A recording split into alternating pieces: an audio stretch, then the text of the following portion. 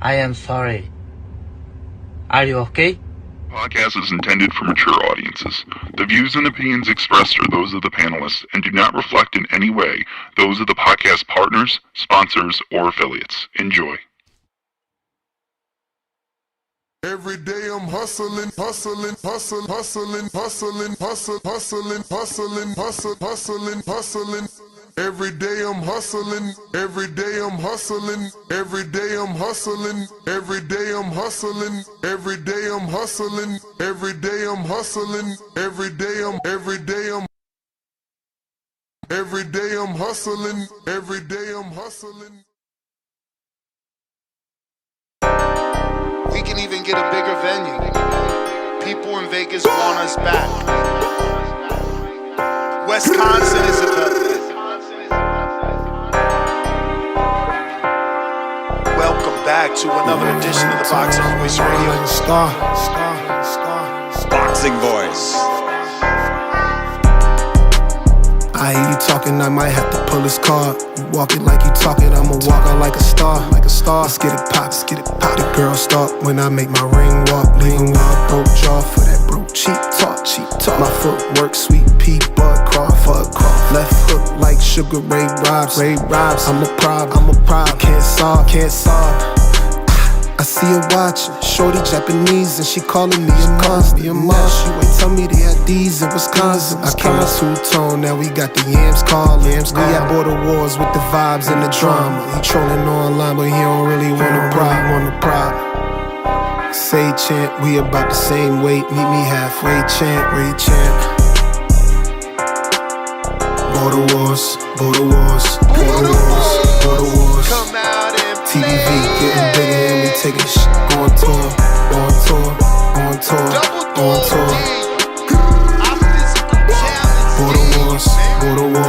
Border wars.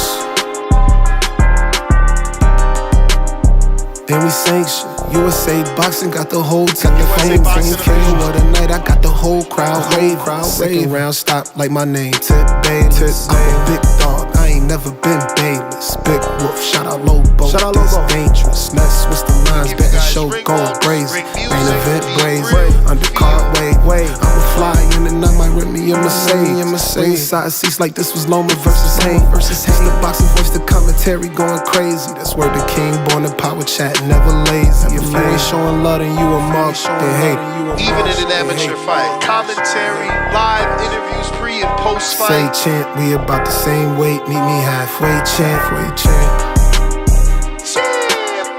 Border wars. TVV getting bigger and we taking shit on tour. Border wars. Send that fucking beat. What up, Ness? Let Mozzie step on. Told you I got you. Boxing Voice. What up? Welcome back, ladies and gentlemen. Welcome back to another edition of the Boxing Voice Radio, bringing to you some more breaking news. Shout out to Turki Alalshikh that convinced David Benavidez to fight on a Riyadh season card. And it's looking like he might be on the Devin Haney, Brian Norman undercard, or maybe he steals the main event. I don't know. Still believe Haney and Brian Norman are more qualified than David and Anthony Yarde, but maybe there's more fanfare for Anthony Yarde and David Benavidez. So we'll see. Today, we're here to discuss the announcement of this big fight, and I'm feeling certainly happy about this situation. You know, I'd been telling David Benavidez to fight Yarde for a long time, so this is a fight that I manifested. I don't know how many other people out there wanted this, but I never wanted David Morrell. I certainly never wanted Vazdak, and I've always told him to fight Anthony Yarde. Now, many people online, they're not even happy because boxing fans don't know how to be happy. Instead, they're saying, what happened to Callum Smith? I thought you were fighting Callum Smith. Look, bro, I don't really care. Both those dudes are the same. Is Callum technically a little bit more accomplished? Has had won some world titles and some trophies and things of that matter? Yeah, when it's all said and done and I'm having a conversation with Oscar De La Hoya and Canelo Alvarez about, resumes and who's good and who's not and who's elite and who isn't elite, then yeah, it matters if I fought Yarde or Callum Smith. But in terms of a friendly fight, a television exciting fight, Anthony Yarde, David Benavidez does it. I'm just happy David changed his mind. How much does it even matter? To be honest with you, I'm not worried about Turkey. We're on PBC. We're in the U.S. We're here throwing fights here in Vegas. That's what I care about. I care about headlining fights for PBC. Salute, man. Everyone is entitled to change their mind with new information. When you see things not going the way, maybe you were rocking with Al, you feel me, and you had no issues, doing your thing with the PBC, but then, you're not fighting as often as you want. You're not getting the attention that you want or, the things that you need, It's not your fault. You have to look elsewhere. And shout out to Turkey for not closing the door on David, after David took that public stance. Said he's not worried about Turkey. Shout out to Turkey. A lot of messages, a lot of rumors about Turkey and him being kind of mean. This doesn't show me mean. This shows a person giving, someone that made a mistake and choosing loyalty over finances for his family.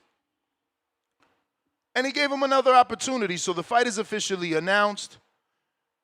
It's going to be taking place in Riyadh season. The question really is, do you feel this is a main event worthy fight, and should it take the main event slot in November? I'm asking these questions because I highly doubt that Turki Alalshikh is making 2 super cards in November. He could do one end of November, one early November. The Devin Haney date, my rumors are November 22nd. So maybe this fight could be a different date in November, because there's been no announcement as to if this is on the undercard. We're just assuming, since they're saying this is a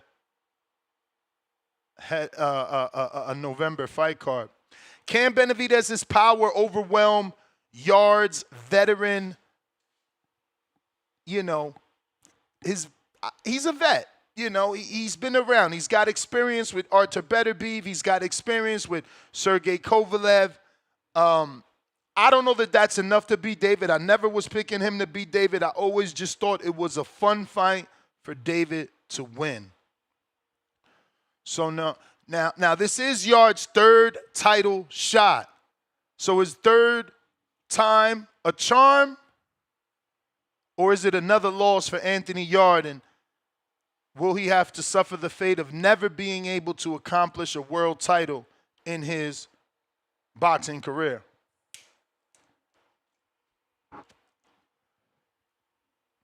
How did that Callum Smith deal collapse? And how did their attention shift to Anthony Yarde, where, honestly, if you leave it up to me, it should have been there from the beginning. And I get it again. I'll repeat. Yes, Callum is more accomplished. It's a better name on the resume due to what he's been able to achieve. But I still believe the fun fight is Yarde. Would Callum make it a fun fight as well? I think so. He loves countering with the hook. He loves being in the fire, but he's still a good boxer, so when he needs to, he's going to get on those toes and get up out of danger. Yarde, a little more muscular, a little bit slower, a little more of a fighting mentality, as you've seen him go to war with Artur Beterbiev.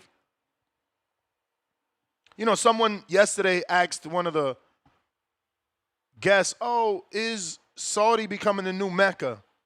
I highly doubt it's the Mecca or becoming a new Mecca, because they're paying guys to go over there. Guys are not waking up in the morning like, I can't wait the main event in Vegas like they do here in America. Or in the UK for that matter. One day I'm in the main event in the O2 or Wembley. nobody really talks about Saudi, so they got to do a little bit more to make it that location where people actually want to fight outside of just the money. And I think a lot of that has to do with the fans. If there's no fanfare, there's nobody to cheer for you, you know, you really feel like you just going to work punching a clock. It's not an event. But is Riyadh season the perfect stage for this showdown? Since people trying to call it the new Mecca, I'm going to say no. This isn't the perfect stage. This would have been better in the UK. If we are looking for the perfect stage, better in the UK. If we're looking for top dollar on return, better in Las Vegas.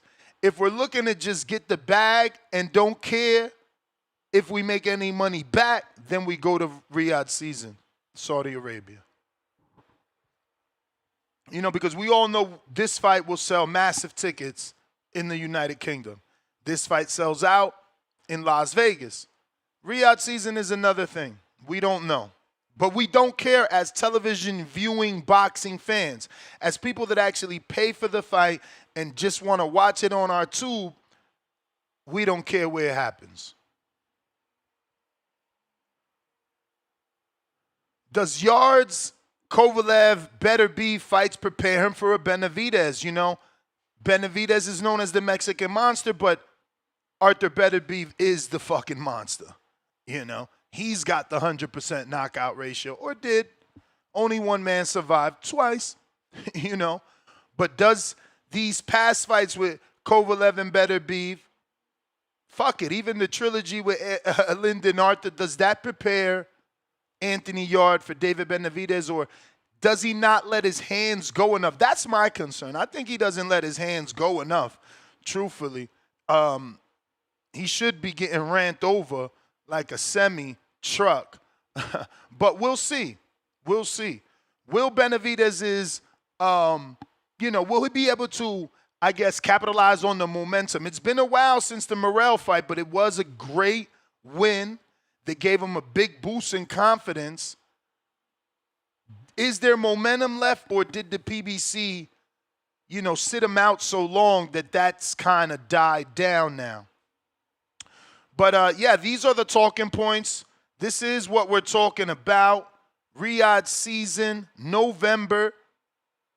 Anthony Yarde challenging the champion, David Benavidez, for his straps.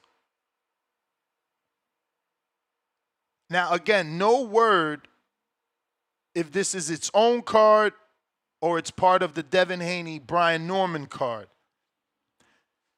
Boots and Virgil haven't been able to confirm their fight. Could this be the co-main event to replace Boots and Virgil? I'm all in. I'm all in. Give me this fight. Give me the Haney Norman fight. I'm good. You got my $50 all day. And I say 50 knowing they be charging 60, but we trying to work that price back down, man. What happened to that good old 20, Turkey? What happened to that good old $20 per pay-per-view?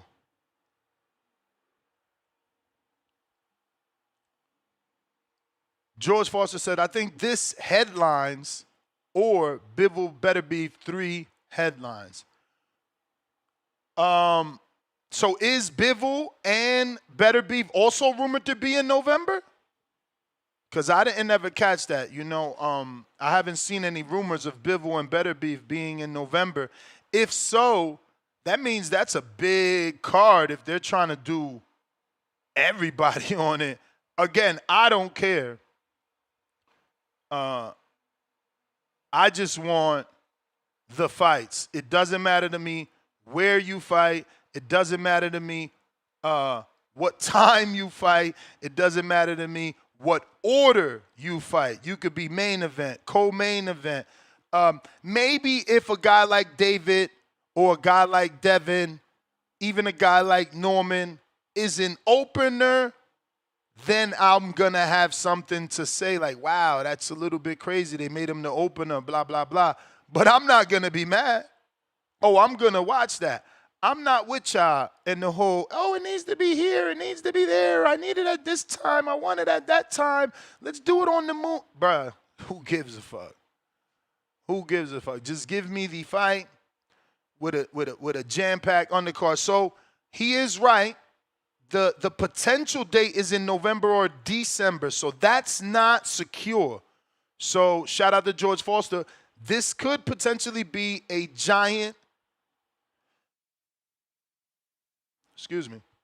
a giant Riyadh season card. We seen it with the Shakur card. We call it the Shakur card. He wasn't the main event, though. He fought Padley. Bivol Betterby was on there, and just a plethora of fighters and fights, all good ones. I don't mind that. Again, I wouldn't care who's the main event and who's not.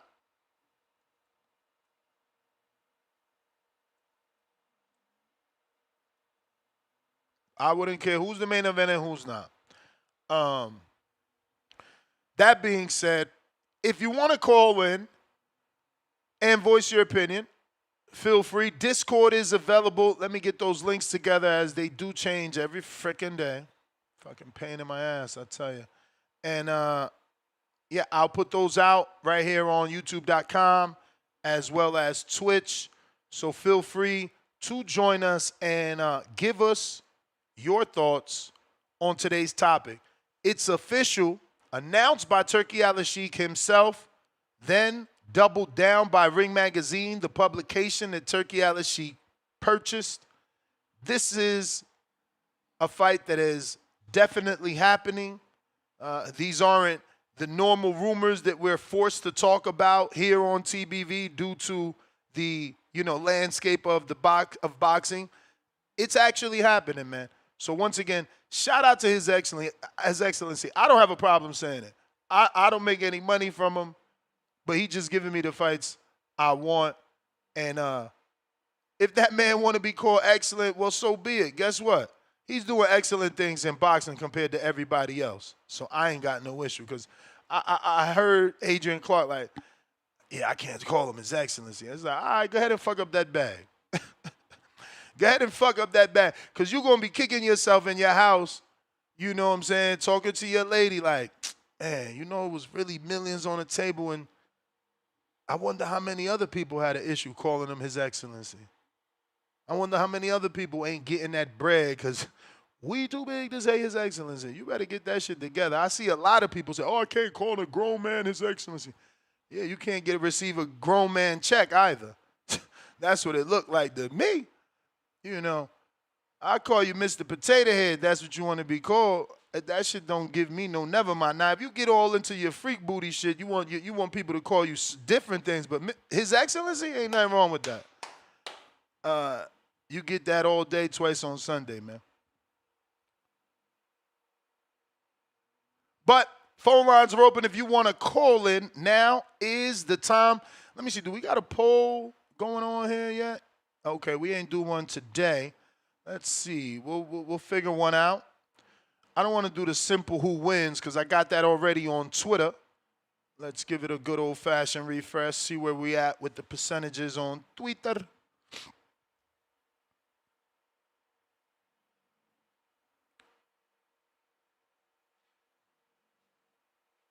All right. Looks like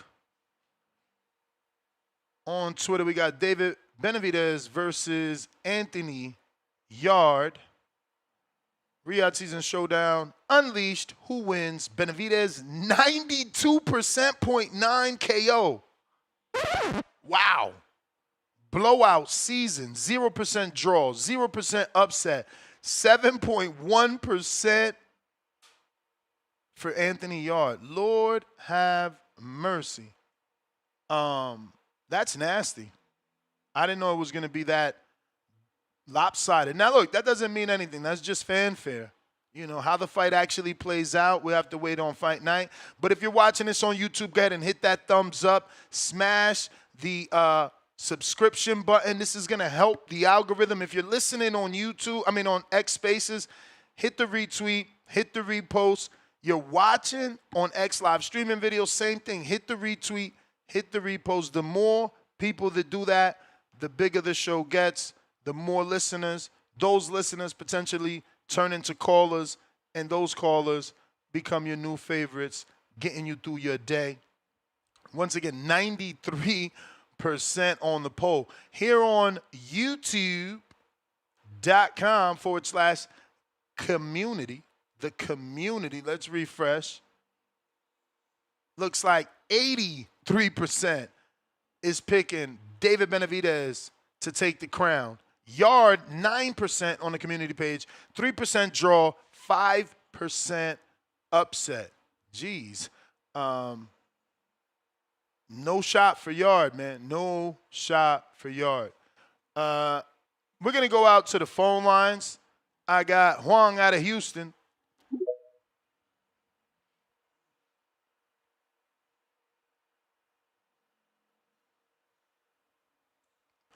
Huang. TB. Yep, we hear you. TBV. Yeah, man. Wow. Man, I'm excited about it. You know what?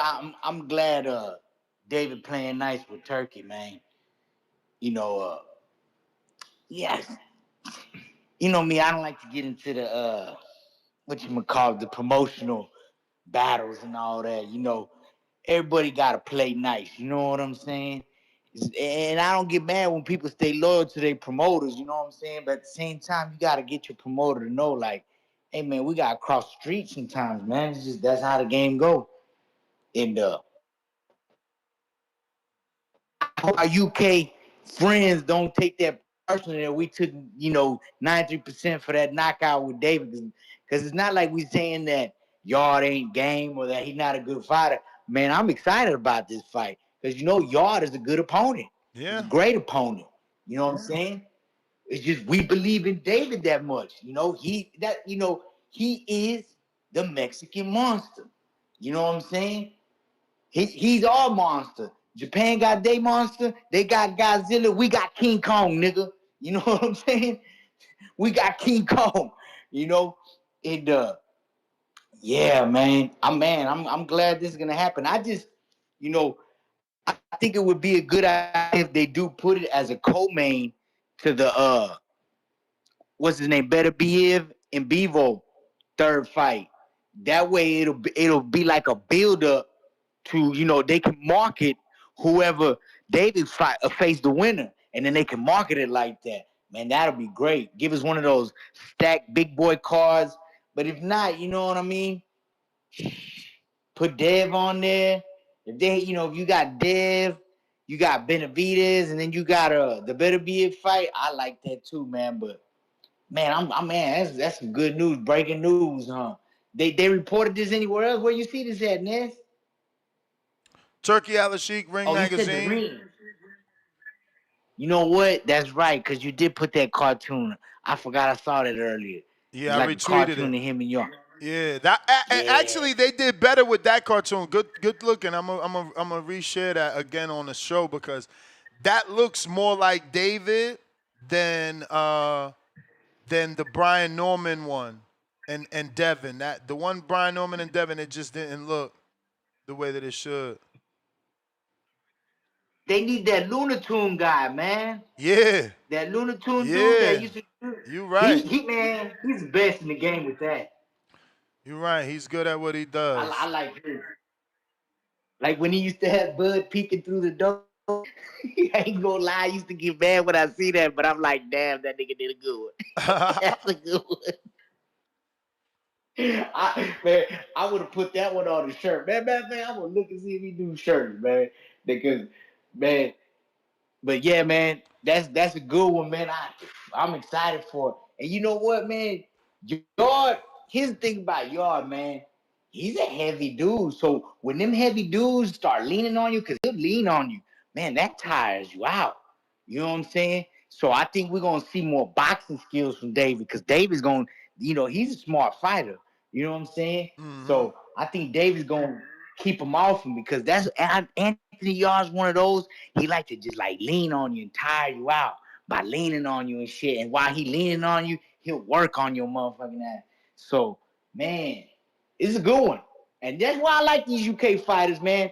Don't take that 90% personal, all y'all UK brothers. What's his name that never came to Border Wars? Fum? Who? What's his name? Timboski? Brother always be like, Fum. Timboski, Yeah, don't take Timboski. this one personal, Timboski. We love y'all boys over there. So don't, but you know what? We think y'all the game fighter. But man, David gonna get dead on him, man. David the truth, baby. He just in a tough fight, man. TBV, like and subscribe. We like Yarde. He just in a tough fight, but we got the UK correspondent on. Rico, Top Dog. What up? Yo, how we doing, guys? Can't complain, man. Another day, another podcast.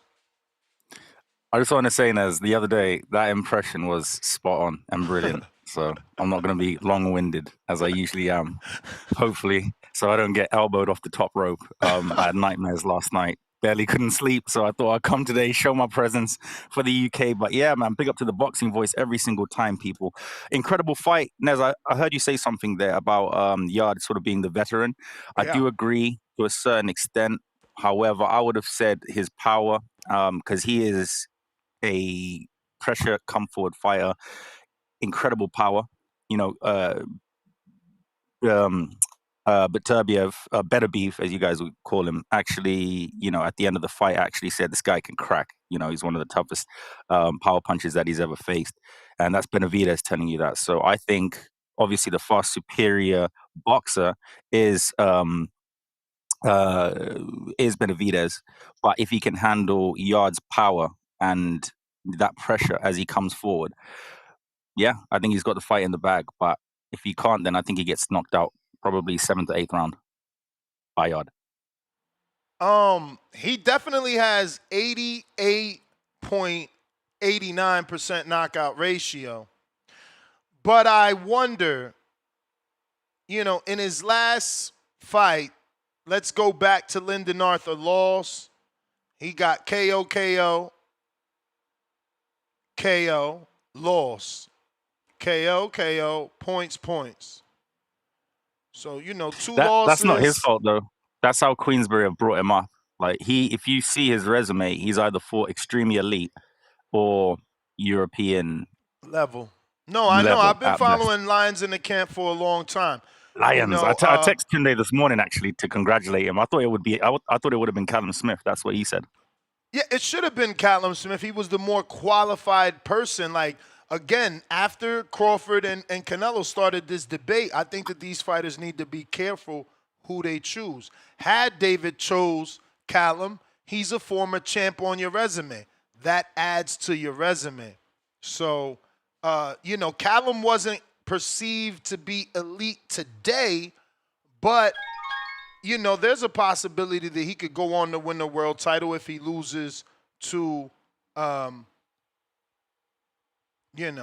David Benavidez. But we got our first guest on the show. Elia, what's going on? Good morning. Do you hear me? Good morning. There we go. Yeah, I got you now. All right. How you doing? I'm good. How are you? I'm good. Happy to have you on the show. First and foremost, congratulations on the big fight, man. Wow. So you're going up against O'Shea Jones. Yes, sir. Thank you. I appreciate it, man. We're super excited over here. That is a tough scrap. How did that come about? I mean, that's always been something that was a possibility. Obviously, like, I'm 154, so I fight everybody at 154, and the whole goal is always, getting all the belts, getting strapped up, and becoming undisputed. So once she got the belts and became a world champion, it was like, bet, let's play. So it's going to be taking place July 22nd in Atlanta. This is an OTX card, but she is the favorite and the house fighter. Does that give you any concern?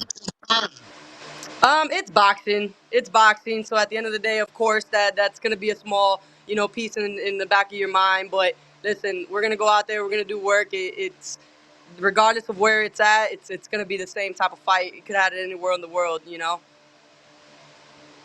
So obviously she's been on that high level both in the amateurs and as we can see, she won a world title as a professional. Is it safe to say this is your toughest test till date? On paper, yeah, I think so. I'm not too sure if it's my toughest fight for real. I guess we'll be finding out on July 25th. It's not that I'm overlooking her at all. I know what I've been in there with. I know the type of caliber fighters I train with. So I'm excited to put on a show. That is for sure what's gonna happen. It's gonna be fireworks, man. We've seen her try to intimidate her opponents in the past at the face-offs or weigh-ins. Are you preparing for that? Are you assuming that same kind of energy is going to come, or do you think that, do you guys know each other and you guys have a good relationship, this is all business? Number one, it is all business, 100%. I don't know her like that. Obviously, I know of her, and I don't know her, but face-offs, intimidation, none of that stuff. Like that stuff really does not faze me. Last time somebody tried to intimidate me, they said my team made a mistake on letting me fight her, and she got smoked. So I'm not about that intimidation stuff. Look, I'm one of the happiest fighters you'll ever meet. Like, I got God on my side, and that has nothing to do with a win and everything to do with who I am as a person. So I love it. I love fight week. I love face-offs. I love fighting. So for me, I'm just always happy to be in all these, scenarios. For sure, man. So what do you think is the best thing she does? Man, listen, I leave my team up to all that studying and stuff like that. I've seen her fights, obviously, because I support women's boxing. I am probably the biggest women's boxing supporter out there. You always see me posting about all these women, about all these fights. I got mad love and respect for all the women in the game. That's just who I am and that respect I have for it. So she's got some good fundamentals, but it ain't nothing that I'm worried about. Do you spar with men or women? Is it a Usually mixture? every camp. Yeah, usually every camp it's mixed. This camp it's been strictly men, just because that southpaw work. We haven't found any good females that at an elite level that can give me good work. So then it's just been all men this camp. And how has that been a difference for you in terms of does that happen often? Do you usually spar women and then this is a shock, or no? You get in there with men Nah, because you not have at all. to. Yeah, exactly. It's always been both. So it's not a shock. It's just always one of those reminders that can't nobody do to me what they're doing to me. I got in there with, I don't care what anybody says about people like Ismael Barroso. Listen, Barroso is a hard hitter, and he don't take no mercy on me. So being in there with people like that, there's very little you could do to faze me.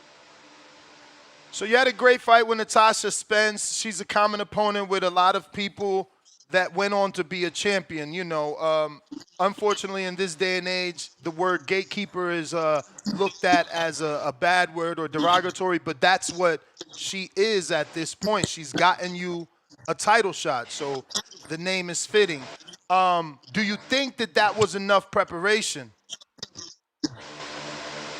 Yeah, man, that was a fun fight. She had a lot of we'll call it experience tactics.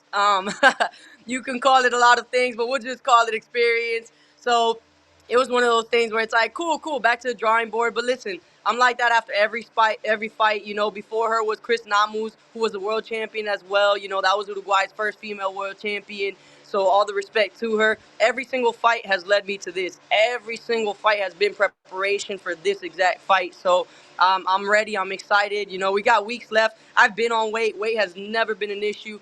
Honestly, I should probably be 147, but they'll catch that smoke later. I was literally going there because it's like I see you keep coming in at 52. Like, are you the bigger woman or the smaller woman in this fight? I'm never the bigger woman, bro. Like ever. But it really don't faze me, man. It just I'm prepared for that. It's the way I move, the way I can box. I can brawl too. I can do everything. So I just enjoy being in there, and I love 154, man. I love getting up, just going to weigh-ins. I don't have to try hard for weight. I'm literally on weight by like that Monday, Tuesday. So it's just about maintaining. I have a phenomenal nutritionist, Megan Murphy. So with her, like, it's even been that much smoother. I'm fueled, bro. If you see what I eat on fight week, you be like, what? Like, I'm eating good. Nice. So you're holding camp in Florida? Nothing's changing, right? Yeah, nothing. Nah, man. Now's not the time to change anything, bro. We did this as a team. I have my same original team that I've had since my very beginning of my career, and that's how we're keeping it. You know, so I'm excited to be able to do this world title fight with the same people that helped get me here. Absolutely. It'll be all that much more sweeter if you get it, with your original team. What was your team's thoughts? Walk us through the phone call. Was this your only option? Is this the only thing that was on the table? And yeah, how did you react receiving the notice that you were going to get a world title shot? How did your trainer react when you relayed that information to him? Man, it's honestly, it's been pure excitement. Everybody knows, again, this has been something that we've been working towards. It was only a matter of time.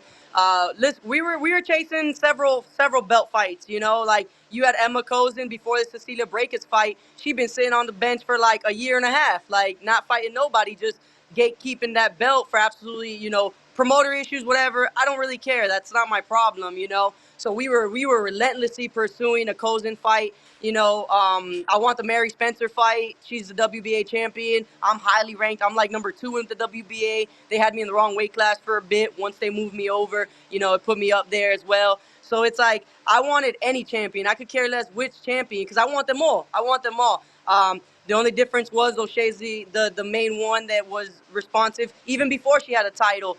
OTX had offered us the fight, but look, I don't fight for money. I really don't. I don't. It's not something that I'm like, oh my God, I need this check.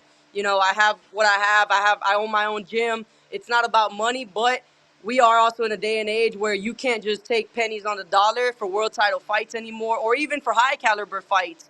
And if we keep doing that, we're devaluating for the next generation, and it goes against everything I stand for. So it's something that we had been offered to fight before. The money was not right. When she got the belts, they came back with a little bit more money, but at least now we got the legacy. Now we got the belts on the line. Now we can go ahead and we can talk, So it was only a matter of time. As soon as they brought it up to me, I was like, of course, like no hesitations. No one on my team had any hesitations. It was like, hey, this is what we got on the table. We're like, bet, let's make it happen. Whatever it takes, let's make it happen. Wait, so to be clear, you were offered the fight, non-title fight. Yeah. A while ago, it was a non-title. It wasn't enough money. You said no, and now it's come back full circle for more money plus 2 belts. Yeah, but I said it. I was like, look, just have them come back when they get the belts. Have them come back because then at that point, now we can talk. Now it's worth a little bit more money, but again, I still know I won't get the amount that it's worth, but I'm going to go ahead and take that for the belts. What do you think it is about you? Like, why do they want you specifically? And because, like, it almost sounds, and I know it's not literal, but it almost sounds like you're in control. It's like, if that ain't enough money, go get some belts, come back with more money, and maybe we could do it. And then they really came back. Like, it's like, I'm sitting here like, man, you turned down an O'Shea Jones fight.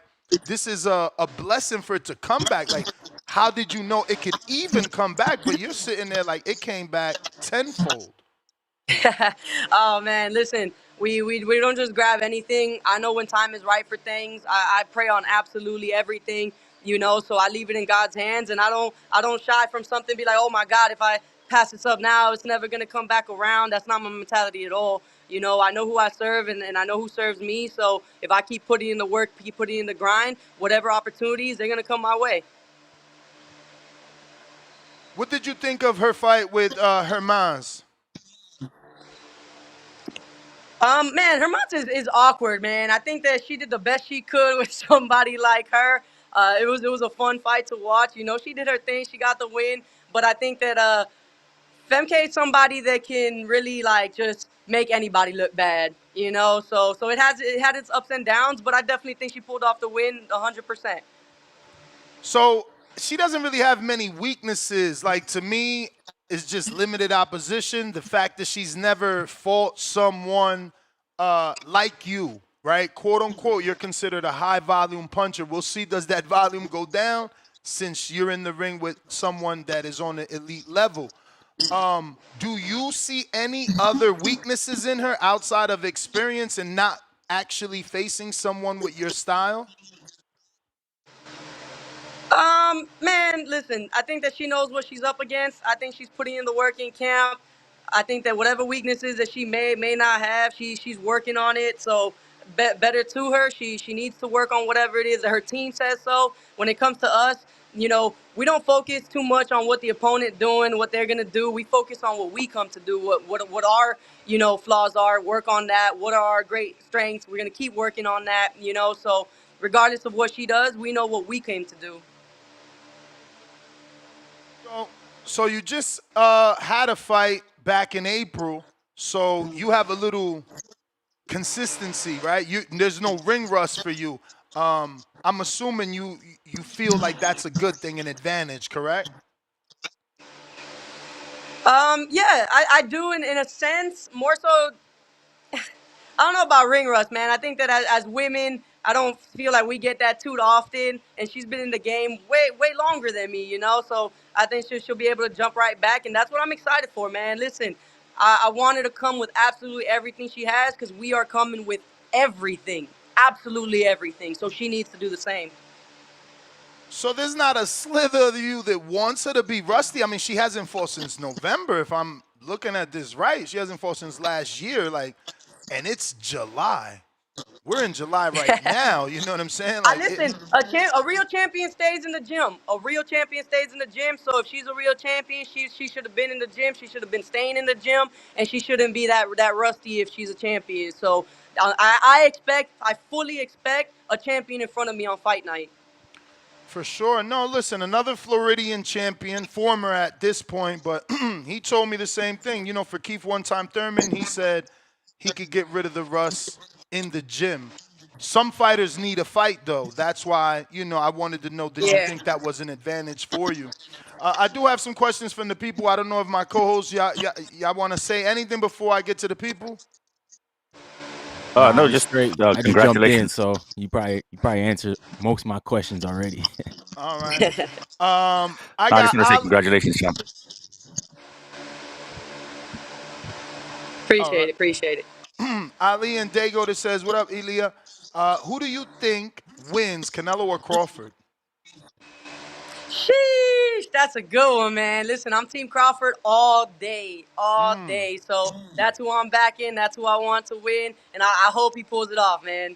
Yeah, I think I'm going Crawford now. I seen him wrestling with Big Baby, and Big Baby couldn't even get out of that lock. He is an all-around athlete, bro. What the fuck just happened here? What did I just watch? How did Big Baby Miller not be able to just break free? It was nasty. I tried to tell you. Nasty. Guys are savage. I got Malcolm in New York City says, what's your thoughts on the KO bonus, and do you feel a fight if the night bonus will push fighters to perform better? I guess he meant fight of the night bonus. Do you feel that pushes you to perform? I think for most fighters it does. For me at this elite level, fighting for a world title, that I'm not thinking about a knockout. If they come, they come. But you don't see many world champion level fights end in a knockout. Not many at all. We got a chin. Like I always say, look, women make babies. And you think they just gonna go down easy? Like, no, man, it doesn't work that way. So for my particular fight, it's not something that I'm worried about. I'm not like, oh damn, if I get this KO, I'm gonna get this KO bonus. Listen, I'm getting these belts. That's my number one and only priority on fight night. Yeah, totally agree. Since we're talking Canelo Crawford, and you said elite fighters don't end in knockout, there's also a knockout bonus for that fight. I have the same opinion as you. I don't think elite fighters are going to change their game plan to get a quote-unquote knockout in the first round or the last round and risk a loss over the win. How do you feel on bonuses being implemented in fights to, I guess, influence outcomes? Yeah, again, like for the average fighters, I think that, they're going to be excited about it and they're going to push harder. Especially, look, OTX, they're known for their smaller rings. They got 18 by 18, where your standard rings in professional boxing, especially depending on who's fighting, only get bigger and bigger. So just by making that ring smaller, you're already pushing the action. So I do think that the KO bonuses for your most of your cards is something that'll push the fights more. For sure. Before I continue, do you have any upcoming shows, or did you stop all your own promotion to stay focused on the fight? Because I know you do your own shows. Yeah, no, we definitely were stopping everything for this. Like I took I'm with the Broward Sheriff's Office down here, so it's something that even that we're pulling back from for a bit, like this is my absolute number one focus. This is my number one priority right now. It's been that way for a long time, but right now it's about zero distractions. Zero distractions. So how much time did you take off of work? Like It came literal at a work? time where, yeah, it came at a time where I'm having some family stuff that we're dealing with as well. Thank God everything's going well with that, with my mom. So that actually gave me the opportunity to have the time off. So again, God works that way. I was able to get a little bit over a month off. So I won't be back till after the fights. So again, to be clear, 4 weeks no work, 4 weeks with the sheriffs and training. Oh no! Even before that, man, I work 12-hour shifts, and every time I'm in camp, I never take off of work. I never take off of work. So I work my 12-hour shifts, train Wow. twice a day. There ain't no stopping me. That's why I say, like, at the end of the day, nobody knows the grind better than I do. And I'm not saying that people don't work hard. I'm just saying I know I work as hard as someone could possibly work. I'm training on shift. I'm training after shift. I'm training on weekends. Like there's absolutely no time you're gonna catch me slipping.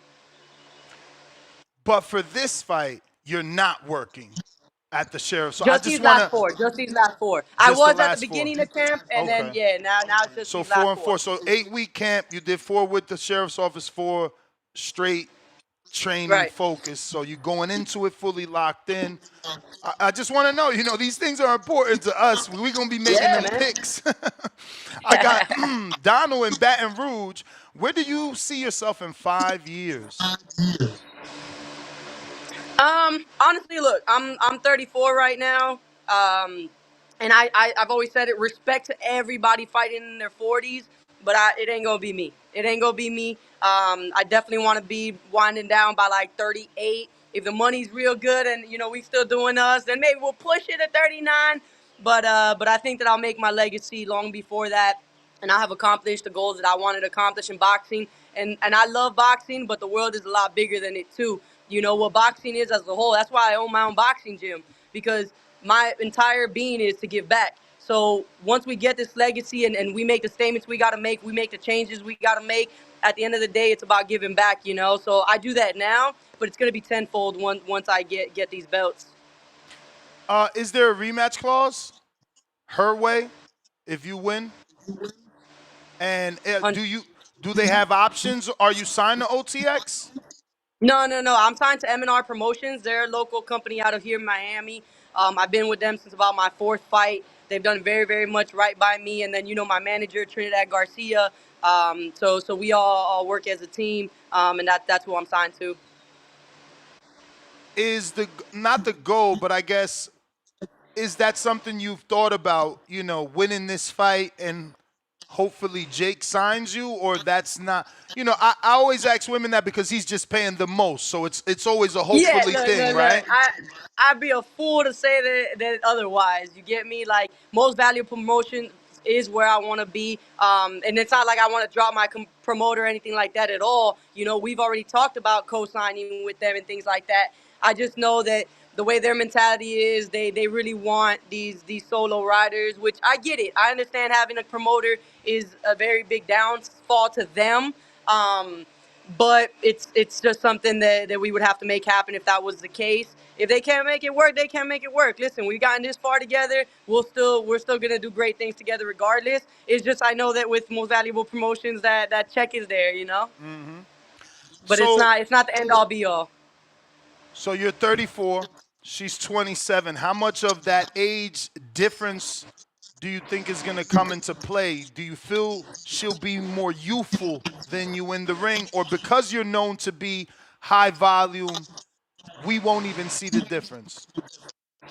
Yeah, you're not gonna see the difference, man. I'm tenfold a fighter as I am now than I was, in my 20s. I'm only getting better. I'm only getting sharper, faster. My coaches, especially my strength and conditioning coach, she's a former 3-time WBC champion, Anne-Marie Sakurato. So with her, she's spent the last 3 decades being an expert in performance specialist as strength and conditioning, So she knows that boxing side, but she's an expert in strength and conditioning, and she gets me every camp better and better and better. It's not like we plateau. It's not, no, literally every camp we just climb, we get better, we get stronger, we get faster. And these aren't just metrics that it's her opinion. Like, we have actual metrics. We have all this equipment that measures all this crap, So we see it, we know it, and we're coming with everything. This is the best camp we've had. I feel better than I've ever felt, so you'll see that on fight night. Absolutely. You sound totally focused and ready to go. Hopefully that works out for you. We got Mr. Darius Flowers from Minnesota. Hey, champ, salute emoji. Congrats on landing the big fight. What is legacy to you? Do belts matter? What is a rule you would like to implement or change in the sport? Good luck, train hard, God bless. I appreciate it, man. Thanks so much. I want to start with the rule, and it has to do with the belts. I think that in 2025, we have to be better about mandatories. We have to be better about pushing these champions to fight too many times. The last Mary Spencer fight, I bring that up because she fought, I believe the girl was ranked like number 13, 15. I don't even know. I got skipped from number 2, and she got the option to fight number 15. And it's like, wait a minute, what are we doing here, So I think that once you're a champion, you have to fight the best. We have to bring back fighting the best. And I think that as much as that's happening in the male side of boxing, that they're trying to do that, I do not think that that's what's happening with the women, So we really got to do better about that, and we got to do better about just forcing that, So with me and the belts, it's more so becoming more of an advocate for women's boxing. That's why the belts mean so much to me. I want them for my legacy, but I want them because they don't listen as much until you have the belts.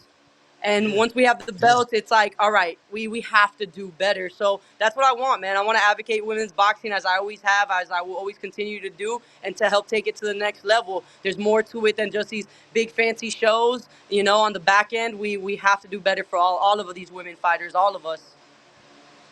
So I'm sure I asked in the last interview, but how'd you get the name Soul Snatcher? Plus, it just sounds weird because I hear it in this interview and the last interview. You're super religious. This is your second time wearing a God shirt, but then you're the Soul Snatcher. So I got to hear the backstory. Yeah, that's why it's funny because my designer one time sent me something with like the Grim Reaper for it, and I was like, that makes sense. It does, but I don't like the image. I didn't like the actual image itself. But when it comes to the Soul Snatcher, it was a name that was given to me in the gym. All the boys, that's what they feel when they get in the ring with me, and it's something that nobody ever really expects. And to disrespect to me, then I don't think they think I'm as strong as I am either. And then I start landing these body shots, and they're like, "What in the world?" So our amateur fight team, when we first opened the gym, they were the ones that assigned me that name, and I loved it, and I ran with it. What do you think of O'Shea's record in general outside of her championship fight? Do you think her record compares to yours? You do have more experience, but that's just more fights. Do you feel you have the better opposition? Oh, yeah, for sure. For sure. And it was always something that we seeked. I remember one time I had a cancellation last minute, and they gave me this bad fight that the girl was like, oh, man, I think she was like 4-25, and I almost canceled the whole show. Like, I was livid. I never wanted a padded record. I never wanted to be babied through this sport. I don't want you to build me up. Give me the fights. Let me get better every fight. That's on me, So outside of that fallout that we had, that I ended up taking the fight because it was just, dude, I sell out shows down here. In Miami, any arena you put me in, I'm gonna sell it out. So I didn't want to do that to the fans. We had a sick card, so I ended up taking the fight, and I knocked her out in like the second round. After that, it was just like, we can't do that anymore, So I made it clear to my team, and they did a good job at getting me better opposition every single fight, and I love that. She hasn't gotten the same type of path. I think that for whatever reasons, it could be maybe girls weren't taking the fights, or they wanted more money, and OTX couldn't afford it. We've heard of that before.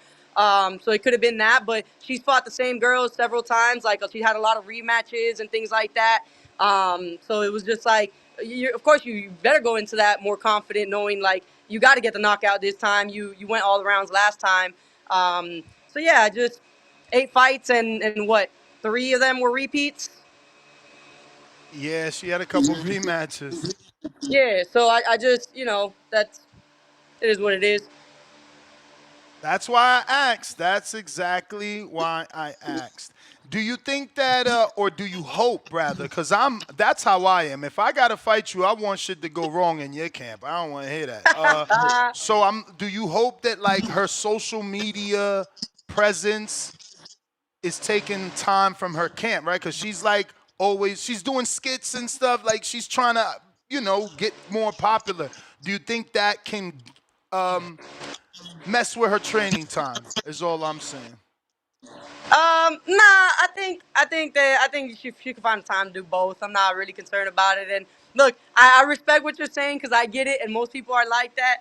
But I'm not the one to wish bad on anyone for anything, so I just don't. I hope she has a good camp. I'm cool with that. Whatever you're gonna do whatever it is. Just bring it on fight night. That's my rule.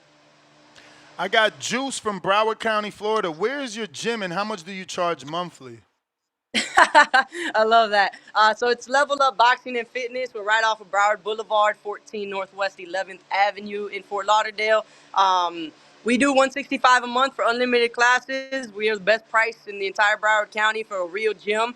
But I always tell people the same thing, man. We're not a fight gym. I didn't open a fight gym. We ended up with fighters because all of us are fighters. But we're a fitness gym. We're meant to make that impact in the community, change lives, and that's exactly what we do. So we're an awesome fitness gym that, of course, has fighters in a fight program. Well, I think that is all my questions. I want to thank you for coming on the show. If you can, please give out your social media. We're definitely going to be locked in. We're about 22 days out, so, man, I hope everything goes well for you. For now, make sure everybody tunes in July 11th as well. We got that Serrano card. Sure. Man, I'm so pumped for that. So pumped for that. It's going to be an awesome fight. That's just getting me more excited and ready for mine. She better get the win this time. Yo, listen, I'm trying to tell you, man. I'm Puerto Rican, so you can't fight 3 fucking times and not get a win. Like, she got to do something. My own wife was like, she better get a win this time or it's going to look bad. And my wife's Puerto Rican, so look. Man. It's time. But yeah, as for my social media, it's Elia, ELIA _ Soul Snatcher, ELIA _ Soul Snatcher. And then if you just type in Elia Carranza, all the rest of the stuff can come up. So what's your nationality? So I was born in Miami, but I'm Puerto Rican descent. My whole family's Puerto Rican. Entire family Puerto Rican. For sure. All right, champ. Well, look forward to getting you on the victory lap. I appreciate you guys so much. We'll talk soon. All right. There you have it, ladies and gentlemen. Elia Carranza. I wish you would have pronounced that in Spanish because I was having issues. You struggling with that? Trying to figure it out, yeah. Yeah, O'Shea has so many rematches, bro. Does she? I wonder if that's going to affect her. Yeah, she rematched. Is that before she signed with OTX? Yeah, she signed on OTX. She rematched that girl Simone. She rematched the girl Sonia. And I think she fought. Okay, so it's only 2, right? Sonia and Simone twice. Huh. 2 rematches in 8 fights. So that's 4 fights. Crazy. That's pretty crazy. That's half your resume that's half your resume with 2 people. So there is a bit of a lack of experience there for sure. Is there not a lot of women in the division though? Like I don't know. Listen, we're all learning at the same time because women's boxing is evolving, so it's forcing everyone to educate themselves and stay up to date. Mm-hmm. I know the names like you. I mean, I don't know like how deep that division is, but maybe Alex does since he's a huge Soul Snatcher fan. Elia Carranza, bro. What is Carranza. wrong There you with go. you? Carranza. What was I saying? Carranza or some shit? Yeah, something crazy. Shout out. Nah, that was a good interview. Elia, thank you for your time. It's going to be a good fight. You know, a lot of when it comes to women, you don't really see high KO percentages, but best believe it. Elia is a puncher, and she's a very well-rounded fighter. Oh yeah, look at her fights with Chris Nemes. Yo, man, she dropped that girl. She knocked her out. Chris Nemes is a former world champion. So you think she's a puncher? She got like 27% knockout ratio, bro. Yeah, welcome to women's boxing. I hope you're I don't right. call them. I don't consider that a knockout puncher, but me neither. Then they all knockout punchers. Then, if you're gonna say that, we don't really see too many knockouts. I mean, within the Mary women's. Spencer got 6 KOs. What is she? A devastating knockout puncher? I mean, who are you facing? I'm just saying, bro. Like Elia said, she's late to the game. Yo, Spencer, we thought she was a puncher, and when she stepped up, she got sparked. Yeah. Lost to the Soul Snatcher. But since you jumped on, champ, what's your thoughts? Yarde, Benavidez, before we get to the callers. Ooh. Yo, it's a good fight, man. First of all, Grand Rising, guys. Shout out to my guy, Spider Rico, RIP. Shout out to the community, man. It was a tough weekend for us at the Fraser household, but shout out to Ricardo Brown. He'll be back. Bro, that was nasty work. You wasn't on for me to tell you. What the fuck is going on over there? Man, it was... Bro, he looked so Wilderish. Yeah. That made zero sense, bro. Like he looked nervous to me. And I'm going to give him this. He got hit with that right hand, and he just never recovered. So I get it. But where was the technical skill? The dude, bro, I can't believe what I saw. I'm like, nah, man, I thought this dude had some skills. He fought fire with fire, and I'm like, yo, bro, that was not the game plan. Yo, but the way, the mechanics of his punches, I'm like, yo, what's going on? He looked Wilder, bro. He looked like Deontay Wilder, bro. I'm like, nah. He froze up, man. He froze up. Yo, you got me nervous now, bro. Now you got me nervous. Yeah, now I'm going to have to do my own research. Yo, Alex was shitting on me, talking about, yo, how you going to listen to this man? Da-da-da-da-da, you got to do your own I'm like, bruh, this is family. But now I got to watch Joshua, man. If Joshua get a real fight, I got to watch Joshua. I can't jump out the window with you no more. I'm not worried about my bro because my bro fought like over 120 amateur fights around the world. How many Ricardo had? Only had 15 amateur fights. And was an Olympian.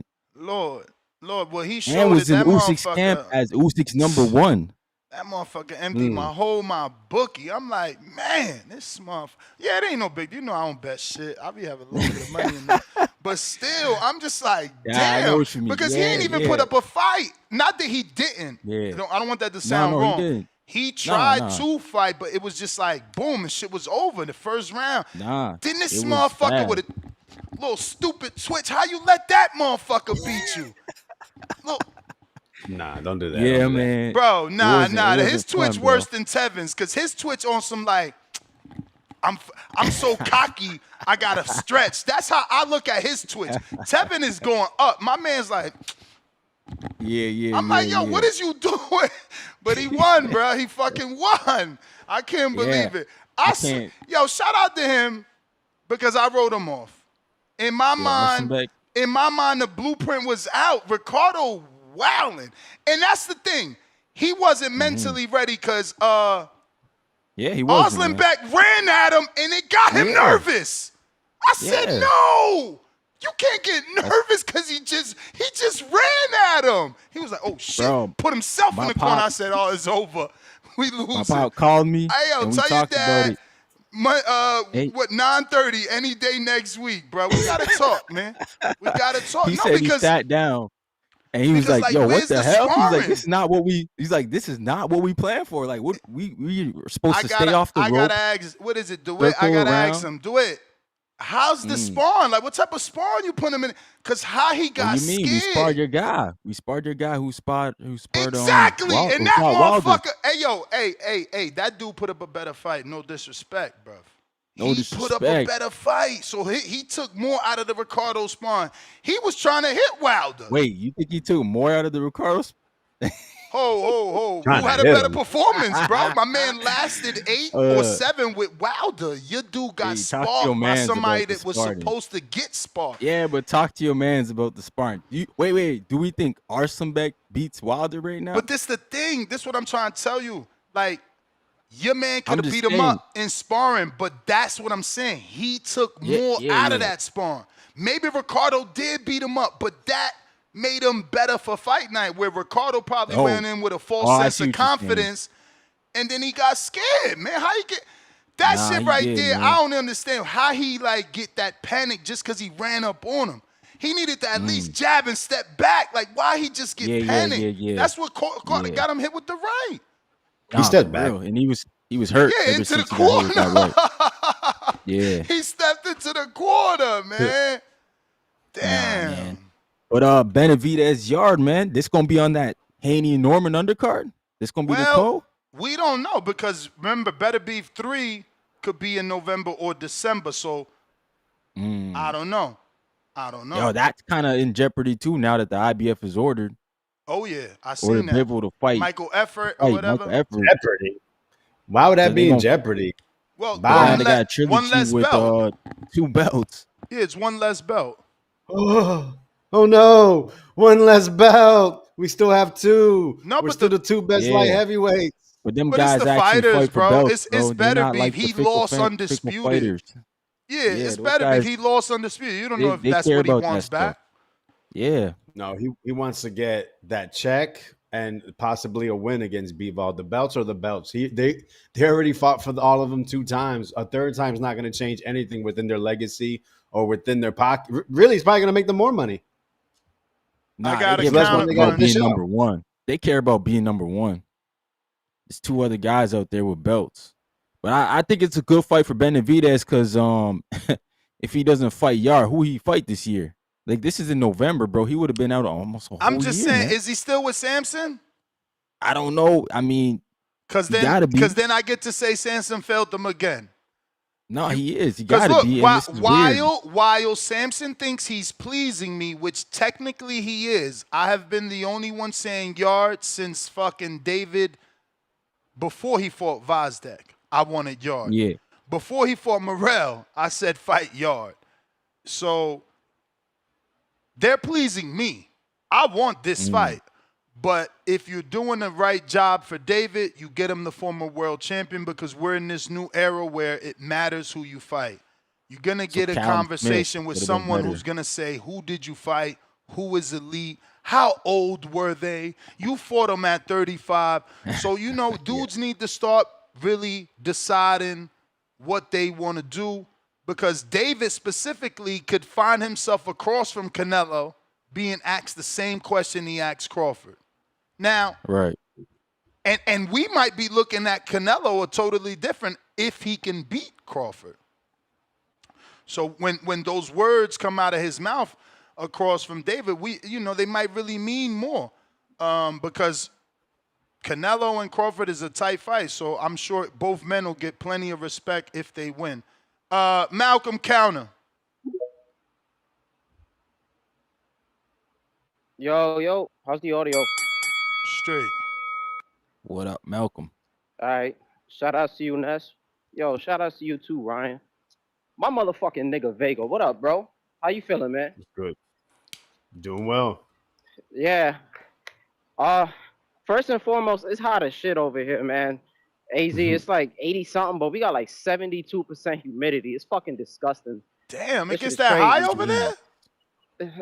Yeah, I think it's just... you back in New York or you in AZ? No, I'm in AZ right now. It's just today. It's sticky, bro. Yeah, when Tone said it's too hot for condoms, I understand what he's saying, man. This shit is nasty, bro. But, yeah, but, hey, look, about the topic, I'm happy about this, man. Shout out to David Benavidez. This is something we've been wanting. We've been wanting them to join with Turkey, you know what I'm saying? Fight over there in Saudi. And, I'm glad, you know what I'm saying? You know what? I wanted Rico to be on while I say this, because, look, Anthony Yarde, man, he's going to get baked, fried, broiled, all that shit. He's going to get fucked up really bad. I have David Benavidez stopping him. I might just bet on the decision because it's gonna get me some bread. I'm pretty sure the betting lines are gonna have that fucking like plus 300 or something. But I'm not even like besides the fight, what I'm so interested in is what could potentially happen now. That's what I'm interested in. Now that he's gonna be fighting under Saudi, there's so much shit. You can get the better B-ball winner. If you can't get that, there's always a chance of fighting an upper tire. Hey, you could probably get Canelo in the mix now. You can offer that money. You're fighting in Saudi. I could see it happening. If somehow, let's just say, if Berlanga beats Shiraz and Canelo beats Crawford, I see all the makings for that to happen. If what else? Let me see, because there's so much other shit that I was thinking about saying, and I kind of fucked my shit up. But yeah, even listen, Canelo could lose to Bud, and he can get a Eubank fight because the time frame. You know what I'm saying? There's like this whole time frame where like he's not gonna fight again until May. I can see that happening as a tune-up, and then him mixing it up with David after. So I just think David being in the conversation is a great thing. I'm happy. Yeah, I'm just happy about it, man, because now David's not excluded. To all y'all fucking haters that was hating on my nigga David Benavidez, yeah, we up now. You feel me? We up. Now, why not Callum Smith? Is there a reason that they just failed the negotiations? That's what I want to know. And that's why I said they keep failing him, because that's the dude with the more accomplishments. That's the former champ. When you beat him, and we talking how many champs you beat, he beat Anthony Yarde. He beat Callum Smith. We can't say that about Yarde. Yarde's only lost the big fight. I love Yarde because it's going to be a good fight. He coming in there to lose, not lose. I said that totally wrong. He coming in there not to lose, and he going to be letting hands go. But, he going to get clipped. Yeah. But he a puncher, so he gets to test run me him. for a counter, so I could just get this out the way real quick. Just run me for a counter. I'll send it. I got you, Ness. But yeah. What I wanted to say, yesterday's show, it was moving. R.I.P. to Sparta Rico. I don't want to dwell on it too much and have this like another sad show. But I'm gonna keep it short, Ness. I don't know if this is like a good idea or if you're interested in this. I would say maybe just in honor of his name, I would have no problem with us renaming, the Entertainer of the Year like a Spider Rico Entertainer of the Year. Yeah, he never won it, and CYP will get it, but CYP is more of the Caller of the Year. And to be real, anytime that days, We Is Me, Esteban from Oregon with Love, I think that'll be a great way to just honor him. He used to say a lot of off-the-wall shit, but we loved him for it, And he was one of my favorite callers, too. I can't front. Even with the Puerto Rican shit, he used to go off the rails with the whole women thing, but that's just me. I think that's a great idea. I would love for him to get that kind of, like, award named after him. He was entertaining, man, and the chat used to go crazy for him, bro. So I don't know how you feel about that, but that's just really my take on that. But shout out to TBV, man. R.I.P. Wode. We Is Me. We're going to miss you, bro. And shout out to the community, man. That's all I got to say. I'm going to send you that IOU. You got it. CYP counterpunch.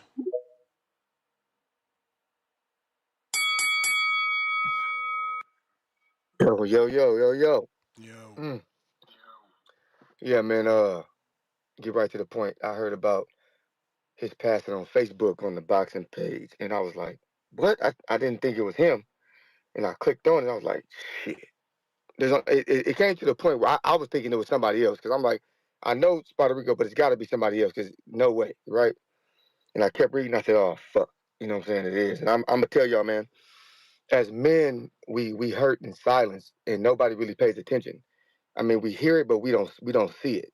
And I'm talking to a lot of men right now listening, man. A lot of us go through a lot of shit that we're embarrassed to talk about because it makes us look bad. I mean, we're in a situation where a lot of people don't even like men nowadays, you know what I mean? And people turning on us, and we violent, and we this and that, and we can't get the support that we need.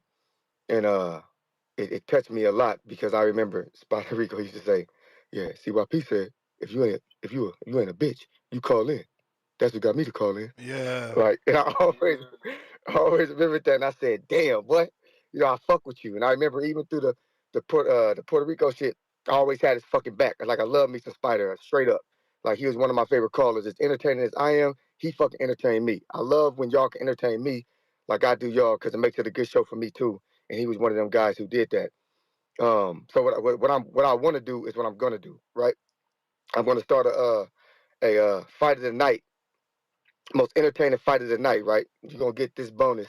It's gonna be $300. It's coming from CYP. It's coming from TBX. We starting this shit up for every single Border Wars. It's gonna be a fight of the night. It's gonna be 300. Now, if y'all want to add to that 300, that's on you. That'll be great. It could be 4, 5, 6, 7, 1,000. Who knows? But it definitely will be something that we are starting.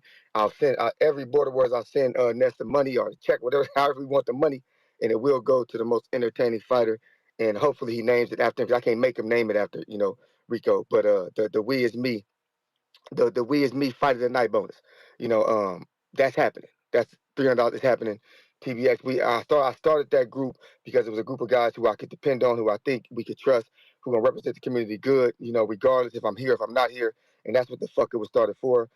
Puerto Rico, if you listen, man, we appreciate you for all the laughs you gave us. We appreciate you for pissing us off. We appreciate you for showing up. We appreciate you for the Border Wars. We appreciate you for being a part of this community, my guy. And remember this shit. You ain't never going to be fucking forgotten. Just because you're going through something don't mean that you should be forgotten. We love you, my guy. And that's coming from CYP. And that's all I fucking got to say. Your bonus is here, baby. Rest in peace.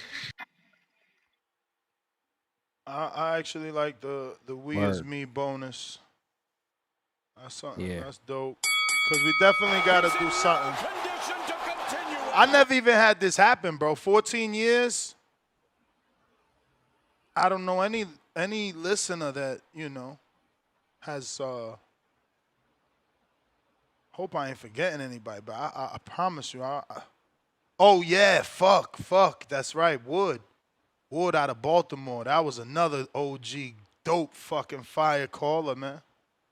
Wood passed away too, but he, natural causes, I believe, for Wood. Yeah, I hear y'all. I can't find Jay Swift. It's not easy to just find somebody without their phone number, which is crazy. I keep kicking myself because I know I hired him for that Vegas show, so I should have a phone number, but, no matter what I do in my phone, ain't nothing coming up. I done put J, Swift, just a J, just a letter J, the name J. I mean, I don't know what to do. Phone lines are open if you guys are trying to call in. You did not say your thoughts on Benavidez Yarde before I go to the next caller, player.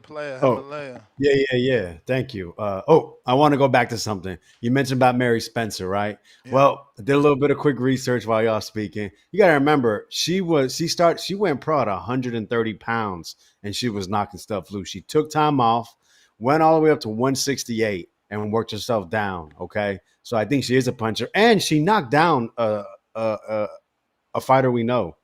A top 168 pounder. Do you know who that is, Nestor Gibbs? Mary. I'm sorry, I said Mary. What's her name? Natasha Spencer. She knocked down. Is this Natasha Spence from Canada? Oh, Natasha Spence. Yeah, shame. No. She's not from Canada, is she? No. Yeah. No, she's Canadian. You're right. Yeah. But yeah, Natasha Spence. You know who she knocked down? Talking about she don't got power. Who? I'm talking about Mary Spencer. Wait. Yeah. Elia knocked down Spencer? No. She beat her, but you said 6 knockouts. Natasha Spence got 6 knockouts. No, Natasha. I'm not talking about Natasha. I'm talking about Mary Spencer. Oh, she got like 10 knockouts. Yeah, that's another Canadian. She's white with Eye of the Tiger.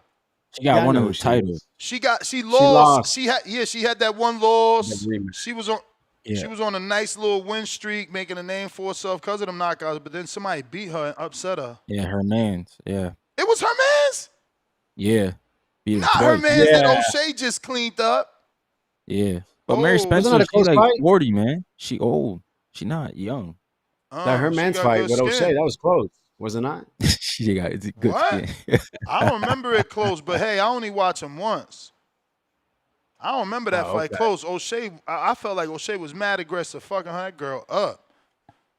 That's why I'm excited for this fight. Look, I'm the one, scheduled it because I'm excited for this fight because, Elia lets her hands go. So I want to see O'Shea Jones deal with the high out, the work rate. But again, she's a southpaw, so that work rate that Elia has might just dwindle down just because she's a southpaw. Then on top of her being a southpaw, she's an elite fighter. Right, Olympian and that world title, bro. That was a good title fight. She really fucked up to me. I don't know what y'all saw. Tank, what up? Yo, good morning, guys. Can you guys hear me? Loud and clear. What up? Yo, what's up? Hey, man, I was gonna trash the fight, right? But the more I think about it, it's a good fight in the sense that Yarde has actual knockouts at 75. David does not. He couldn't even hurt Vosdick, a dude that was retired, coming off a fucking a brutal knockout by Better Beef. But it's also a tricky fight because if he can't stop Yarde, then who is he gonna stop? Yarde's been stopped by Kovalev. Yarde's been stopped by fucking Better Beef. And if David can't stop him, bro, or drop him, then he don't really got power up there. I like it because they're both volume punchers. We're gonna get a lot of action. David does tend to get hit. I hope his defense is a lot better than the last fight he had against some fucking premature candidate to a belt named Morrell. He Two-weight couldn't champion. really hurt him. And Morrell fucking hit him with that punch and put him on wobbly legs, bro. One punch. Now he's gonna get hit. Mayweather got hit with Maidana's right hand and Mosley's right hand, bro. One punch. All that did was make David Benavidez upset, and you know that. You seen that fight? Yeah, but look who was Morrell not gonna be the same. Morrell not gonna be the same, and I can't wait for Saturday. I'm picking him. Let that be known. I'm picking him, but he might not be the same. I hope he is. But that high guard and taking all them dumbass shots on the arms that he was doing, that shit was stupid. You can't do that. I mean, it's good for David's win over for Morrell to win, because if he doesn't look the same, then you couldn't stop a fucking dude that went downhill after you beat him and was never really anything besides a hype job. Who? What dude went downhill? Who we talking about now? If David Morrell takes the L this upcoming fight, then that looks bad on David. Benavidez, I don't know, man. Kayatev, he gotta be an Olympian. There's no fucking way. Did you watch the Palacio fight? Yeah. This is I what think I'm he was trying a bronze medalist. Exactly. See, and I didn't know that, but I could watch that fight with Palacio and know Kayatev is a fucking problem. That's why when that fight was announced, I said, "Holy shit, they putting David in the cooker." Because Kayatev Palacio was one of the best fights I saw this year so far. And that dude looked like a cruiserweight Palacio. I need to see him back. He was the winner of the night for me. Even though Kayatev got the win, like, that dude won me over as a fan. Like, I want to see Palacio fight again.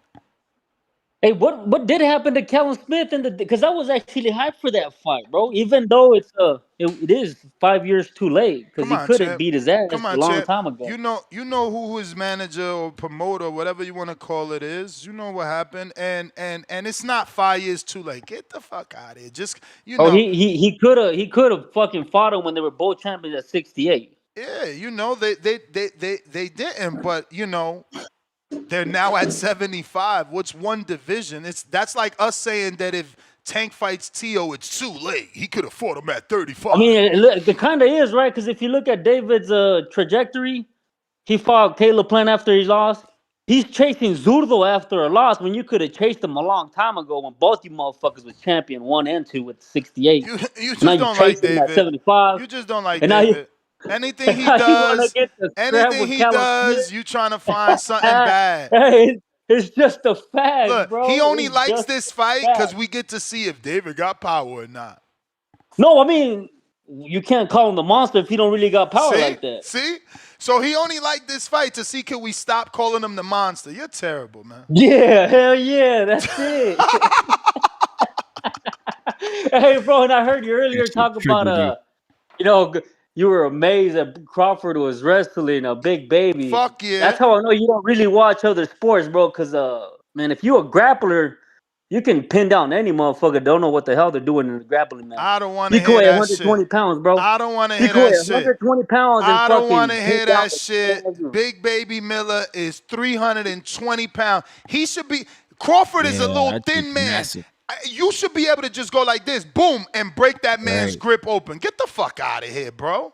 Nah, you can't, bro. First of all, think about how hard it is to wrap your hand. You got to put Big Baby in there and then interlock your finger. Man, get the fuck out of here, bro. Crawford got some crazy long hands. Though. You hating. Got some long arms. And Nah, Canelo's hey, in I'm just trouble. telling you the truth. You probably ain't Canelo's in never trouble. seen him do a Khabib Canelo's in fight, trouble. right? Canelo's in trouble. He never faced Man, nobody you that need strong. to watch Khabib's highlight reel where he wrestles two grizzly He bears never and faced headlocks nobody both that of them. strong. You scared. You Grizzly saw it, bear, and that's that's Hey, why but you nervous. people say Habib is one of the greatest MMA fighters of all time. So He saw it, and that's why he's nervous. Terrible call. Hey, and Terrible to take. everybody that doesn't want to call the turkey their excellency, they don't turn around and call the Puerto Rican homie Papi, bro. Word. Have a good one.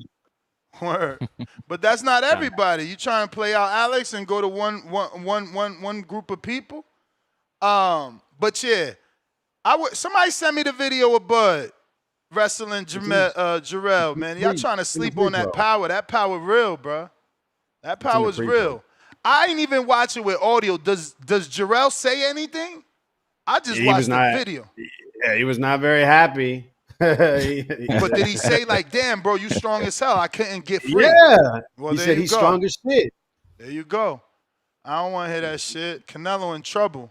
Them clinches, he going to get that forearm, make a little space with that forearm. Bam! Body shot. That's what that means. That means strength, man. That means strength. That means good base.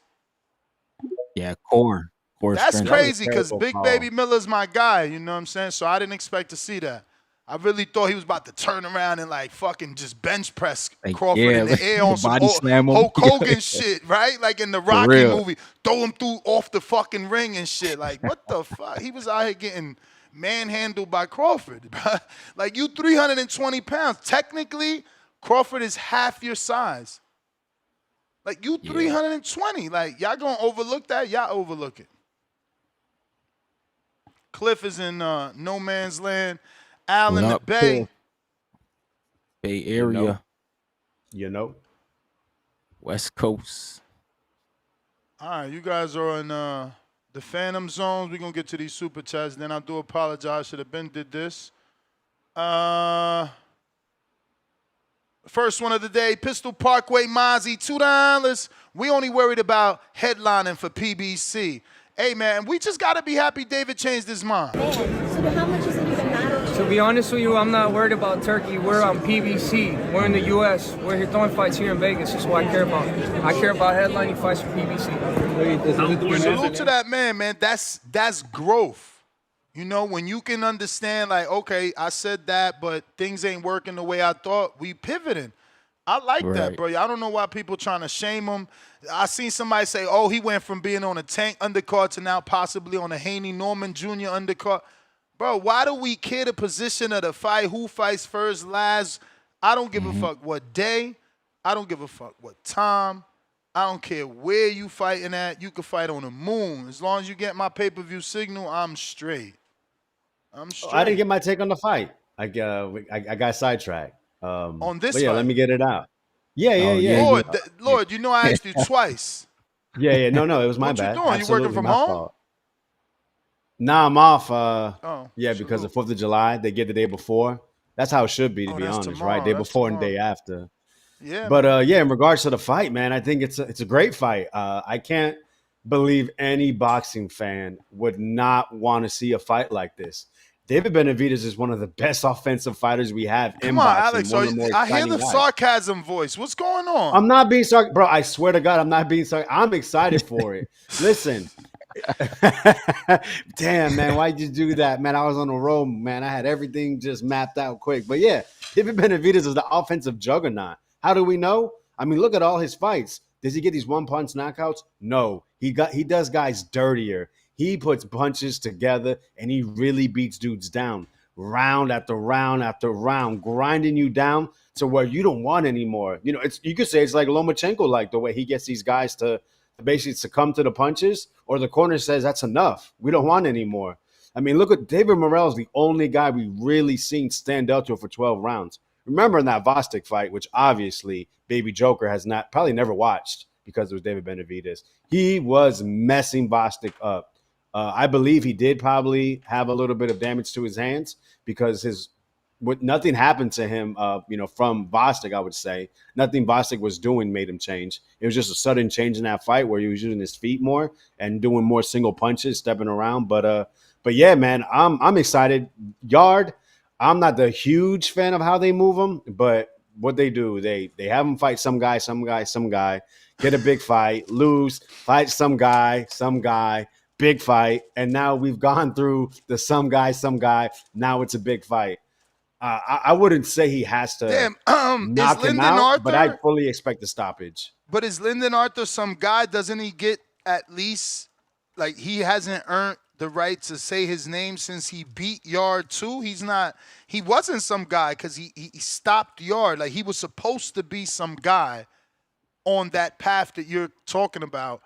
But he upset Yarde and forced a trilogy with this man. Like, I don't even think, outside of yourself, I don't even think anyone will ever forget him in the UK because he forced the trilogy with Yarde. Forced it. I mean, he won a split decision the first fight, got sparked out the second fight. He had one win against Brian Suarez, who you have no idea who that is. And he also beat Liam Cameron, who you didn't know who that was until he lost against Ben Whitaker, right? Or the two fights with Ben Whitaker.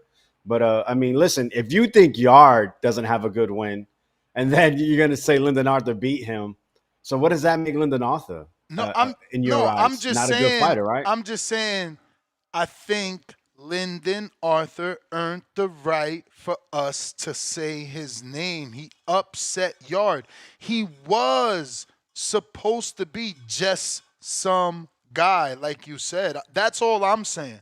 That I think he did better than expected. Like, why continue to call him some guy? He earned the right to get his name said because he upset Yarde. So he's a domestic Kambosos, basically. Or Rolly. Rolly upset Ryan, and we respect him. Like, that's all I'm saying. No, I don't mean to disrespect the dude. I'm just saying. You're calling him some guy. Okay, that's true. I got to be careful. I always try to get on Ness for his word selection. So you're right, but we wouldn't have known who Lyndon Arthur was if it wasn't for that first Yarde fight. When he rematched, he blew him out the water, and then we got a trilogy that didn't seem like Yarde cared about either. The way that fight was fought. So, I mean, shout out Lyndon Arthur, but he's a domestic level guy, I think. Maybe European, if you want to go as far as that. That really the only reason he was put on the world stage was because of the one win, which shout out to him. That is a moment a lot of fighters will never get, a fight over a top 10 contender, which is what Yarde is. And that's what makes this a good fight. And imagine if David loses to Yarde. That dude could sit his grandson on his lap, be like, your pappy beat Anthony Yarde to beat the Mexican monster. You know what I'm saying? Like, yo, got to give him his credit. Mr. Miyagi, $10. 10-pounder. What's up, Ness? Much love from the UK. This came straight out of left field. There has been no talk about Anthony Yarde versus David over here at all. Eddie was on interviews saying the fight was almost done. Yeah, with Callum Smith. I seen that. But I think you're mistaken. I think it was always. I think Yarde was always in the conversation. Yeah, he was always the option. It was the headlines were always Callum or Yarde. Yeah. And then they just went into negotiations with Callum. But shout out to them for having that backup, Or shout out to Turkey, man. You know this Turkey work. Pistol, Parkway, Mozzie, $10. Can't lie. The Yarde fight is a better fight to me. David has to really show some stuff to get past Yarde. I think this can potentially be David's best win if he wins. Plant was washed, in my opinion. Lord to the mercy. So a dude that biggest win is Lyndon Arthur about to be David's biggest win. Lord of mercy. Yo, it's a good fight. We can't be, going with the biggest win shit. It's a good fight. Andre, New Jersey, stand-up champ level, $5. What happened to the loyalty talk to Al and Samson stance on having fights only in Vegas because of the lack of fanfare in Saudi? Super surprised today. Hey, man, we got to stop shaming him. Like, don't be, like, cool. Come here and say it, but don't be in his comment section saying that shit on his posts and stuff. Like, bro, let people change their mind for the better. And isn't it for your better? Like, you're mad now that he did what you want him to originally do. So you're going to go troll him? Like, bro, why can't boxing fans be happy? Because I'm happy. I would have been okay with Callum, but I'm happy because I'm a narcissist. I'm right again. I said fight Yarde. So what the fuck? Yeah, I'm right. In my brain, we celebrating. All the Ness is in there like, yo, Ness, you did it again. Yeah, Ness, you the man. Pat Ness on the back. Yeah, that's how we feel. We told you fight Anthony Yarde, man. We a fucking guru of this shit, you know? Mad Bent, 100. Pound for pound, number 3 on the chat. Champ level, $5. Daily Dose of Tanquil. I'm watching any fight my third favorite fighter, the Mexican Monster, is in. I enjoy watching David punch up and op. Tank, good, Nestor. Third favorite fighter is just nasty. Like, dude, you have a list? Yeah, that's crazy. Tank's first. Let up Matt Tank's Ben. first. But what's wrong with that? Don't y'all have, like, favorite teams? You shaking your head because you thinking man because he's a three person. favorite teams right behind him. Exactly. He got 3 favorite teams right No, there. no. I'm not a fan. I'm a supporter. It's 2 different things. Supporter. See, that's the problem. You were just talking about what's wrong with boxing fans because they're not fan of the sport. They're David Benavidez fans. They're PBC fans. They don't really care about the sport. They just want to be behind something instead of what you just spoke about it. David Benavidez going to get this fight with Yarde under Turkey. It's what's better for boxing. If he stayed in that PBC side, we wouldn't be getting some of the better fights. Him being over there, now we have more of an option. There are way more better fights available now that basically the street has opened. When you're on PBC, we got cones everywhere. We don't want cones. Open it up. We want to see the best fights. If you move around, you give yourself the opportunity and you give the fans a show. Word. Claymore Rain, $10. He passed on Callum Smith fight that may have locked in the winner of Dimitri Bivol versus Arthur Beterbiev. Claimed he was a Vegas fighter just to end up in Riyadh. How does it age? Yeah. It aged well, man. See, there we go. This is exactly the type of fan that we talk about. Like, why are we mad that he did what we wanted? We wanted him with Riyadh so we could get the big fights with David. I want him with Turkey so that Turkey could offer Canelo the motherfucking fight with David. I want him with Turkey so that the winner of Beterbiev Bivol has to fight David. Why are y'all mad again? Lord, I thought we was going to have a happy show today. If he fights Canelo, that back at 68. I mean, of course, Canelo is A side. You got to force him. Mayweather did it to Canelo. There's plenty of videos of his father. I'm getting no steps here.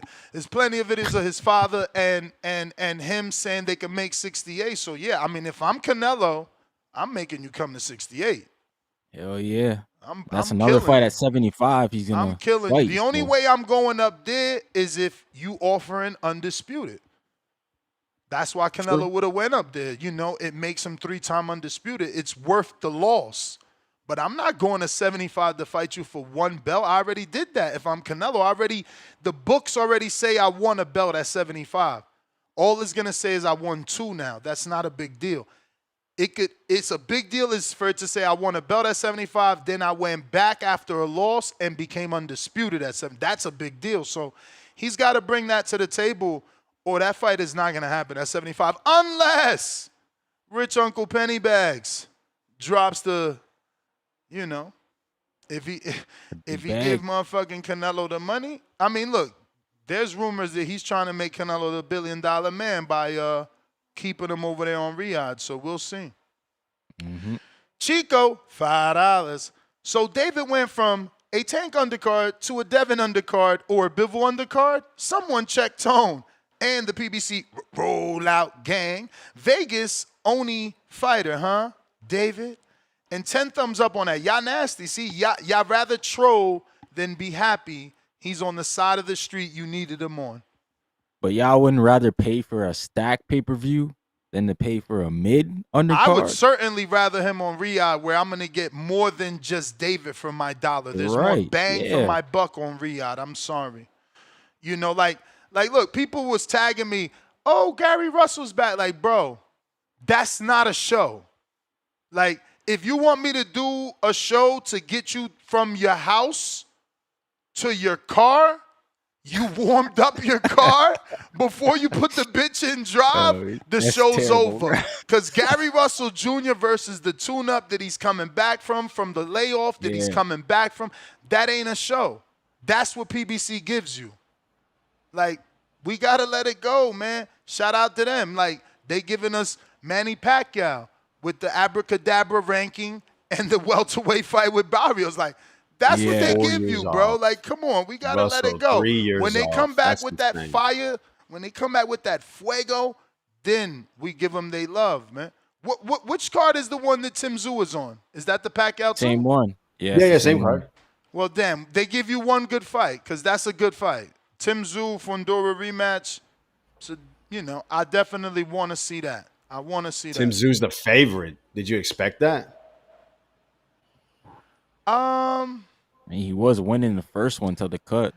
I mean, what the fuck did Fundora do since then? Just Cordell Booker? Mm-hmm. You know? And I don't know. I'm still going with Fundora, though. I think Tim Tszyu is super limited, bro. He can only do what he does, and if you stop him from doing that, he don't got the tools. I haven't seen him yet. I haven't seen him find a way. If it ain't the right hand, he can't get it done. I don't know. Am I wrong? Yeah. No, you're right. Bit one-dimensional. That sucks, man. Matt Bent back with another $5 on that champ level. Pound for pound, number 3 in the chat. Al told David, man, go make that bread. Baked, cooked. Anthony, this prize fighting, the bag emoji is the prize. Duh. Yeah, we said that. I'm just glad everybody's on the right page. Shout out to Louis the Kubus, man. Shout out to Louis. He's chipping away. Such a inspiration. That dude is younger than us. Well, maybe not than you. Well, damn, you're young as hell too. Whatever. He's younger than me, and I can't believe the position he's in, bro. It's always mind blowing. You feel me? He's doing good. He's doing good, man. Hell yeah. Matt Bet 100 back with another 2 pound for pound, number 3 in the chat. Champ level. Second dose. Yarde can only win morally. Damn. Do you give him no shot, guys? Because he said all he could do is get a moral win, which means, I don't know, look good in the fight. Go out on the shield. Possibly. Puncher's chance, right? David Benavidez. He do got almost 89%, bro. That's high. Yeah. But as you said, who has he knocked out? Yes. Lyndon Arthur. But as Joker said, he's knocked out actual 75-pounders, which David is not. Yeah, that's true. David's never been a knockout guy. He's an overwhelm you. He's not like, and you're down. Like, and for the podcasters, that was a punch to the hand. You know, kind of supposed to be on someone's face, and you one bang him. Like, that's not David. He's an overwhelmer. You know, I don't know. Manuel LG, $2. Rico, break down Jack Catterall versus Harlem Eubank. He dipped off. Rico's, I don't know, whatever. But I have no plans on watching that. I thought Eubank, Harlem, I thought like he was the other Eubank. Like, they don't really fuck with him. Like, I don't like, yeah, he doesn't get the love of the father or the other brother. What's up with this? That's why I'm not into this. Like, what's this? Like, who's this dude? He don't even get the Tommy Fury love. Bro, matter of fact, he don't even get Huey Fury love. That's true. At least Come on, Huey He's a, still got bro. the he's a fam there. He cousin, still got bro. the He's fam. not a brother. Oh, he's a cousin. He not even a brother. That's what happened. So how'd that happen? Because, well, I guess that would be like Josh has a kid, right? He's still a Frazier. Yeah. And Oh then- yeah. And he's just not your father's son. All right. Yeah, I mean, And I guess nephew. that's the same then as Peter Nephew. Fury with Huey. Right. Yeah, exactly. It's Yeah, the same thing, yeah. Well, that's even worse because that's what I'm They all saying. We fam. fuck with Huey, with Fury, Yeah. with Huey Fury. We like I watched a lot of his fights. No, I watched a he's lot of all his right. fights. You know, and he normally fights names. No, for the most part. Yeah, I mean, good domestic names for I sure. mean, I don't know Like, that good is he good out still there. fighting? I feel like I haven't watched him in 2 years or more. He Huey had like Fury? COVID, and it caused like a big health scare. Yeah, and so he I remember retired, that. and he recently came back, and I think it just seems like he's in and out the game. Mm-hmm. So who knows? I feel like didn't he fight Hunter? He was Hunter? supposed to, and that fight got called off. That was supposed to be like a WBA fight of some sort. Damn, WBA be wild, man. Yeah, you know it. Them They boys giving got everybody Jazzy Dickens. rankings, man. They got WBA Jake Paul interim 14. WBA Hey, world champ. I'm not gonna make a show about it, so we might as well talk about it because Yo. again, there's things that can be a show and get you through your day and just not. But the Jake Paul But ranking, what's your That's thoughts? nasty. That's nasty, Ness. That's nasty. What, the ranking? Hell yeah, with the flip. Yeah, I mean, That's a nasty someone ranking, broke bro. it down to me. It was the simplest. It was like he's getting ranked and he didn't even fight an active cruiserweight. So, yeah, it does. Right. It is He weird. hasn't. Now, I don't know, Alex. I feel like you follow these rankings more than me. Do you gotta be like an active cruiserweight? Like the fact that Julio Cesar Chavez was a former world champ, he did fight at light heavyweight, and he was truly still fighting like with Fonfora. So cruiserweight isn't far-fetched. It's not like, oh, he's ballooning them up. Like at this day and age, Julio Cesar Chavez is a cruiserweight, still has the world-class experience of being a former champion and being in the ring with real boxers. Is it still not a quality win?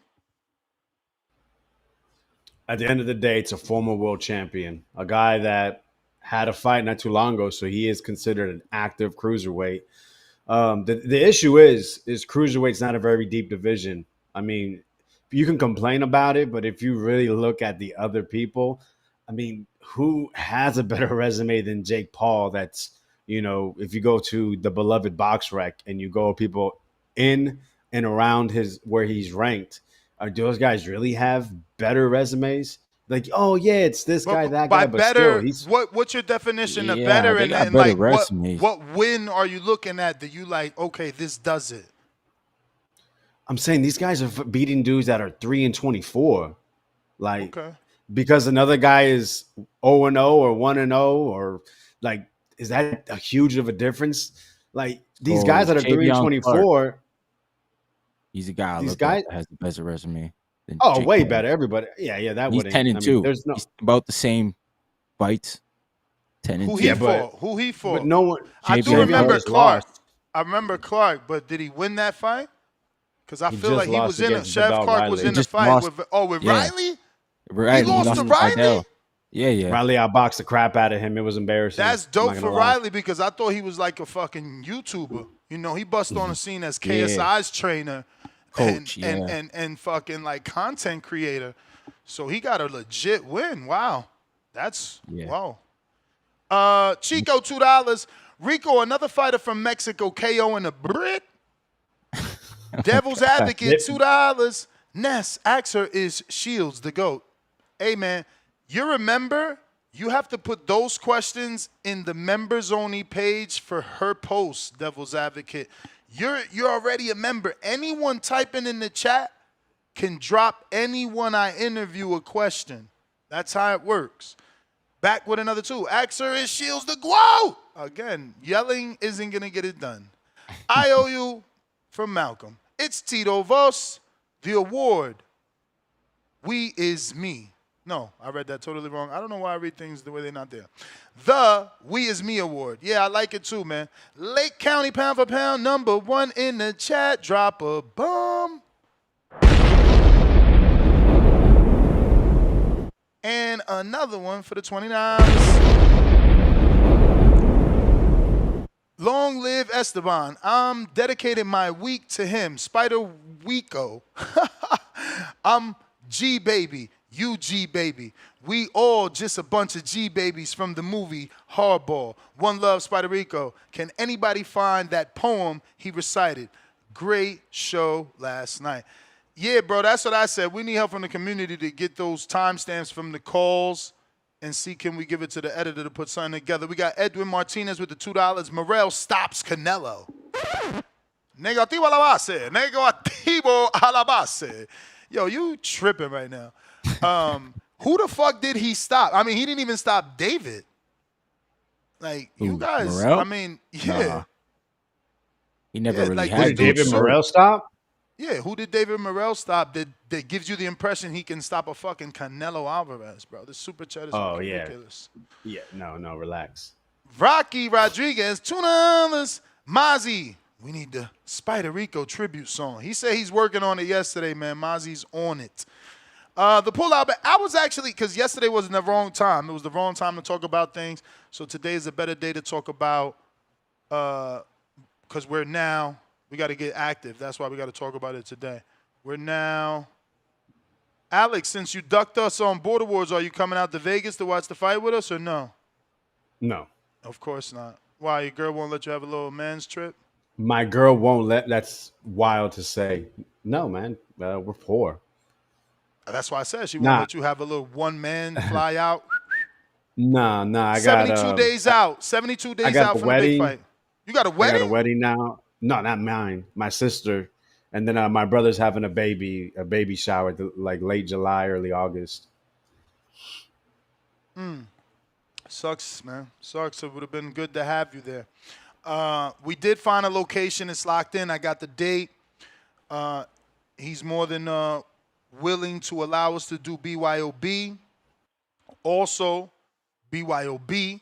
So, bring your own booze, bring your own bud. We could do catered food. There's so much we could do. There's a lot of space there. I want to show the video. And we can also throw a Border Wars there in the future, which definitely is a must. It's definitely a must. So how much is it? To be honest with you, I'm not worried about Turkey. We're on PBC. We're in the U.S. We're Liar. doing fights here in Vegas. That's what I care about. I care about headlining fights for PBC. Cares about. So how much is it? To be honest with you, I'm not worried about Turkey. We're on PBC. Get that out of there, and then look for the video. So, this is one video of the location. Again, this is the same spot Manny Pacquiao, that's his son, where he had his amateur fight. So we'll have this entire venue. And then, yeah. A walkout platform. That's and dope. then that right there is what we'll watch the fight on. Let me see. I got more videos. Just don't know.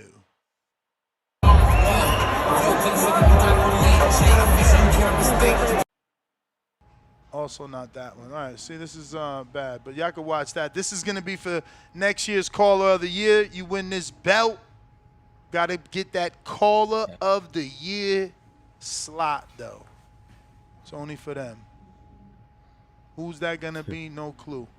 Okay, this is perfect video. I did this one. So that would be where we watch the fight. And this is the venue, completely empty. We'll set it up with chairs and stuff. That right there, hold on, I went too fast. That right there is actually Eddie Griffin's podcast table because he does his show here. Tyson did his show here. Oh. Tiffany Haddish. It's crazy, bro. It's got all type of lighting. Obviously, day of, this will look better, but this is how big it is. You know, we're allowed to smoke, chill. They got the lounge chairs, they got the theater chairs. You know, this will be not blocked off, but we'll cover that off because we don't need that much space, so we don't have to literally see the ring the day of. But they got me when they said we could do our own thing, right? You know, you would come in through that door you just seen here. This door right there. And obviously we can have catering. The parking is on site, so we didn't got to worry about parking. You don't got to worry about tickets. It's a big parking lot if you prefer to smoke outside in case we have, you know, in case somebody brings their kids and we want to be respectful and walk out. These gates actually open, so we can open this and still be able to see the fight if we smoking outside. I just prefer to control. No, this is not the porn studio. But yo, crazy enough, very similar layout. Very similar layout. The porn studio has more blocked off. It's you know, it's roomed off because they got different sets. So that's why it was kind of to me. They had this big open area which we would have been able to use, but then they had all the different sets still there. So it was like, you know. But yeah, man, we're 72 days out from that. So hit me up on DM, give me suggestions, give me your tips on what you think we should do, what should we provide. Because again, I don't even think that I got to have a second conversation with them just to make sure the cost and things like that. But yeah, this wouldn't even be an expensive thing because everything is BYOB, you know. It's I can't imagine tickets being expensive to be there. But I'm going to get those numbers as soon as he confirms cost of venue. But, you know, I ain't going to front. I think he might give us the venue, you know, just wants us to do the event there. So it might be free for y'all to come and just fucking hang out, bring your own shit and do. I can't guarantee that yet, but that's what it's looking like. You feel me? I will let you know. You know, I just want to. It would be perfect for me to be able to do it for free. Not to mention that new dispo, talking about free, they may give anyone that that goes to the dispo and says TBV, they might get a free eighth. That deal's being locked in, so that's dope for anybody in Vegas or flies to Vegas. Because, yeah, you get a discount with Hardin, but damn, you're getting a free eighth. They doing it up. But that deal ain't locked in yet, man. We did go there yesterday, and that is this new fire. They do got some, I'm fucking with they Dirty Bird. That shit had me right. We got the Pull-Out Bandit. As usual, I'm not saying the name yet until everything's official. Pull-Out Bandit, $2. Turkey is the gateway to Nello. He's still loyal to Al. He's on the Turkey side, so we can leave it at that. Is that my boy Spencer Fearon, 5-pounder? Yarde wins this fight, but I'm not going to give you any insight in how he's going to win. Please, Spence, I've been following you your whole career. If you don't knock it the fuck off, we all know you a big Anthony Yarde fan. Big Anthony and Tundi fan, man. You picking with your heart, but it's all good. I hope you right, just so we could get that interview. Shout out Spencer Fearon in the chat. You see that? Those are little goals for me. That right there made my day. You know what? Former fighter, former champ, current Sky Sports commentator, big podcast in the UK, all in the TBV chat, talking boxing. It's a little goal right there. That's a win for me. Y'all got to learn how to take little goals, man, and be happy with little things, bro, because that's what helps you remain happy. We're going to have to remember these things, bro. Shout out to Spider. We're going out to Al in the Bay.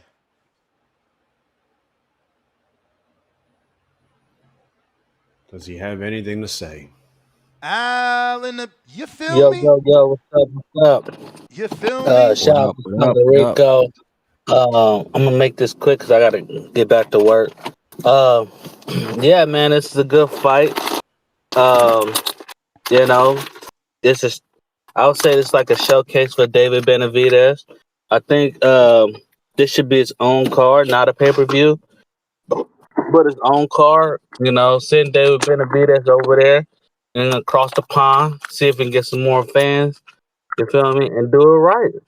I want to say it's a stadium fight, but it's not. I'm not sure how big Anthony Yarde is out there. Nah, I don't think this a he fight. deserves This a fight is in stadium fight, Riyadh. but It's in Riyadh. It's in Riyadh. it's gonna be in Riyadh. Yeah. Then yeah, it's an undercard fight for me. It's most likely gonna be a good fight. I definitely see David Benavidez smoking him in about 8, 9. You feel me? Getting up out of there, put him in the corner, throwing the punches and bunches, and then stopping him that way. I don't see it like a KO. I see a TKO coming. 8th, 9th round. Lock that in. All right, champ. 8th round knockout. Lock it in. Al in the Bay. To this day. To this day. So this is the proposed fights that have been mentioned for this date. This is a little nasty list because he's already said main event was Devin Haney, but let's see if that changes. Number 1, Jerron Boots Ennis, Virgil Ortiz, David Benavidez, Anthony Yarde, Devin Haney. And look, how dare this guy? Everything boxing, you should be ashamed of yourself. The agreed fights, he gonna put them as undercard fights. Bro, knock it off. You going still off Right. the rumors? Like, what the fuck? We gonna make rumors main Hate. events. All right. William Zepeda, Andy Cruz, Christian and Billy, Lester Martinez, Martin Bacoli, Moses Atoma. Actually, I just read that. I gotta hit Lester up, bro. This guy. We gotta get this dude on the show before somebody else gets that exclusive. Next week is this fight, correct? Get the fuck out of here. Yeah, like July 11th? We're really not getting him on. 12th? Where's he, in San Bernardino again or some shit? Something like that, yeah. Yeah, fighting that French guy. All I'm saying, I just want to say this. If that dude loses, man, people are going to be talking about Bo Mac's team. They're going to be really crapping on him. I'm not saying they should, but, I mean, if you go to Steven Nelson, who people were picking because he was a Bo Mac fighter, then you had the Davis debacle with Davis missing weight, getting the fight canceled, Kelvin losing to Nair Albright, and then if Lester loses, and then to top it off, if Bud loses, people are going to be crapping on Bo Mac, as if fighters don't lose fights, as guys like Derek James never had a bad run, Roberto Garcia never had a bad run, Freddie Roach never had a bad run, but that's the world we live in. That's facts. Wait. What? Freddie Roach never had a bad run. That's what I'm saying. No, People just act like saying. they never had a bad run. Okay. I'm If all these fighters lose in succession.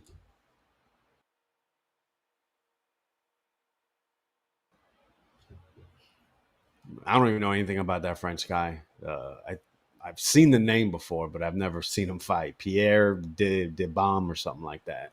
Oh, De Bombe. Damn, I broke that news, bro. I was supposed to get him on, but these dudes he's in a whole nother country too. Every time I message him from like WhatsApp, it's crazy. Time zone, all that shit. I should have just had Mitty jump on that for me as a French guy.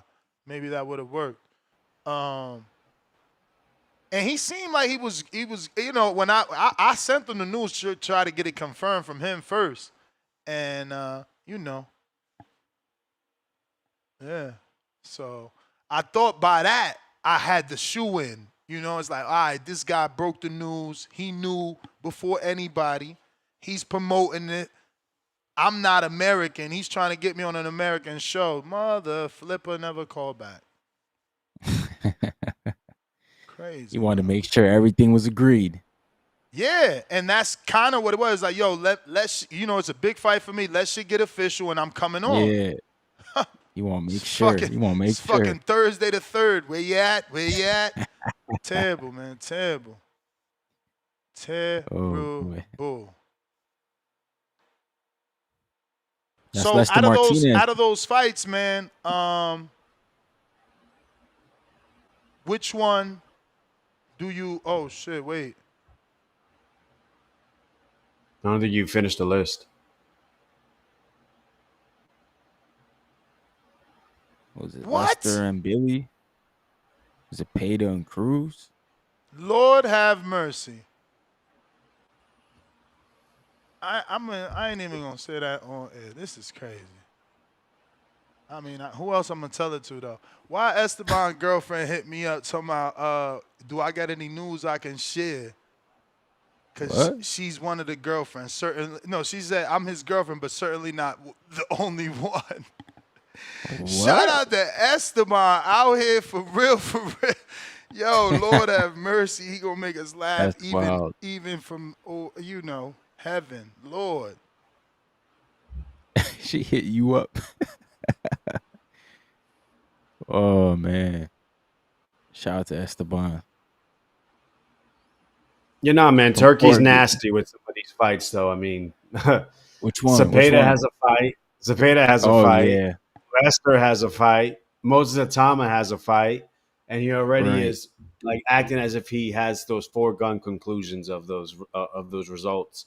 And we already seen boxing doesn't work that way. You cannot just have 2 fights planned out and things are going to go as you want. We've seen several of his fights fall through. So, I'm not a fan of that. I don't think he should do that. I think it should be more of, hey, the winner or the loser, I want him to face this guy. I think that's a better way to plan. I think that'll give better expectations when it comes to these fighters. Hey, if you win, this is what you got. If you lose, this is what you got, instead of just making it like a foregone conclusion. Word. Nah, I agree. Make it like tournament style, KO style, knockout rounds.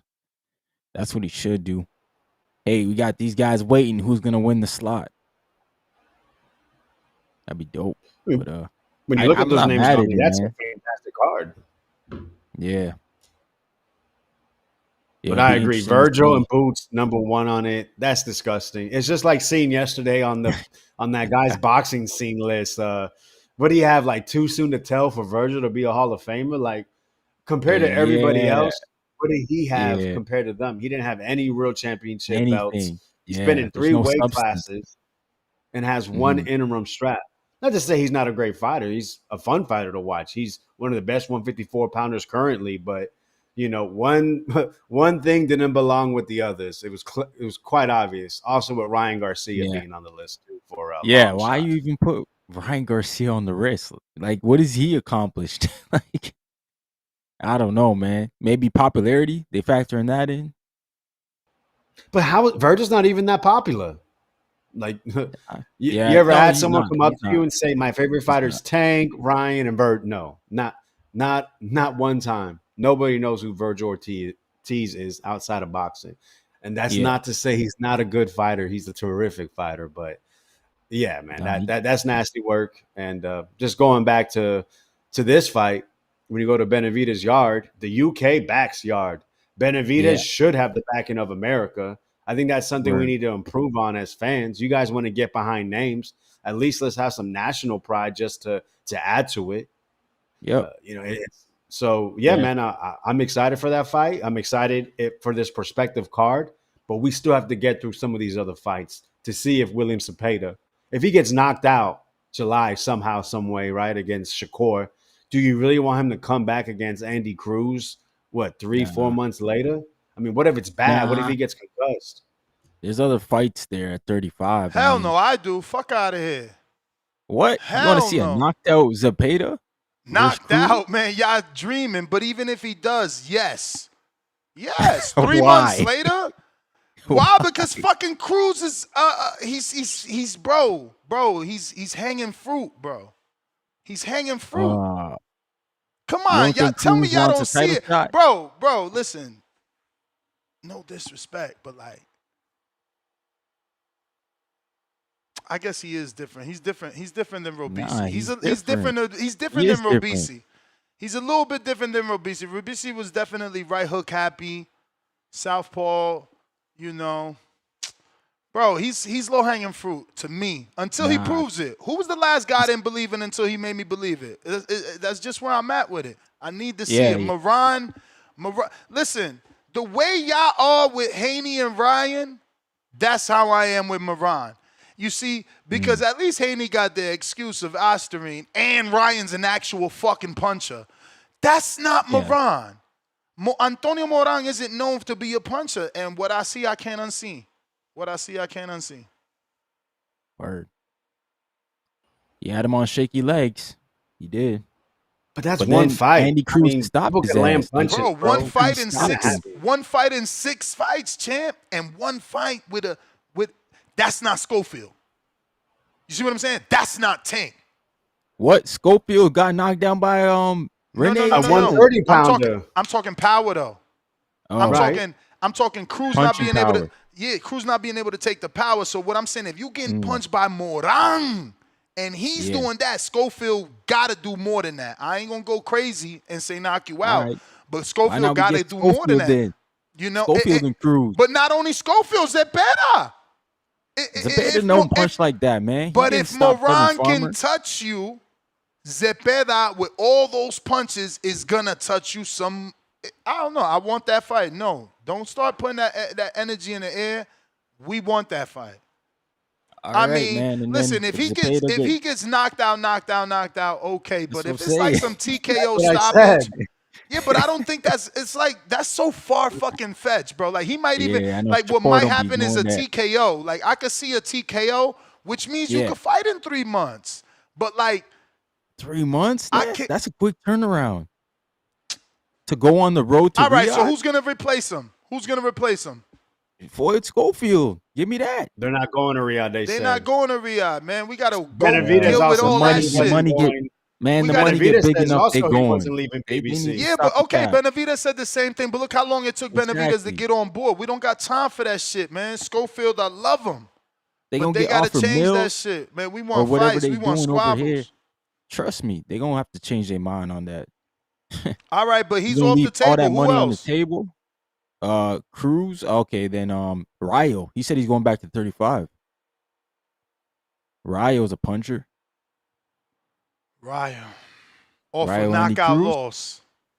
Off a tough ass fight. His first Gary fight back Antoine? is gonna be Andy, a boxer. No, I don't like that fight. A guy you say is unproven though. He's I don't unproven. like that fight. I don't like that fight. Nah. All right. You know would have been a good fight, but he's not fucking active. De Los Santos. That's a good fight for because it's Andy not Cruz? throwing him in the wolves.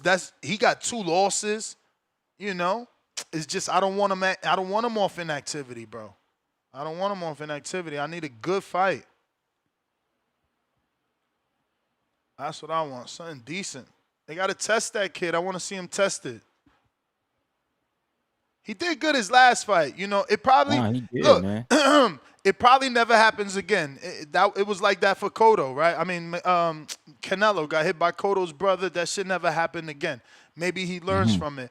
But right now, boy, I got my eyes open. I'm waiting. I'm waiting to see. You know, he gonna have to show me he's leveled up. And it is what it is. Damn, my man said Edwin beats everyone at 135. Lord of mercy. Edwin who? You know who. Santos. You know who. Get him in the ring first.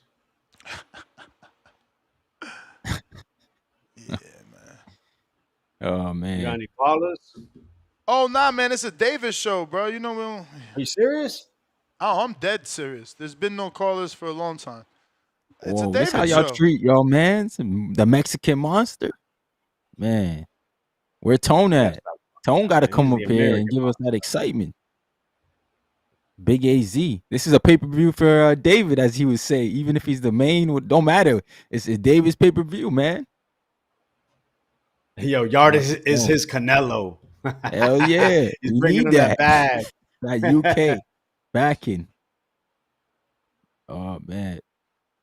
That card's shaping up, His body and Justin Paldo. Man, Bell, I doubt they bring in a Riyadh season. No disrespect. Bodies with MVP. Spotty. So, you know Jake Paul and Turk. There's no hand holding there. Right. And Paldo has a fight coming up. We got to see what way he's going to be at if he makes weight and go from there. But I think Paldo, maybe that's a possibility. But, is he going to 40, Paldo? I'm not sure. I mean, they said he missed weight bad enough to where they couldn't even come to an agreement. And when there was the interview here on TBV, man, I mean, he looked irritated. Like that weight cut was tough.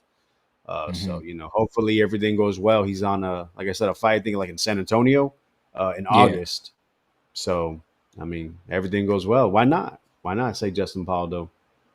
But man, where are other Benavidez fans or even the haters, man? Like, this is a Yeah, the good fight, hate. top 10 fight against a puncher.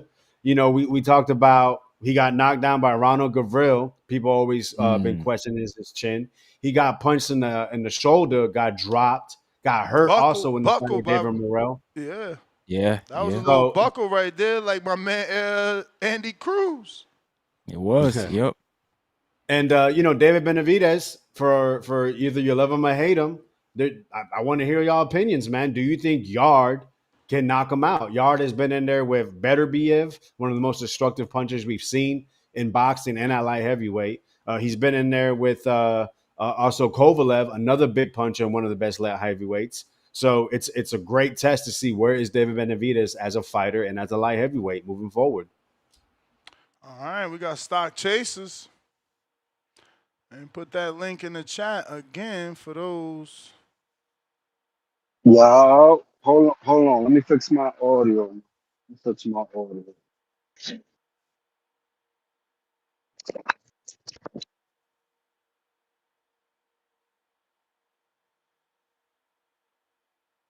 Crazy. I thought this was big news. Y'all be hating on David, man. My boy David Yo, you don't hear get me no or not? love. Yeah. Yeah, you good. Hey, yo. I listen, man. I don't think I've been an active caller or active in the community. You breaking up a little bit, champ. Call it a lot of bit. You gone. Why they be hating on David, bro? My man give you the squabbles you want. He says the right things. Yo, Mexicans is funny. Now he's too disrespectful. Yo. What the fuck was Margarito? You know what I'm saying? Wasn't Margarito the same fucking way? Hell yeah. Yeah, we hear They you, loved him champ. for that. But you going Loved in him. and out, brother. Yo. Yeah, we hear you, but Nah, you you back? I had a call, bro. You hear me now? We hear you. Yep. Yeah. Somebody called me, man. Fucking on my call, B. Yo, check this. Yo, this is nasty work, bro. Yo, this community really ain't about the Mexican monster, bro. La bandera roja, bro. That's nasty work. Bro, there's 76 people on the spaces, but there's no one wanting to talk. Yo, listen. That's nasty. That's because there's just a bunch of probably tank maniacs with a little bit of Canelos and a little bit of I don't know what else, but yo, I'm fucking excited, man.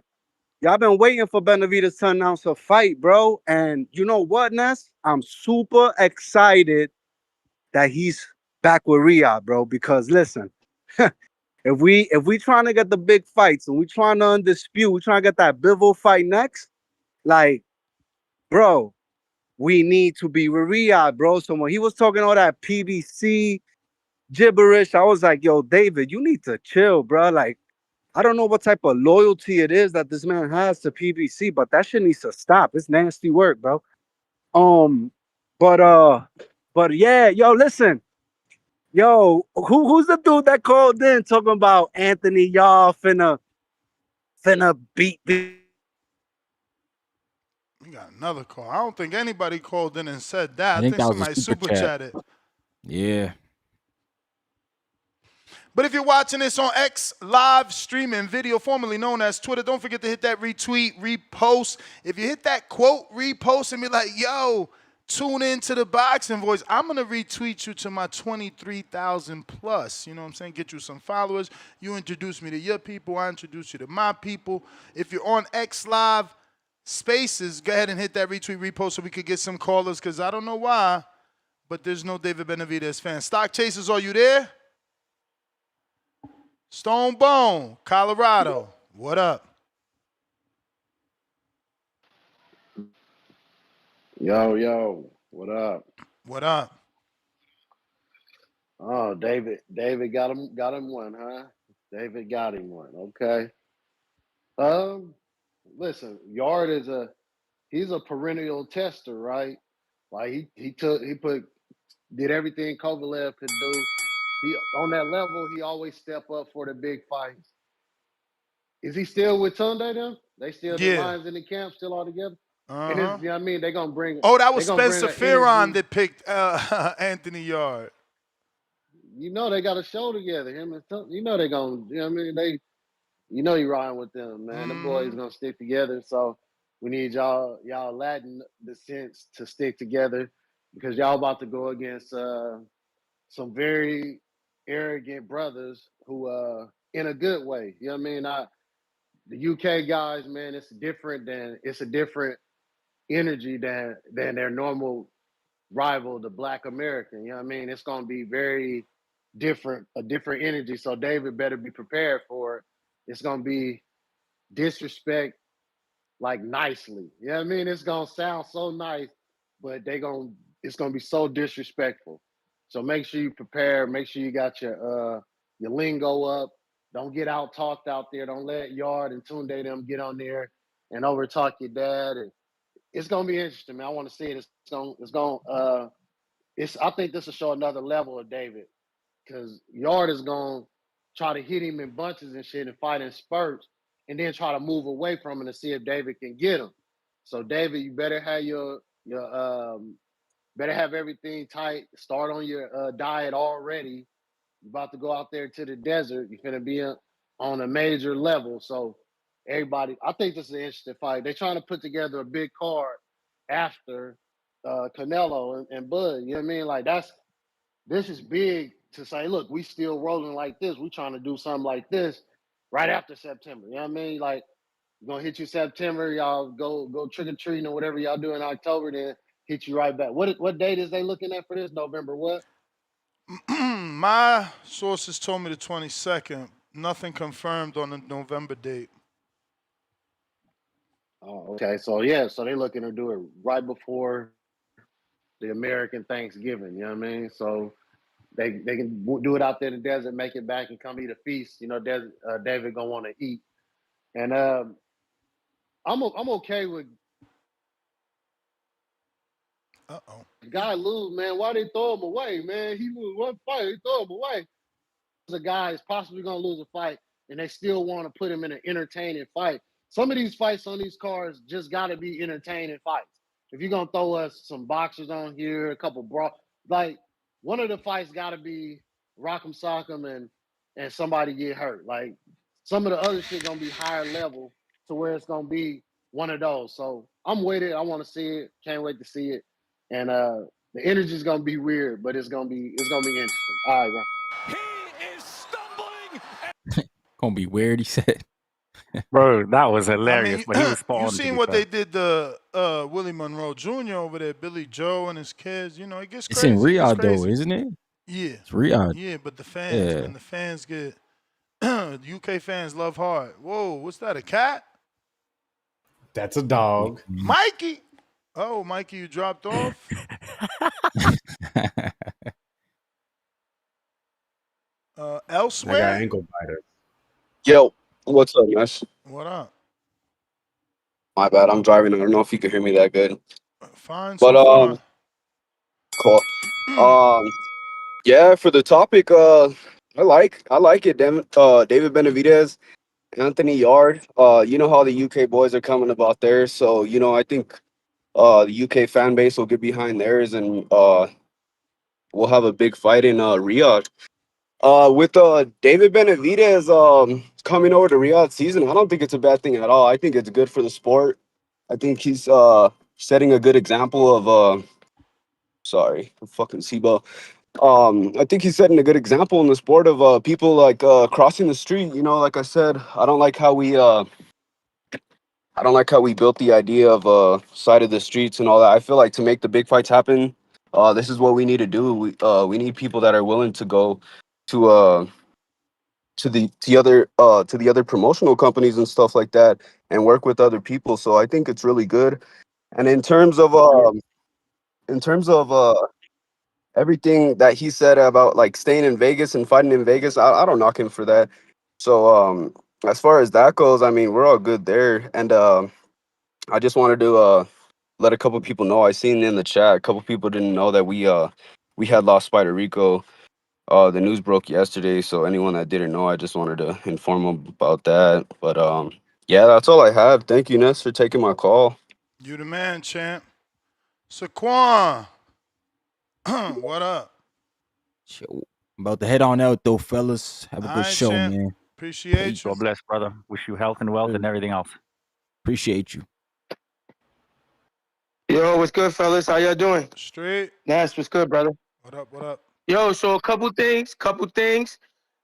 PBC, Hallelujah, Al Heyman. We weathered the Riyadh storm.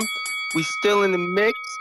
I don't understand why is it that when other promotional companies lend their fighters out to Turkey, they still with Matchroom, they're still with Queensberry, they still with Golden Boy.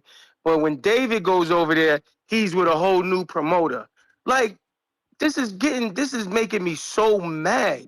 And second, I love David. This is a David show. I love David. He's one of my favorite fighters. But let's be clear.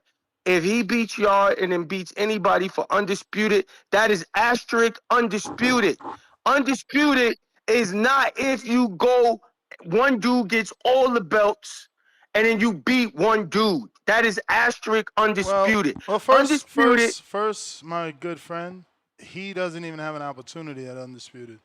Bivol's already not undisputed because he stripped him, and the IBF just ordered Michael Effort, so that's going to be another strip because they're not about to fight Michael over the big money fight with Better Be. So, yeah, you might want to rethink the call. Well, just to be clear, it still stands. Crawford won't be undisputed. That'll be asterisk so this undisputed. this is where this is coming This from. is It wasn't not where- about David. No, this is not it's where not it about goes. David. I'm It's just about saying, Crawford. Your obsession with Crawford again. It's not about that. I'm just saying that we have to have criteria knock it on off, what man. is. If Crawford we beats have to have Canelo Alvarez, he is undisputed, bro. Go He's somewhere and asterisk cry. undisputed, No bro. asterisk. Listen, No this asterisk. is about David, It'd be bro. one of the greatest. It's obviously not for you. You called in to talk about Crawford and the fact that if he beats Canelo, he's not gonna be undisputed in real life. He's got an asterisk. It's sad the way Earl fans are acting. Like, bro, get over it, bro. Can we stay on topic real quick, bro? Can I get my call? Can I get my call, please? You brought it there. Sir, can I get my call? Did you not go there? If undisputed has to be confirmed, it has to be discussed that if a man goes and beats another man who already collected all 4 belts, that's not undisputed. Undisputed is if you go out and get all 4 belts, what's you get 3 belts. Look, see the community, man. Community. You get 3 belts, or if you got 2 and the other man got 2. They knocked you out, bro. They paid $50 not to hear you. These PBC dudes, that's what I call a PBC suicide bomber. You see, he came on a David show in disguise and then said PBC and blew up. It's nasty. He's a PBC suicide bomber, bro. Like, I love David. But let's be clear. If he moves up and he fights for undisputed, it's an asterisk. I'm just like, he don't even have an opportunity. Well, Crawford. It's his obsession with Crawford. These Earl fans, bro. Like, 705. What's that mean to you, bro?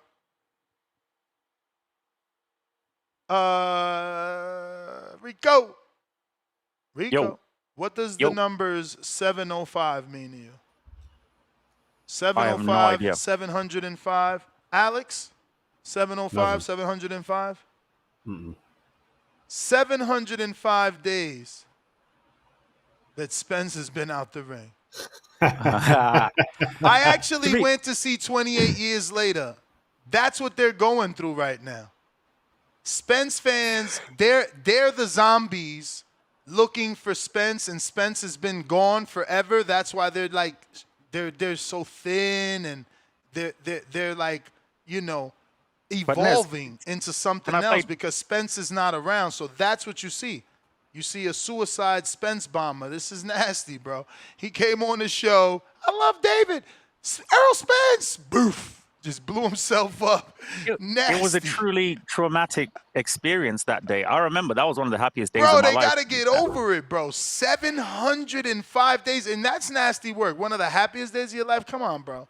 Go hug your girlfriend or something. That's nasty work. Your girlfriend needs to storm in the room and kick you behind the head.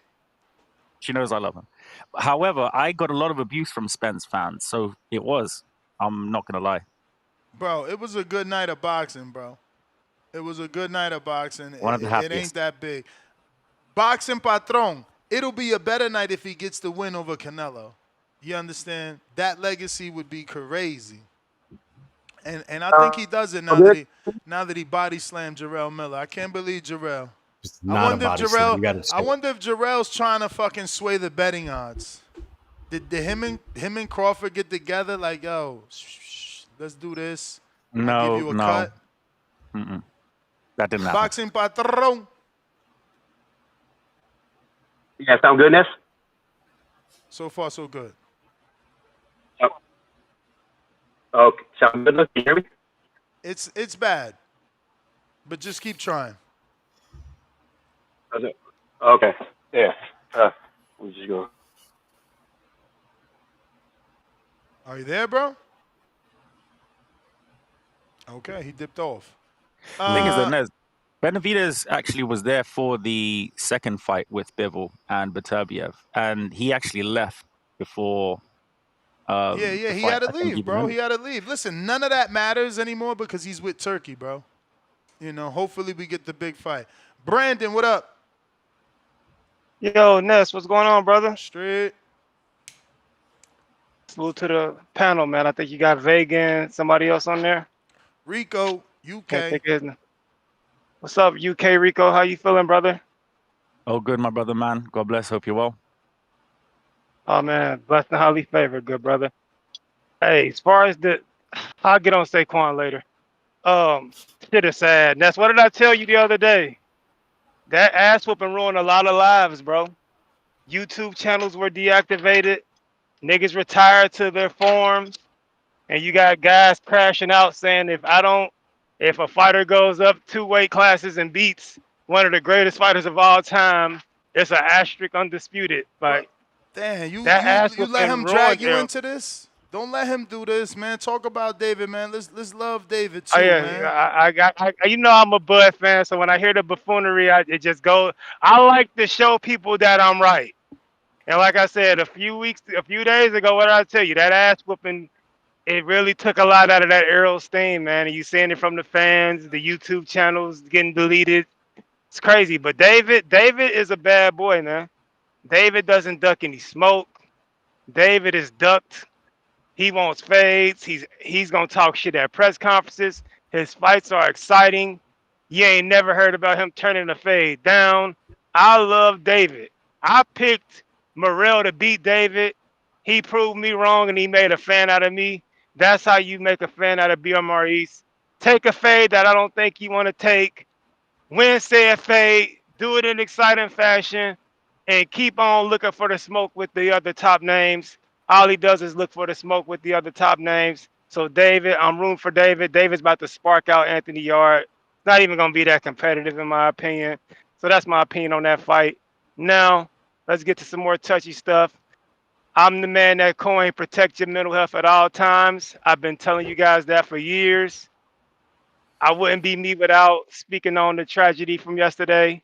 Rest in peace to Spider Rico. It's just not it's not just a catchphrase, people. I don't tell you to protect your mental wealth because it sounds cool and it's something to end my cause off. No, I understand that life throws shit at your way every day that will cause you to want to crash out, whether it be work shit, financial shit, economy shit, life's a struggle, shit with your spouse, with your kids. Every day there's stuff picking at you and eating at you that'll make you want to say, fuck it, crash out and end it all. But you have to put a force field around your mental health. You have to put a force field and a shield around that shit. Man, build some mental fortitude, some resilience, And you gotta not allow that shit to break you down because it will break you down. I've been there. I've been to those dark places. And that's why I tell you guys to protect your mental health at all times. Because life ain't easy and it ain't gonna never be easy. So with that being said, rest in peace to Spider Rico. Use the resources in this community, people. Like I tell you guys, back call, we ain't just a bunch of old niggas arguing with one each other's, engaging in some kind of circle jerk. No, these are real brothers. When you're going through something, there's a lot of intelligent people back here in this community that you can reach out to for help and advice. When I'm going through something, when Benitez is going through something, when anybody's going through something, we are a fraternity of brothers that knows we have each other's backs, and anything you going through, you will not have to go through it alone with us. So that's the one thing I appreciate about you in this community, in the camaraderie and brotherhood and fraternity I built with my brothers on the back call. I just wish Spider Rico was back there to let us know what he was going through, because he would have got the hands-on help that he needed from us. Trust me. Like I said, we just ain't a bunch of old niggas arguing. Those are my brothers. We support each other. We look out for each other. Ain't no better feeling that when I'm in Dallas, I know I got J Mac and JT I can reach out to. Or when I'm in Orlando, I can go reach out to King. Columbus, I got Stainless and Majid. If I'm out west in Vegas, I got my OG JP. LA Info Joe. That is what we built back here, brothers. Take advantage of that. Like I said, it's more than boxing at this point. I look at you like family. So with that being said, rest in peace to Spider Rico. Protect your mental health at all times. It's not just a catchy little saying I say. It's a lifestyle. Protect that shit. Don't crash out. Get the help you need. And with that being said, Ness, I love you, brother. I love you, everybody in this community. I'm out, man. Take it easy. Amen, champ. Salute Brandon Maurice, man. For sure. Give that man Caller of the Year. Great individual. Big up to him, Smart man. to That let it was back. really good. That was incredible. Yeah, shout out to that stab jab. He said you got JP. Like, I don't be picking niggas at the airport in the vet. That's crazy. I'm gonna hook off on Brandon. I cannot wait. I ain't never met his little short ass, but I know he little. He gonna get fucked up for that one. I Boxing heard he ain't Patron. little, man. I heard he Oh like yeah. 6'2", Oh yeah. I mean, he been in the gym. 215. He been in the gym his whole time I met him on this show. So he better not be little. How tall are you, Nez? 6'5". Whoa. Jesus. Where are you, bro? You in the bunker already? Can you hear me? Nah, I mean, look, it's choppy. I don't know what's going on. Yeah, these warehouses are bad, man. There you go. Don't move. You in a good spot. Okay.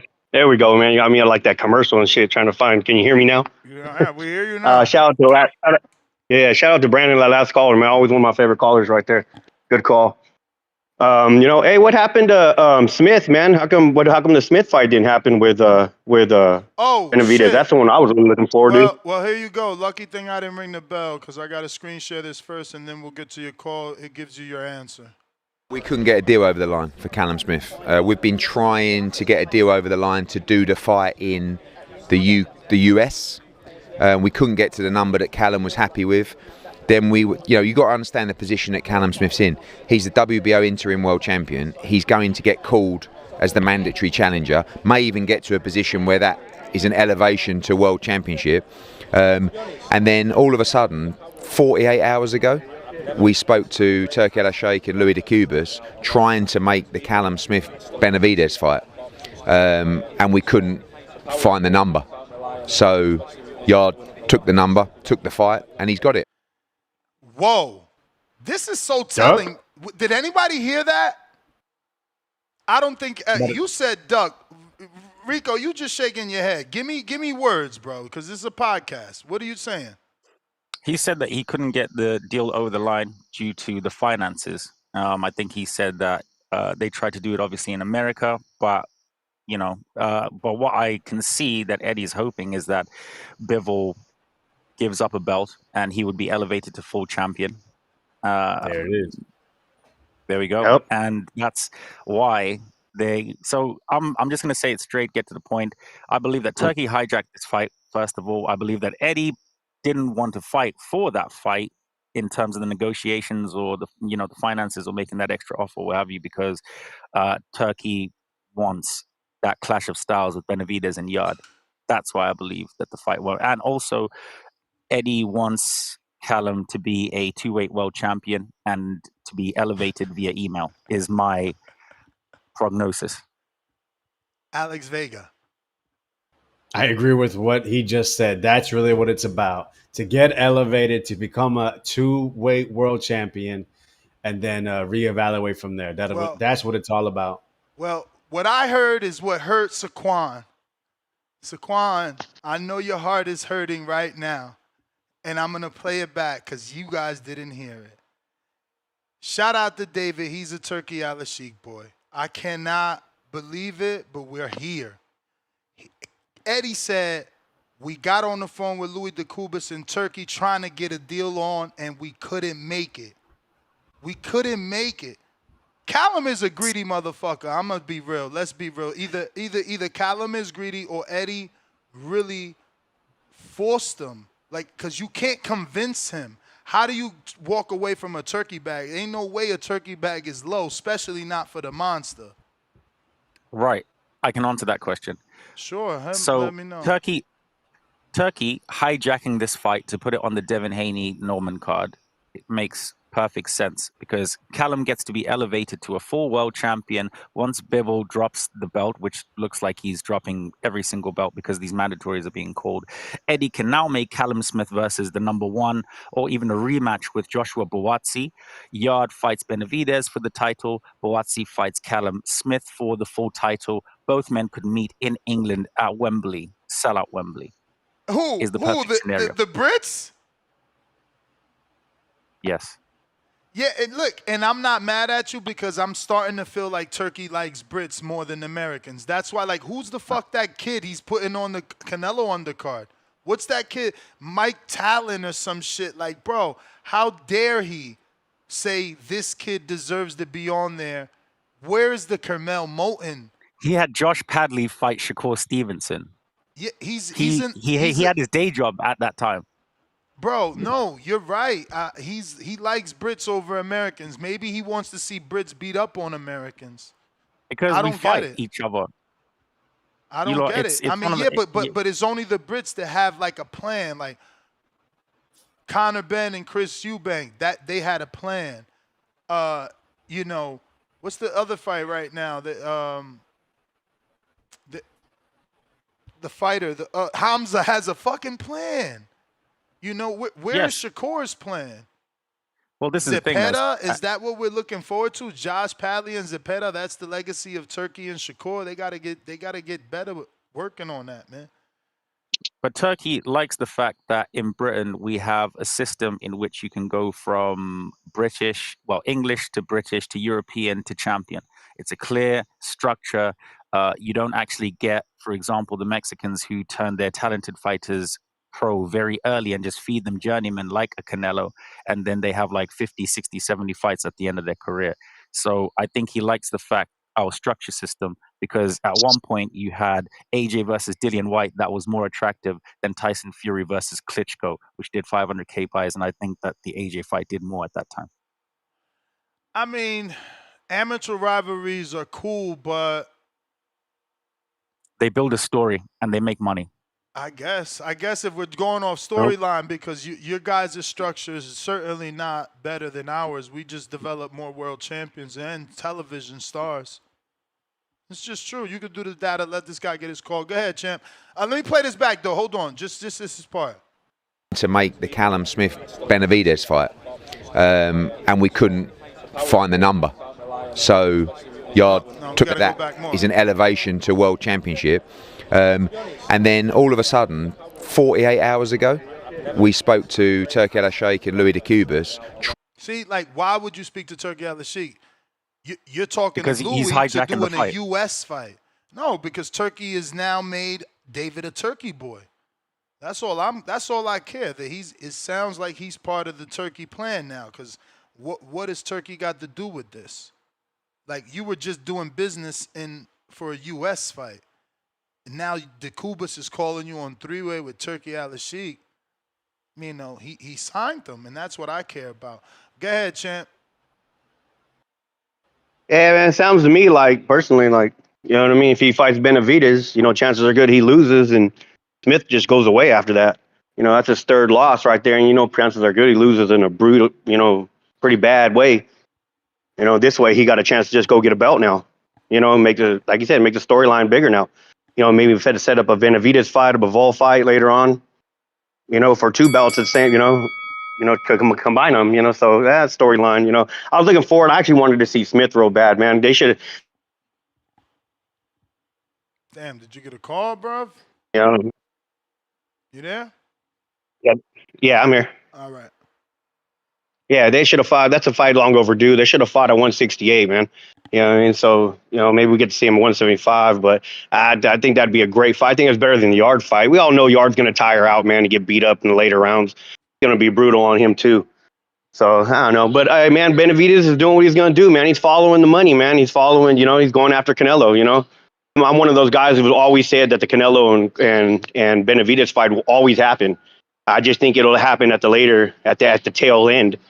I think Canelo knows it's one of those fights that's going to take his whole career, man, off of him after that fight. Win or lose, it's going to take a lot of time off Canelo's body, man, because, you know, win or lose, he's going to be getting beat on during that fight. So I think the money's going to be right. I think they combine, you know what I mean? I think he moves up to 175. Maybe Canelo gets a belt at 175, and, you know, they combine them, you know, so that's a storyline in its own, you know, so I'm looking forward to, you know, him going up there now and, you know, more fights possible now that he's there. So I'm pretty excited about it. But, you know, that's it for me, man. I appreciate you guys, man. Good show. And you guys have a good one. All right, champ. Appreciate you. Yeah, real quick, Ness. I'm going to shoot up out of here. Got things to do. Appreciate the time. Good show. And yeah, callers, keep calling in, man. Until next time. All right. Much love, Vegas, man. God bless, bro. Big Herm, $2. What if Tank versus Roach 2 end up on a Turkey undercard? Joker emoji.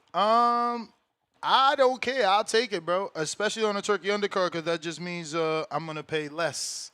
I'm going to get more value. He'll be on there plus a bunch of other good fights. Geezer Channel, $2. Huh? What is that? No, I said it'll be $50. Yeah. Geezer Channel. What happened to the 20 though? Like, we got to stop celebrating this 50. It started at 20. Come on, he said man. he was going to make it 20 worldwide. That was his words. Geezer Channel, $2. Why Ness hating on the Diamond? Diamond emoji, Andy Cruz. I'm not hating. I just want him in a nice little solid scrap. Zepeda's a solid scrap. Bob Saget, $2. Only way Yard can win is by KO. Hashtag we is me. Salute. We got Javier Oliveira's member for 13 months on a prospect level.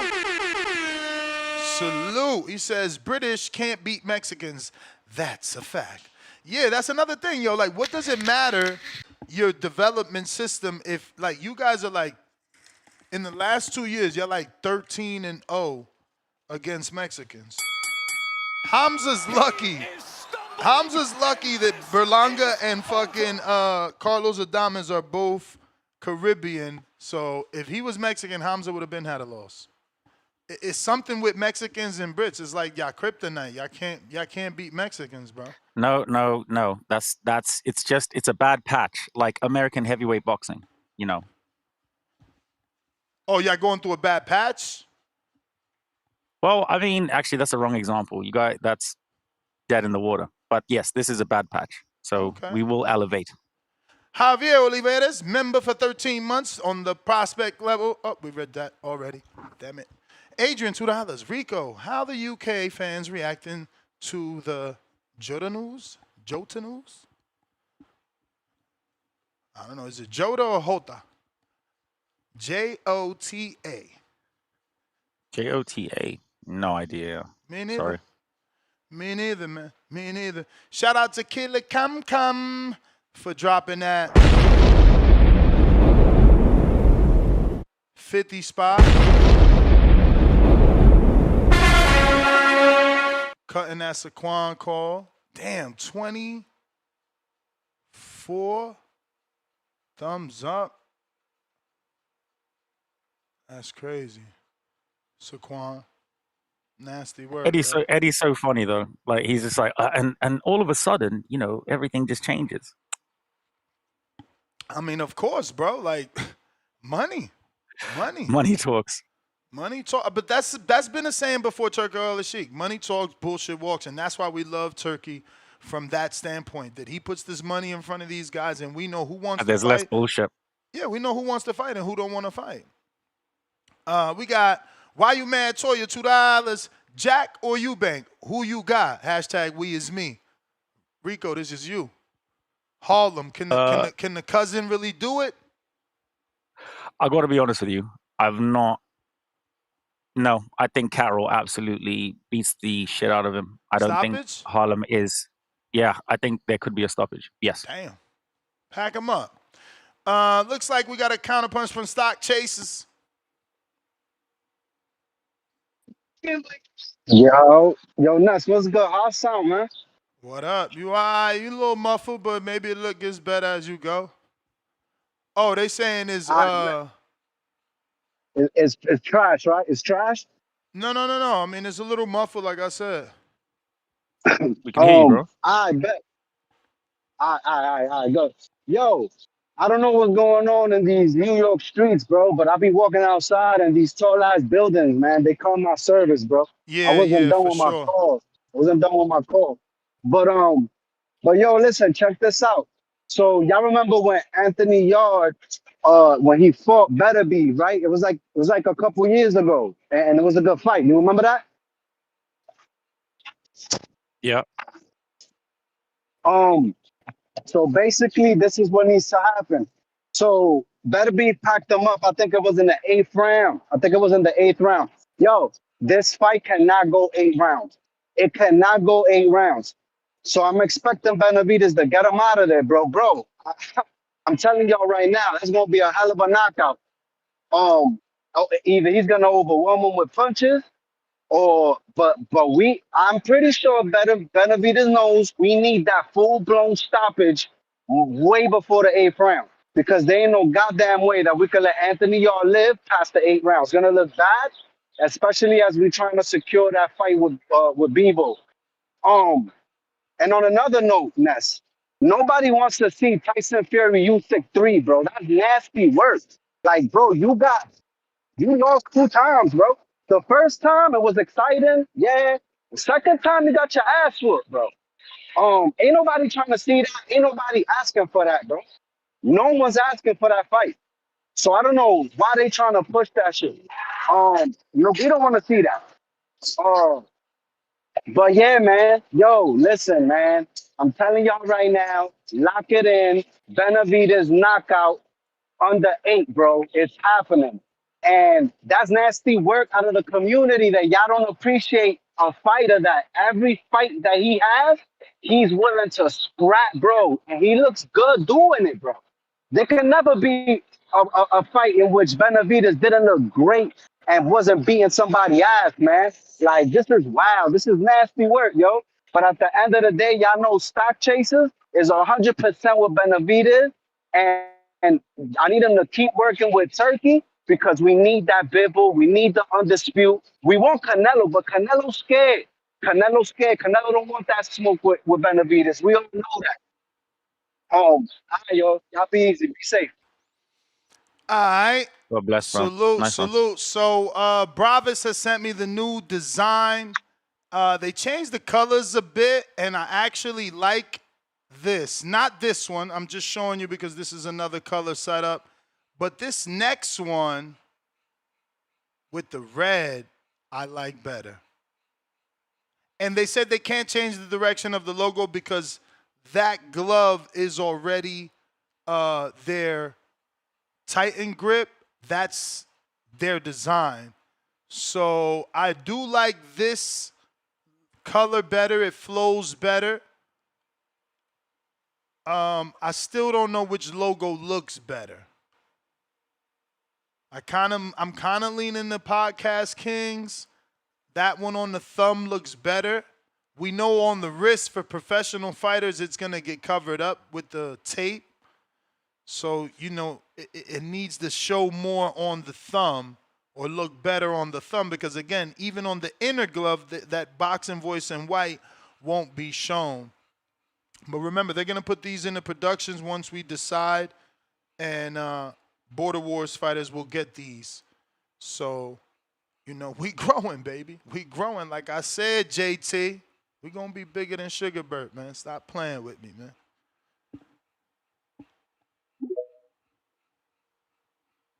Brown Boy Fresh.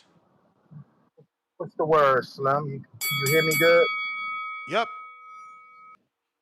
Yeah, what we talking about? That fake ass monster.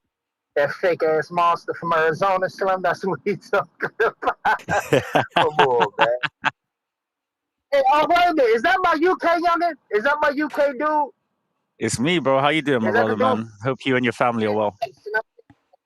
Yeah, I fuck with you, Slim. I fuck with you. All right, Ness. All right, look. David finally taking this is second fight we asked for.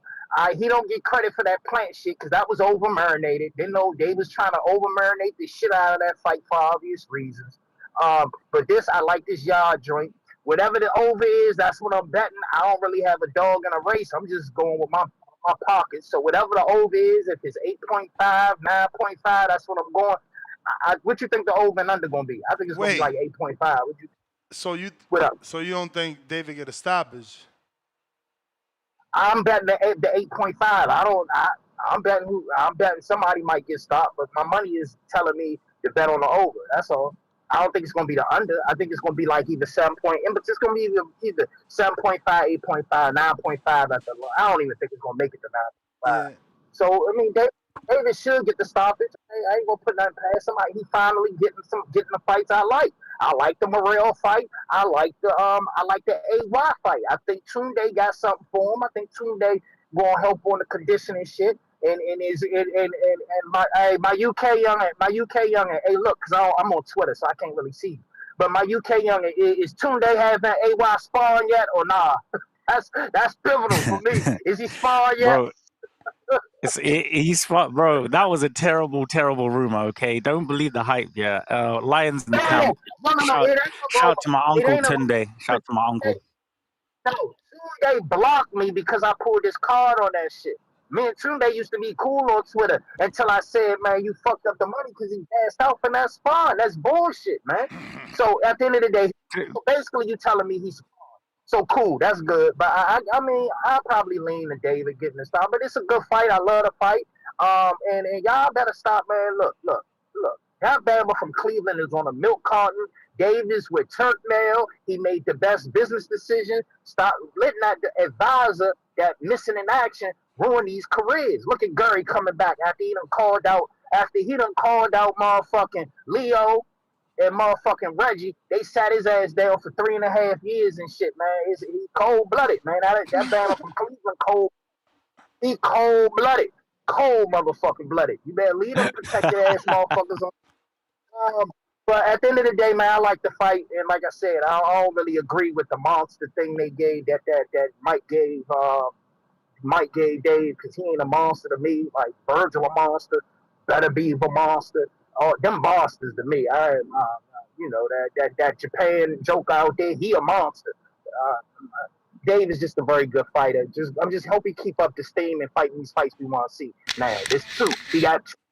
I'm out, Slim.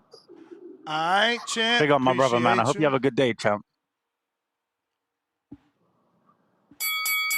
You may feel like it's your time, but it's not. Getting on these super chats. We got another $50.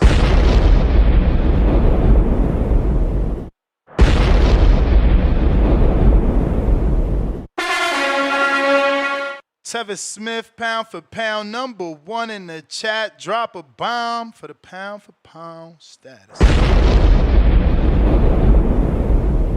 $50 super chat says, counter punch, Spider Rico, dove emoji, prayer hands emoji, angel emoji. C-Dub, $2. American fighters or divas? Not fighters. Yeah, we the biggest fighters though. Adrian, $2. Biggest divas. We still the biggest fighters. Diogo Jota passed from Liverpool. I sent it to your WhatsApp, Mr. Rico. That was another super chat from Adrian asking you about that guy. Do you know him? No? Michelangelo, $2. Rest in peace, spider emoji. Rico, web emoji. Ness, hit the bells. Hashtag we is me. Replay emoji, right? Prayer hands. You sure you sent it to my WhatsApp? You sure you sent it to my WhatsApp? I haven't got anything. Oh, you're right. I didn't send. It's there now. Never Making press me send. look crazy. Never press send. My bad, bruv. My bad, bruv.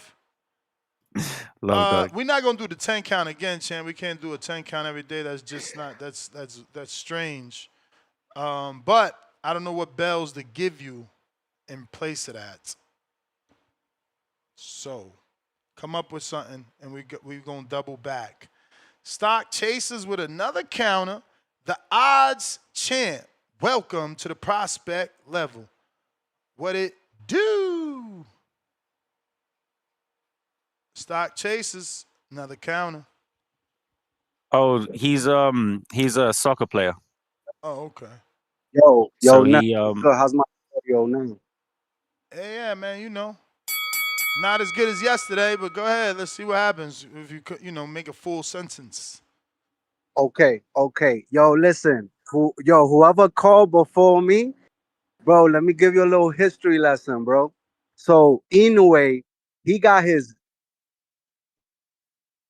name, the owner of his gym. Love to shit.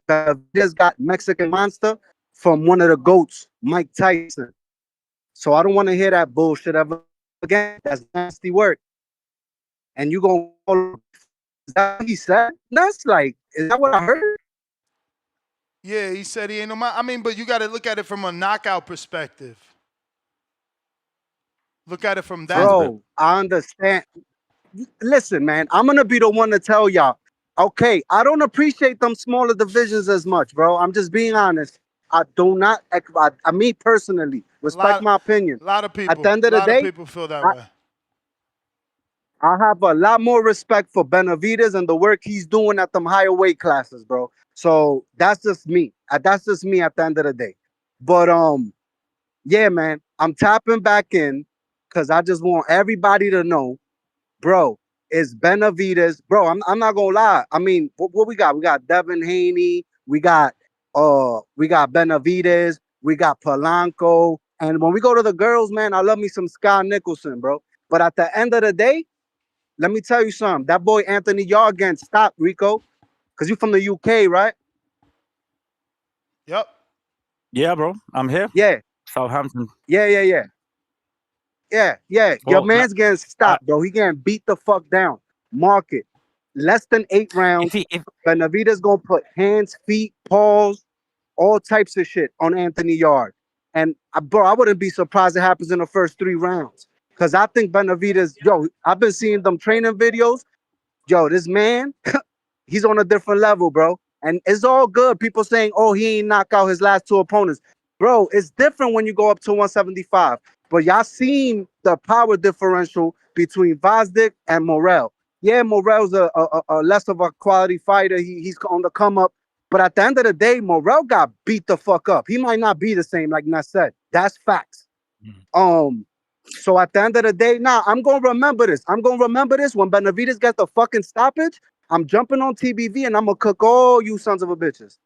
But yo, thanks for having me. Rest in peace, Spider Rico. Yo, y'all be easy. You too, brother. Big boss, Bandalorian. Bandalorian, my guy. Hey man, what Chase is talking about? Like, are we not expecting David to be like a goddamn minus 350, minus 400 favorite? So what the hell is there to cook? I don't know. Stop be losing me, man. Because aside from that, I'm with him. You know, like What you mean? I ain't mad at David. I like Benavidez. You know, and Morrell. That's my guy, of course. I got him beating Katayev, you know, but I'm still rocking with my guy, of course. We're gonna wait till next week on this, because like you said, that fight ain't been getting the shine, but you know, I'm gonna give it a shine next week. But Aside from that, hey, same to you, Rico. Shout out to you, Rico. You're my good mate.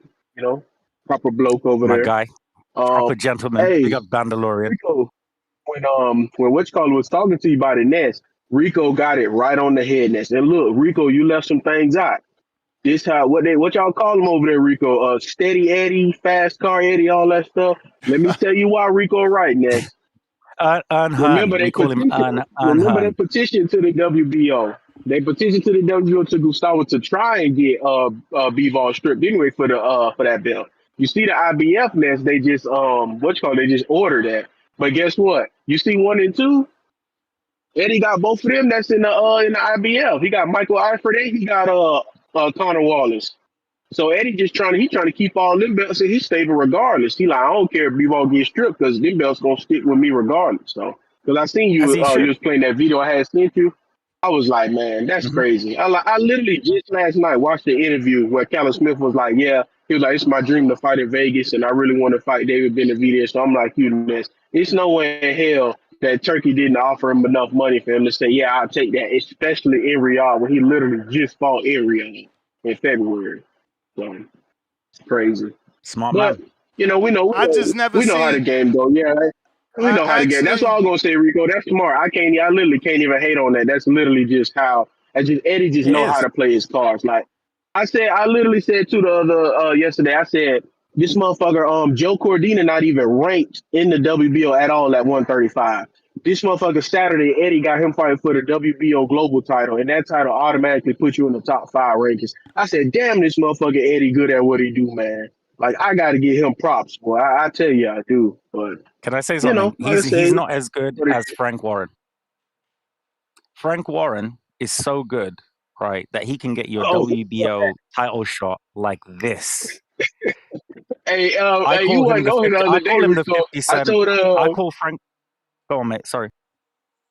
no, I said you wasn't on here the other day. I told Ness, I said I always thought Danny Dubois was sick for real till I see how much money this motherfucker was making the fight. I said, never mind, Ness, you was probably right. I said Frank that gave Dubois that call and said, sit your ass down. So, You mean yeah, man. that's all I had. It's That's all all I very. had, y'all. I'm hollering at y'all. It's all very Yo, big love, political, Mandalorian, man. Shout out, bro. During that call, I was actually gonna say like I never seen nobody turn a Turkey offer down, but that's not true. Like Jerron's turned down, Dubois, fake sick out of fights.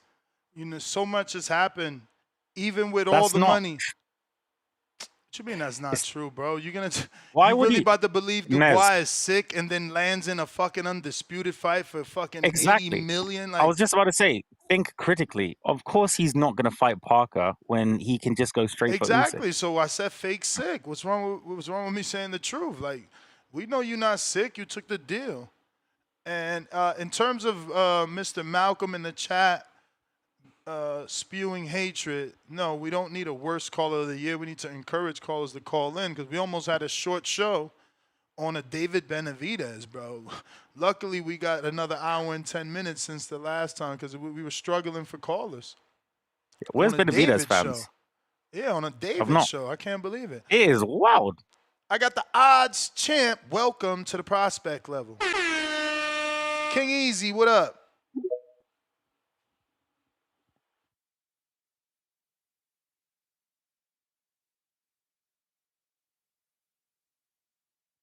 King Easy. All right, you might need to jump out, jump back in. Mr. PBC.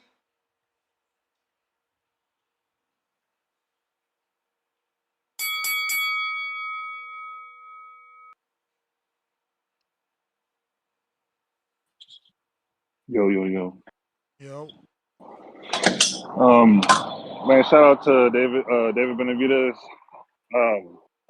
Ness, I don't know why you're not saying it. I feel like Callum Smith is ducking David.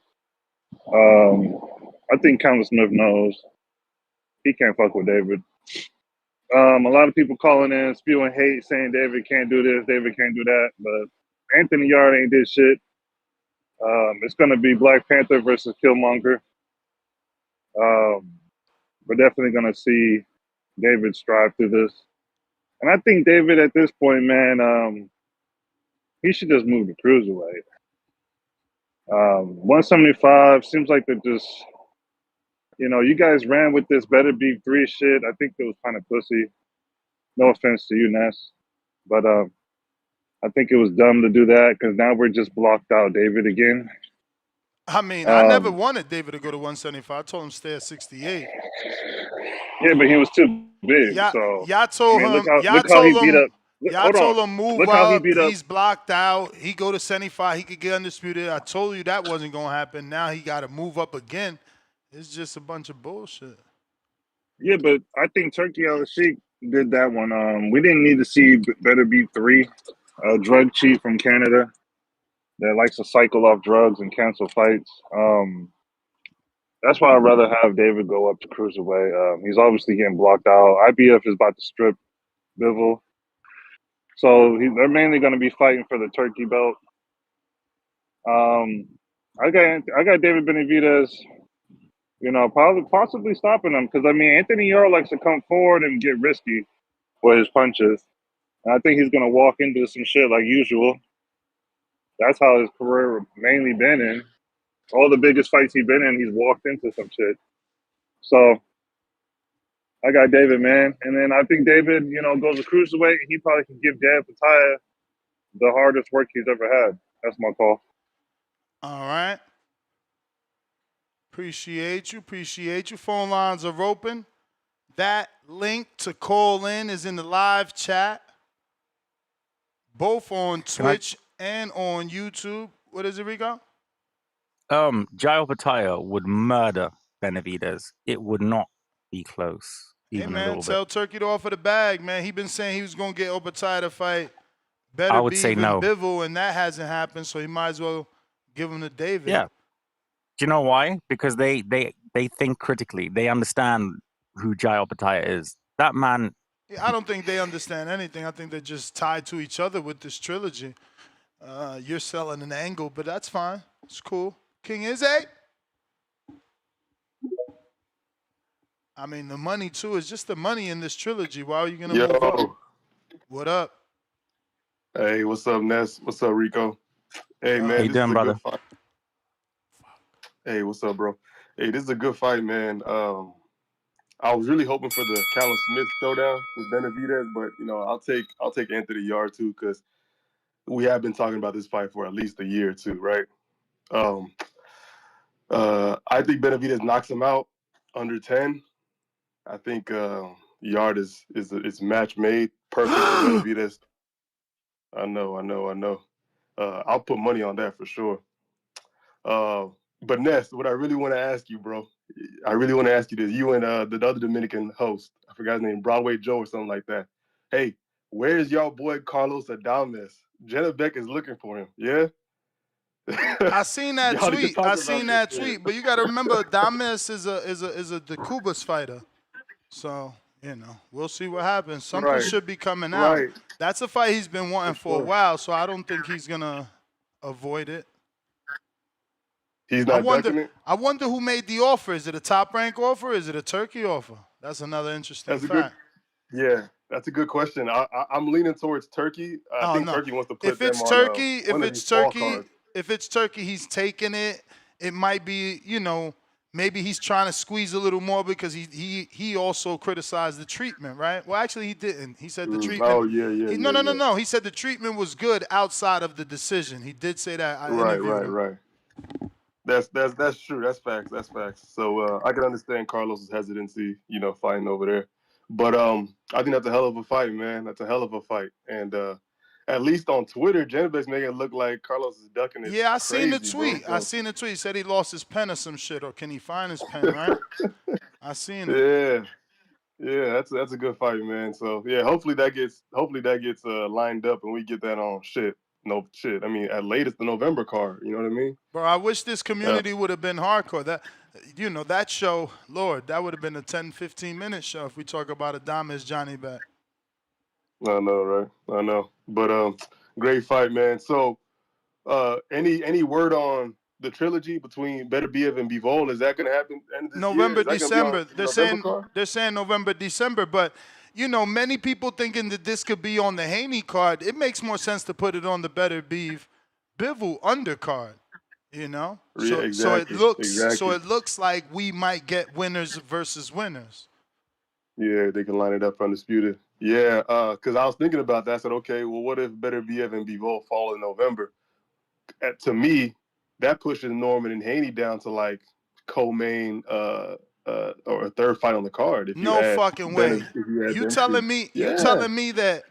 that David is the main event over Norman and Haney to you?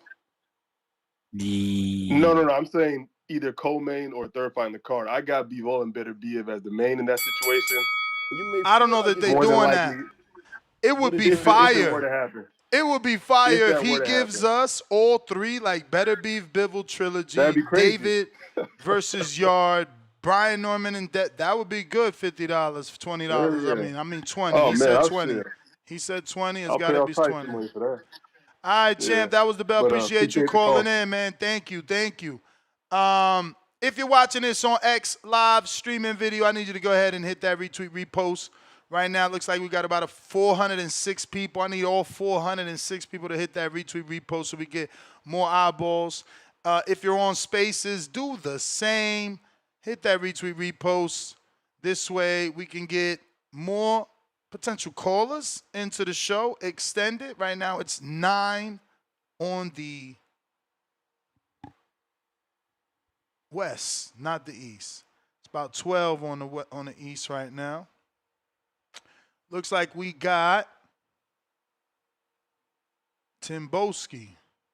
Yes. Wagwan, Nestor. Hey, what's going on, my G? Rico, I My told you already, dog, what don't are you have saying? it. Don't have it from these blasted Americans, fam. Hey, salute to the community. Hey, listen, Ness, man. Before I start punching on that bag, man. Hey, yo, I apologize. My condolences to a dear friend of yours, like Spider Rico. I never met the guy. I don't need to meet him. You get me? I always enjoyed his calls. Sometimes very educated, sometimes a bit obviously off the rails because of the type of person that he was. Like I said, I don't need to know you. All I need to do is hear about you, or I need to navigate the way I navigate people's. Just need to hear them speak for a while, you know, so I understand how they navigate, you know what I'm saying? So I apologize for your loss, man. That guy meant something to the community. I told you, man. Don't let your past haunt you, man. I told you we're only here for a certain amount of time, man. We don't know when we're leaving this motherfucker. We don't know. So like I said, just take care of yourself. That's why I always wish everybody a happy week. Their that's why I always ask and say, are people's families well and healthy? You get me? But like I said, man, I don't know how long I have left in the ring, man. But we're gonna get straight to the business. I hear people calling. I writ down your names, man. Stock chaser. You stay chasing them stocks, boy, because you're gonna invest stock when Benavidez gets broken down by someone like Anthony Yarde. It told you big, real strong power puncher. Someone like David Benavidez he's stuck in between a rock and a hard place. I like David Benavidez. He's a fan friendly. He cares about the fans. That's one thing I like about Benavidez. He cares about the fans. But it's the fact that I told you, you Americans, you put your fighters right underneath the microscope, and when the sunlight hits them, you know it to be seen. After that, they get burnt out. Not to say that's what's gonna happen to David, but like I said, man, the man comes. It's a great, and he ain't not who called in talking about stylistic, style tailor made. Man, shut up, man. Shut the hell up. You don't know. No real breakdown of any sort or nothing. Like I said, man, you got Dave Benavidez, real orthodox size, physical advantages, very aggressive coming forward, solid jab, heavy combinations, a real true champion in the division. I was wondering why he never fought the James DeGales of the world, the Zurdos of the world. He never fought Callum Smith. Like I said, never fought those guys at 168. But now he's fighting. He already fought David Morrell, young and up and coming guy. He fought old, but tailor-made Gosvick. So now he's up against a real hungry Beowulf. You know what I'm saying to you? On a 4-fight win streak. Where we're punching. We're punching. We got real punching power. Because that's what the UK. And yeah, you're talking about Bud Crawford and Jerome Miller. Why are you surprised, Ness, man? That's why you ain't got no heavyweights over there. All your heavyweights ain't got no technical ability. They ain't got no real strength. All your heavyweights, all I hear from the Americans is, oh, we playing in the NFL, man.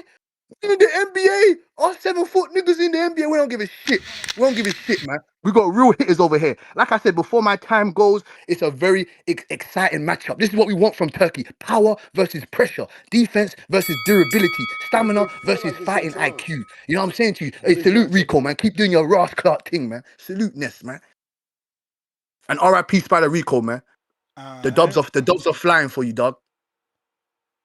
Bro, you're the greatest caller ever. King Counter, Mr. PBC.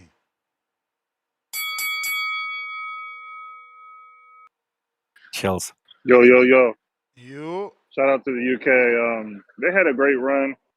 You know, we had Buatsi and Callum Smith. And now it's Yarde.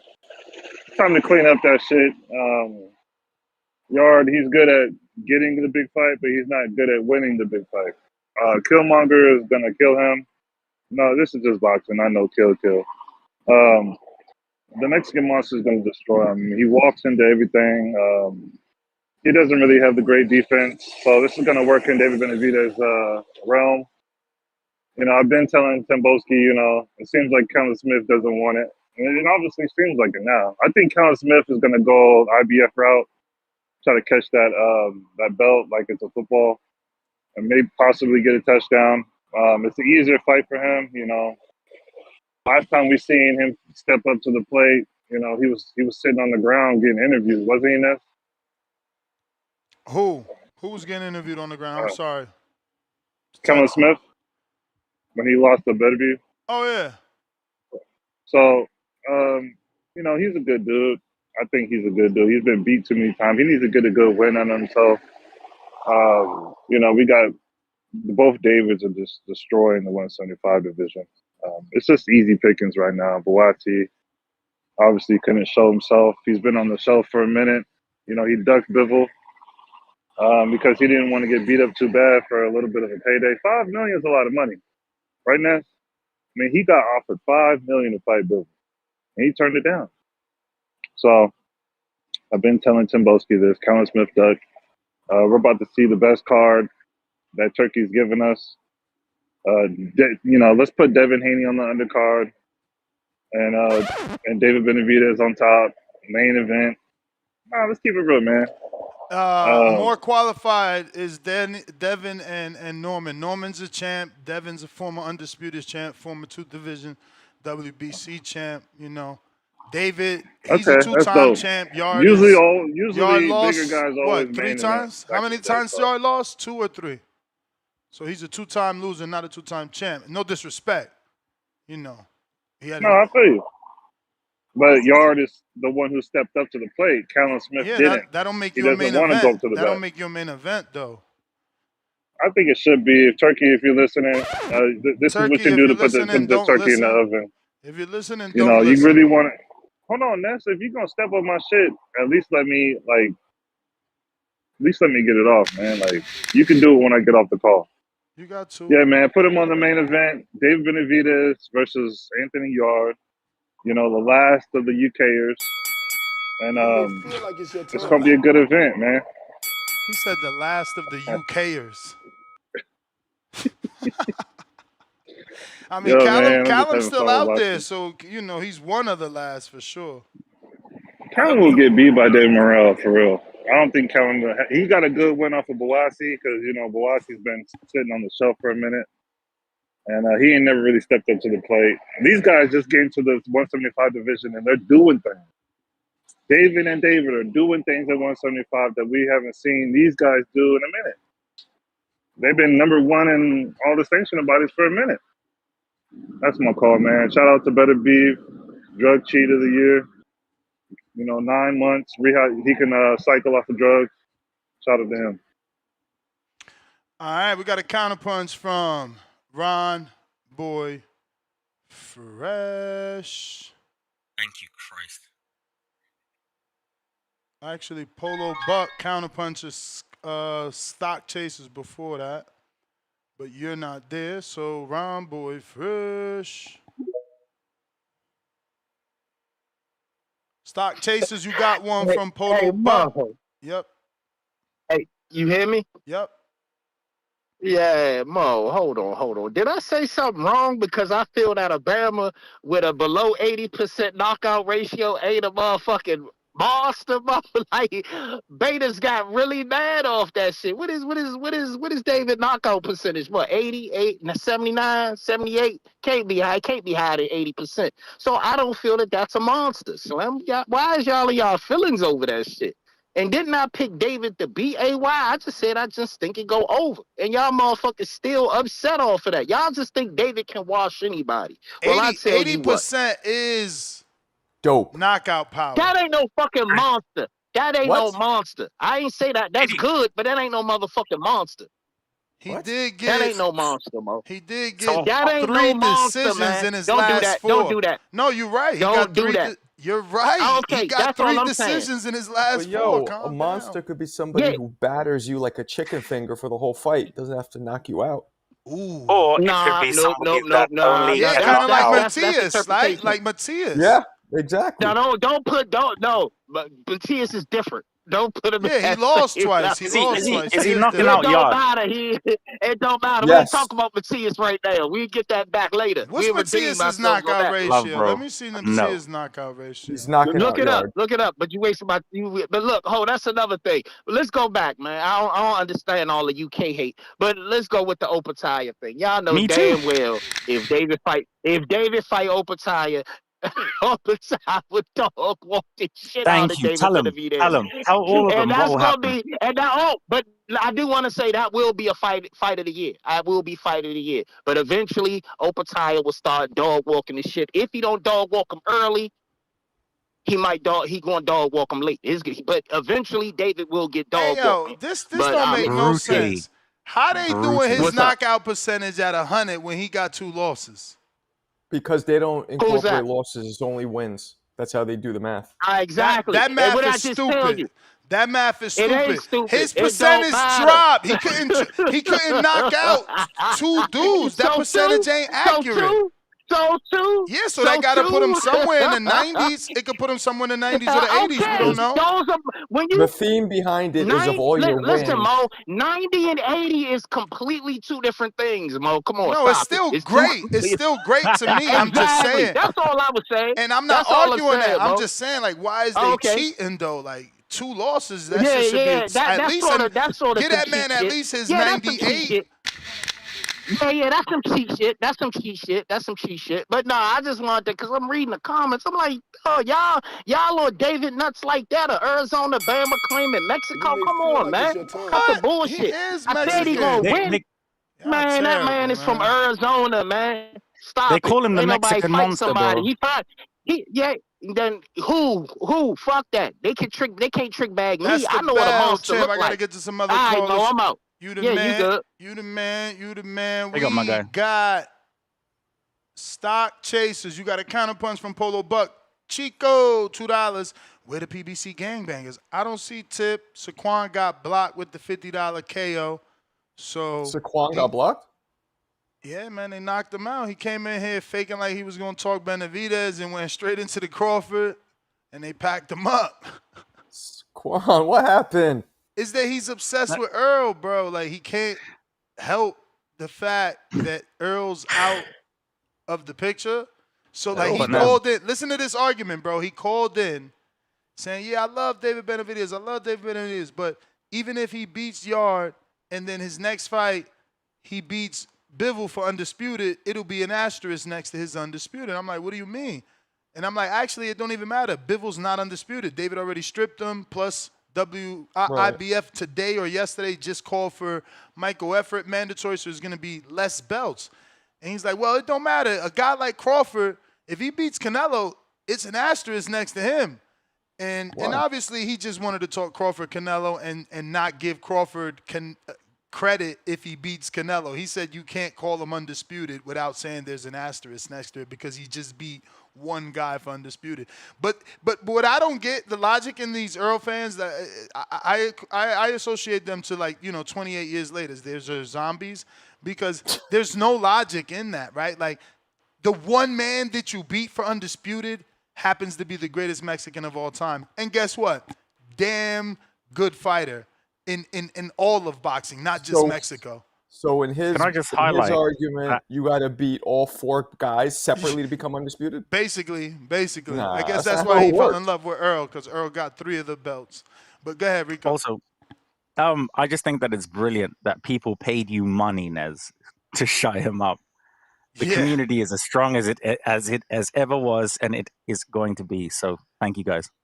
Yeah, no, listen, I do like Saquon's calls because I love to hear the other side. It's just his, like he's a PBC suicide bomber. But Des, I thought you had a great relationship. I thought you had a great relationship with the PBC. Like that's Yeah, I mean, I do. But I'm also a realist. Like when you do good, you do good. When you do bad, you do bad, and it's just like that. The same thing with David is like, these moves that his team has been making are not good. Now we're going in the direction that we should have been 2 fights ago. So he didn't have to fight Vozdek and bring him out of retirement, give him 2 tune-ups like he's Tyson Fury. Yes, it's one of the best names on his resume now. So, if you're having that conversation with Canelo, who you fought, Vozdek is a good name to have. So, eggs on my face, but he should have fought Yarde. Do you think Yarde's going to win? Is your Britishness making you believe Yarde's going to win? Oh, hell yeah. Nah, it's not happening. Yes, him and Timboski picked him. No, so yes? I can explain. Yarde is a come forward pressure fighter. Now, if we look at the Vodzik fight where he, Benavidez was obviously the higher output and what have you, he looked the more injured fighter at the end of the night, which was kind of weird considering that Vodzik had been out for 3 years. Against Vozdek? Considering that Voznik had been out for 3 years, this is just my opinion, by the way. I believe that Yarde, a career 175 fighter, will absolutely cut through Benavidez like someone chewing a taco, for example. What? How old is Yarde? How old is Yarde? What? Yarde is 31. Bro, hold on a minute. Hold on. 31? Rico. Yes. But wait, how can Yarde cut through Benavidez like a taco when he didn't even do that through Lyndon Arthur? He knocked out Lyndon Arthur once out of 3 fights. Lyndon Arthur went the distance with Bivol, showing a great fight. He and Yarde have fought 3 times. Now we giving guys the title for great fight just because they went the distance. If you're allowed to use caveats and concessions to build your agenda, I think I can do the same. Did he show you great defense? Like he just went 12, and you're talking about great fight. I mean, yeah. But then we laugh at Berlanga, right? Yarde is 33, but he has some I haven't mileage, lost to Berlanga. I actually wanted Berlanga to do quite well. As a public, though, we laugh at Berlanga for celebrating a 12-round loss. So I don't get it. Everybody celebrates 12 rounds with Canelo. No, they shouldn't. Yarde is 33, and he has, the Kovalev fight. He has some mileage on knockout. Yeah, he has some mileage on him. So the trilogy with with Lyndon Arthur. Yeah, he has some mileage, man. No high level win. What's his high level win? Yep, I would trade it in for. I didn't say that he did have one. He lost at every step up, and he got an upset loss on his resume. He's nice, true. He's good. He's a fun fighter. He's a fun fighter. He's a good fighter. But at this point, he is. I'm not even gonna say underachieving because he doesn't have a big amateur background, right? No, he doesn't. That's exactly. True. So he's not even underachieving. He's doing the best. However, he's heavily decorated within the WBO international champion. Yeah. I mean, come on, bro. WBO is Frank Warren's buddies, just like they belong to Top Rank. That's what American prospects use to elevate themselves for title shots. So I don't see why Top Rank Yarde prospects. You mean Top Rank prospects? Yes. I didn't Top say Rank. that. Listen. Let me give you some knowledge. Top Rank and Warren have an extremely good relationship with the WBO. Everyone plays nice with the WBC because it's the best belt. You see that Eddie has been establishing an extremely good relationship with the IBO. Have you noticed all these IBO belts on Eddie Hearn shows? As well as all the... Did you say the IBO? Yes. Who gives a shit about the IBO? Eddie Hearn. Eddie Hearn. Nez, please don't insult us right now because that's not even a nice thing to say. So obviously Al Heyman has a great relationship with the WBA, right? All of his fighters pretty much can do whatever they want over there. I understand you're saying the promoters have allegiances or great relationships. Frank Warren obviously had all of his fighters fight for the WBO title during the early 90s, mid-90s to the noughties, and that's how it was legitimized in 2004. I understand the history. Like it's all there. But Yarde is exceptional, and I do believe that. Wait, but he hasn't performed exceptionally. Yeah, he doesn't have an exceptional win. He never beat an elite fighter. You can't He use went to these Russia. words. He went to Russia. Have any of you guys been to Russia to fight Kovalev, the champion? He lost in Russia. He got knocked out. He was doing well though. I gotta move on. We gotta well, he didn't hit it. Hey, no, this is why I say that Brits are the best fans because they don't care. They don't care. They just love their fighter. What year was that Kovalev fight? That was a long time ago. I got Jeremy. Let me get to these super chats. $10 super chat. What is the deal? Jao Pataya, the man, should be a superstar worldwide. Is it the promoter? Why hasn't he fought in Vegas? Does the Zurdo fight in Vegas make him a superstar or the Benavidez fight? Probably Benavidez, then Zurdo. Like Benavidez to get popular, Zurdo for the accomplishments. Because if you do it maybe you could do it backwards. This way, David fights you for the accomplishments, simultaneously giving you the popularity you need in an American fight. So, like, if he beats Zurdo and he's got 3 belts, and now David moves up to fight him at cruiserweight for all 3 in Las Vegas, it could make sense. But that fight would not be in Las Vegas. That'll be a Riyadh season fight, and only Riyadh season will decide where it'll take place, because Opataya is definitely a Turkey boy, and from the looks of the latest interview we played today, David is now a Turkey boy. So those fights happen where they need to happen, man, according to Turkey. Fury Usyk 3, he's announcing all kinds of shit. Yeah, no, he's on. I don't really care for that. Like, I don't get why Fury gets another rematch. 2 back-to-back losses.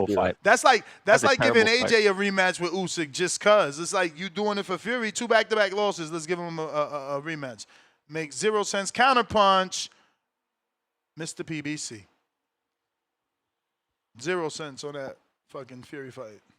Yeah, but he wants to get Turkey. I guess that's one of Turkey's favorite fighters, right? It's Crawford. And then he says, "I'm only coming back for Usyk, Dubois, and who was the third name?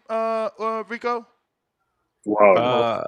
No, he didn't say Wilder. He did? No, I'm joking. No, I'm only joking. But the thing is, he didn't say Joshua.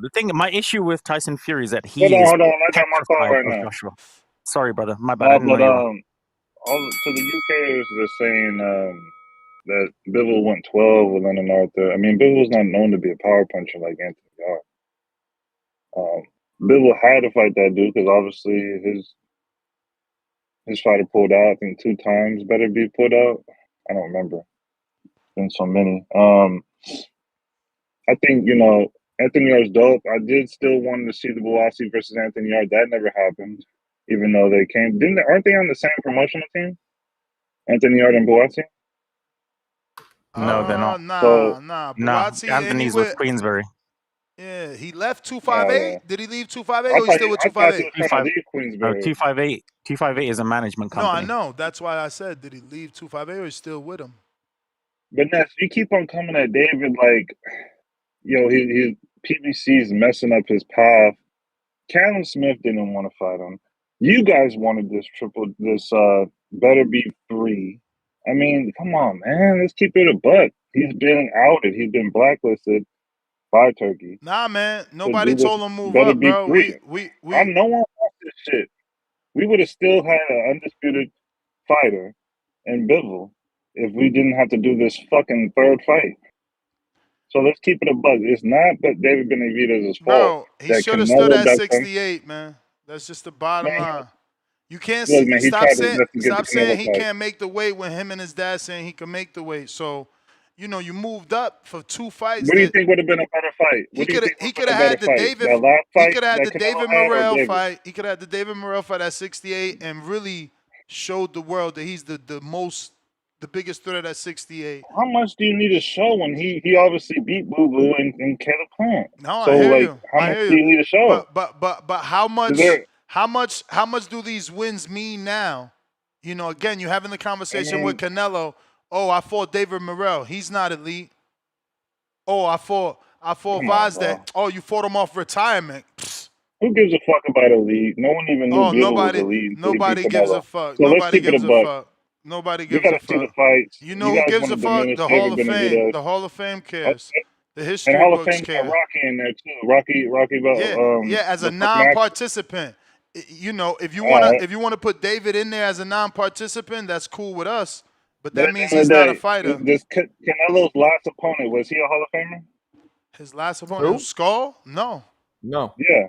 So No. I mean, He was terrible. David tried his best to get the Canelo You fight. can't Now he compare went up to David. fucking 175, and now everybody wants Delusion. this third trilogy. No one wants it. No one wants it. Let's keep it a buck. There's no No one hype wants for this what? shit. There isn't. We There could have isn't. been had David Benavidez and Bivol, which would have been a better fight. Let's Well, keep it a buck. well, let's keep it a buck. David But it's not was your out time. here saying he don't want to fight for Riyadh. You feel me? So we had to wait till David to come on the Riyadh side. Can't be making fights from Let's the keep it a outside. buck. That it seems like Riyadh wants to keep the belts on their side. That's why the third fight's happening. David What belts, obviously bro? did what he needed to do. Those belts are getting stripped. Riyadh just wants that fight, but that's the bell. And CYP counter.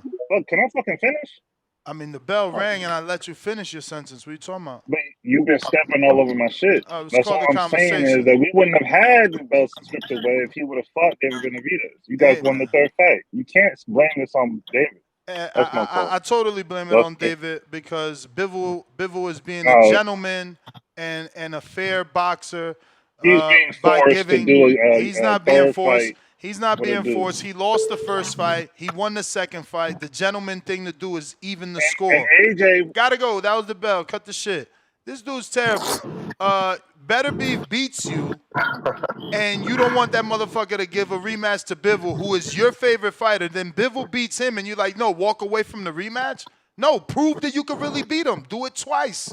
This is crazy. Guys, CYP. Yo, I'm gonna prove that I'm being a nice guy because I heard the jabs that the UK caller took at the American heavyweights, and I'm gonna let it slide. See that work? Oh, that was actually host Rico. Host Rico said that our heavyweight scene is dead. Damn, Rico. It's a fact. I mean, he kind of has a point. Even your voice annoyed the fuck out of me when you said that. And I'm gonna let it go. I'm gonna let it slide. I hate that voice. It's good in movies though. It's good in movies. You know what I'm saying? Every time I hear that, I'm like, them motherfuckers. You know what I'm saying? All right, I appreciate your hate, but I mate. called in on the Honestly. series. Oh yeah.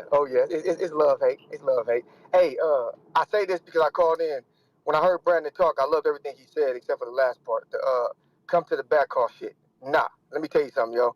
That back call has not been the safest place for people's mental health. And that's coming from CYP who started that shit. It's not. There have been dudes back there who are still back there now who have taken mental breaks from the back call because of how toxic it is. So if you're trying to have your mental health stronger, I advise you, don't go fucking back there. It's nothing against the dudes back there, but it's reality. I created, I can say what I want to say. I'm the creator. I can say what I want, and it's reality. I was a part of it. JT, J-Max a part of it. A lot of them niggas back there are a part of the drama that goes on back and forth. Look, Spider Rico was more Team CYP than he was back call any fucking way, and we know that. And I'm telling you now to give y'all advice. I'm not trying to start no beef between me and the back call, because truth of the matter is I don't give a fuck if it's beef. But I'm trying to be peaceful, so I don't care. But stay from back there if you ain't got thick skin and you okay with people threatening you, trying to fight you over your boxing opinions and calling you names and then trying to be your friend a week later. That's how that shit roll. They can lie to you all they want to, but even Ness know that shit is true. CYP out. Peace. Big up, bro. I hope, like, Nez wants to give me an elbow from the top rope. I hope that's not the case anymore. Nah, I mean, look, the heavyweight division in America hasn't been looking too good for many years. It is what it is. Yeah. Ever since Lennox Lewis decimated But it's it. world boxing, you know. We just get so tribal. Lennox and then Klitschko came in for like 10 years and bored the shit out of everybody. But won. Is it Jamal and you don't pronounce the E at the end? But you ain't connecting. You in that phantom zone. You're going to have to jump out, jump back in. Pat Bandero.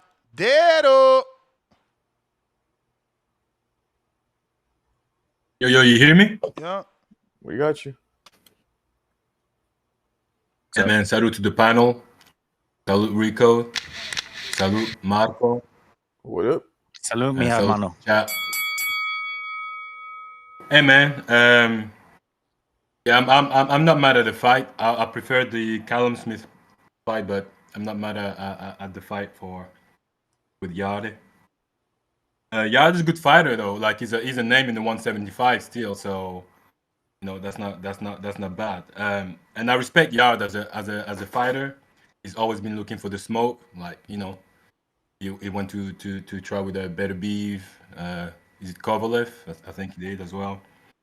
So he's been challenging himself. But as far as the fight against David Benavidez, he's a come forward fighter, Yarde, and I think that's tailor made for David Benavidez in my opinion, because Benavidez has got faster hands.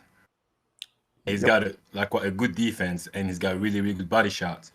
Yarde's got I don't think he's faster than Benavidez. He's got good punching placement.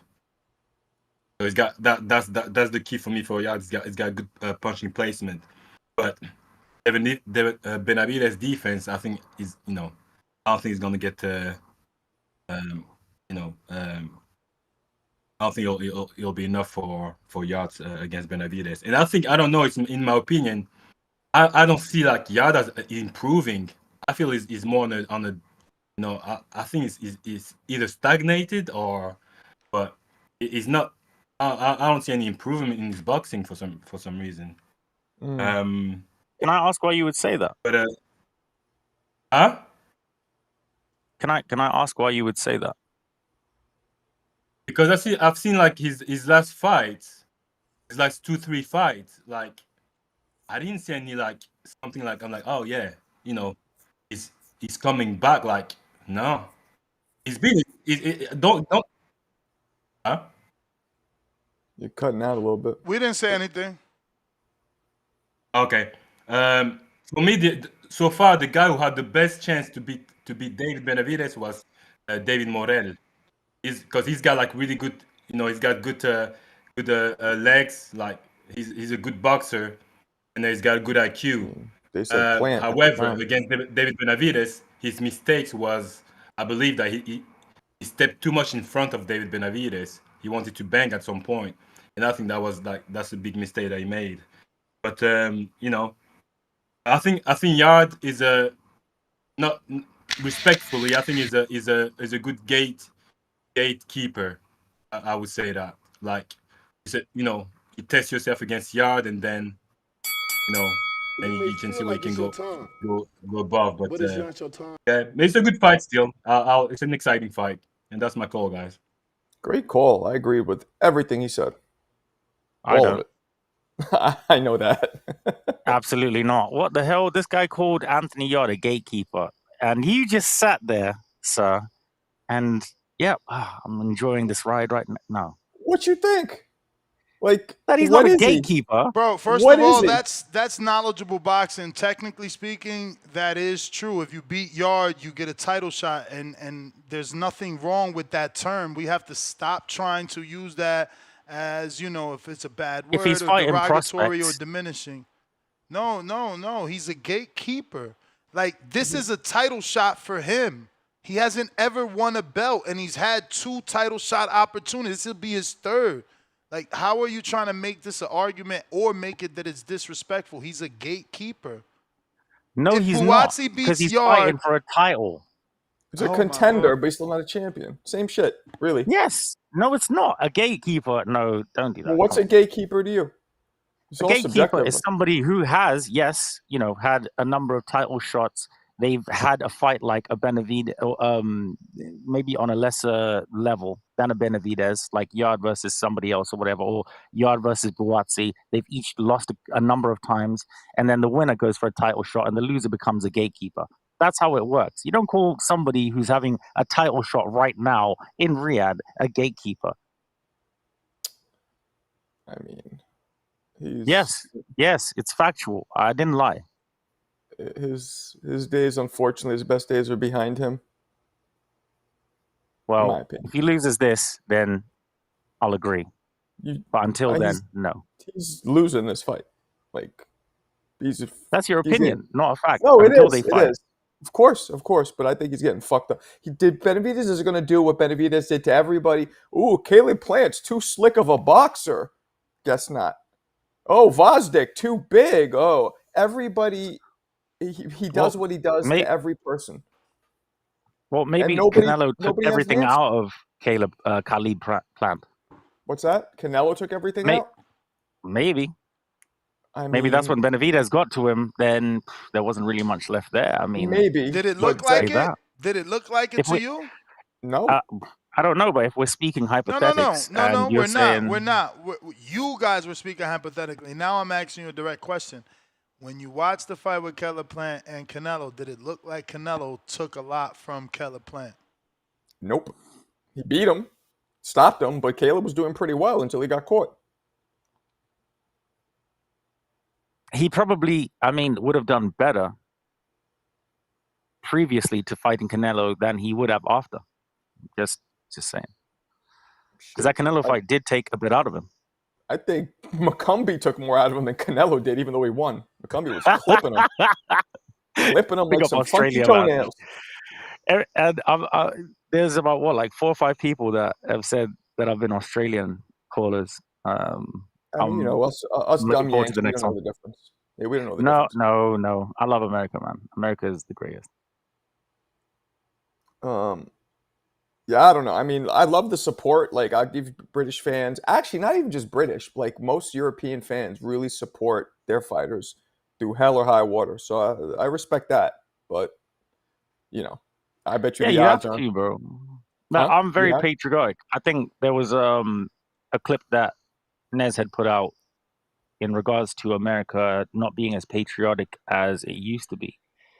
I feel that's very true. I just don't see, you see like the on X, formerly known as Twitter, people, engaging in this and that. But the thing is, when it actually comes down to the fights and the support, it just doesn't seem like it's there anymore. Oh, absolutely. Like And a fighter at Conor Benn's level in America wouldn't make nearly as much money as he does being British because of the support that you guys give him. And he's a great fighter, by the way. I think he's very exciting.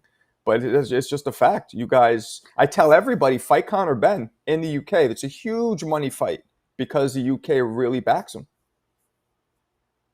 We don't have it like that here. We're jumping off the bandwagon every 2 seconds in America. But this is the thing, like with Shakur is an incredible fighter. I hope that, now Norman Jr. and Devin are going to mix it up over there in Riyadh. There's more support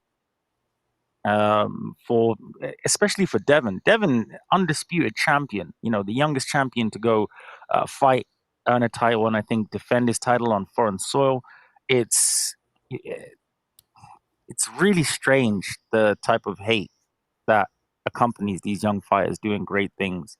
And even like looking at your heavyweight division, for example, like banter and trolling aside, you've produced the greatest fighters in history, like the Mike Tysons, the Riddick Bowe's, Joe Louis, Joe Jack Louis, Johnson, the Right Master. I mean, incredible fighters. Even like David Tua, like fighting over in America, and that was the Mecca. And Nez gets angry when I think I asked that question to one of the callers when I said, "Is Riyadh becoming the new Mecca of boxing?" Because it seems as though all of those big fights are coming away from America. I mean, it doesn't matter as much because of internet, and we have so much more capabilities to watch fights wherever they are now. I think that mattered more when people traveled more to the fights. But this is the thing, we'll travel over there, like British fans will travel over for Anthony Joshua. You guys haven't traveled over here since Ricky Hatton, man. Not even That's AJ. not true. That's not true. That's not true. AJ versus Ruiz. Let me finish my statement. Not even AJ brought the crowd of Ricky Hatton. You just haven't had that fighter anymore. Ricky, bro, think about it. Do the math, bro. Ricky brought like 30,000 to Vegas for fucking Floyd. Ricky got a Pacquiao fight. You guys just haven't had one like that. Not in a while. Yeah. AJ was supposed to be that guy. Maybe the second fight would have done it if he didn't get, if he didn't. And then he never came back. So it's like you got AJ sold conquered. out MSG. It's like you AJ got sold out MSG. Yeah, For Google Europe. it. Google it. Google it. I bet you he didn't do no fucking 20,000. Compare him to Cotto and Margarito. Come on, bro. But that's Madison Square Garden. He sold out the main arena in Madison Square Garden. What do you think and the MSG tickets. is? Yeah. MSG is where Cotto and Margarito fought. MSG is where you saying that AJ and Andy fought. So, like, again, did he do the full sellout or did Eddie just do a nice press release? Hawk, Maryland. What did you? Because I know Gennady Golovkin, David Lemieux, you Google that, he did 20,000. Damn. I don't know if that was Barclays or Madison Square, but I was there. That shit was fucking full to the rafters. What's up, champ? What's up, Ness? How you feeling today, boss? All good. What's up? How you doing, bro? So this fight, this a done deal? Yep. It's official. David over there at the Riyadh. David at Riyadh now. Okay. What's up to who you got in there today? Damn, can't think of his name. Who you got with you today, Ness? Marco and Rico. Okay, Rico, yeah. All right. What up, Marco and Rico? What's cracking? Man, How you doing, brother? Ain't too much. All right, my man. All right. Little boxing talk. But I think Anthony Yarde, he knows the basic of boxing real good. So he did real good against Benavidez until he got clipped. So he will put up a fight early. But the thing about David Benavidez is he not out there to get you out of there early. David ain't gonna get him out of there early. That ain't what David do. David beat you up, man.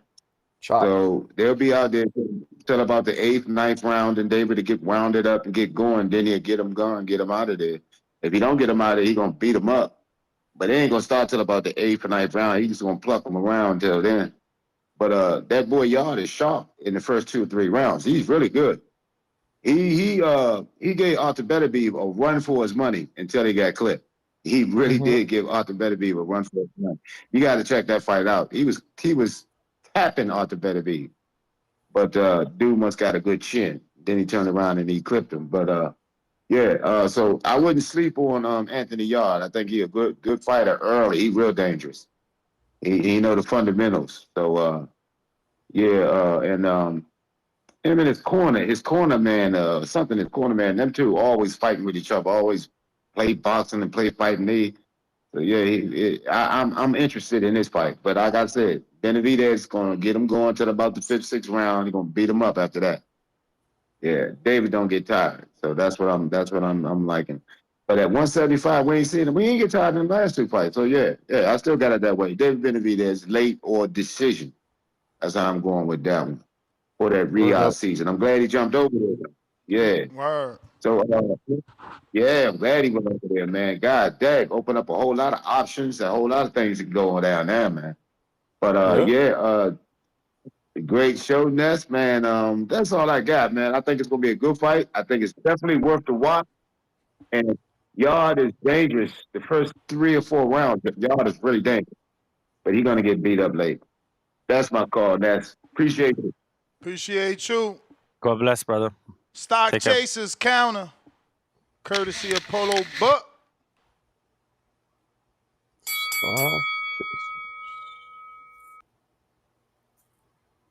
What up? Stock Chasers. Chasing stocks. If you're trying to call in, now is the Chasing time. stock. That link in the chat on YouTube and on Twitch. Yeah, man. Turkey is really stirring the pot. Good for him. He's incredible. Yeah, he's making fights, man. Making fights, giving people money. I just get worried if he ever leaves, it's going to cause inflation. Nah, What up? it's like the market, bro. It corrects itself. I hope so. Can't get. There's no. Bro, how do you Who have is me? inflation? We on the line. You on the line. Let You're me just there, say bro. this You're one there. sentence. 1 second. How do you cause inflation if you're not a house? You're not a sitting asset. You're a fighter that needs a network. You can't cause inflation. You're only deflating your own fucking That's value a by good not point. Yeah, being on TV.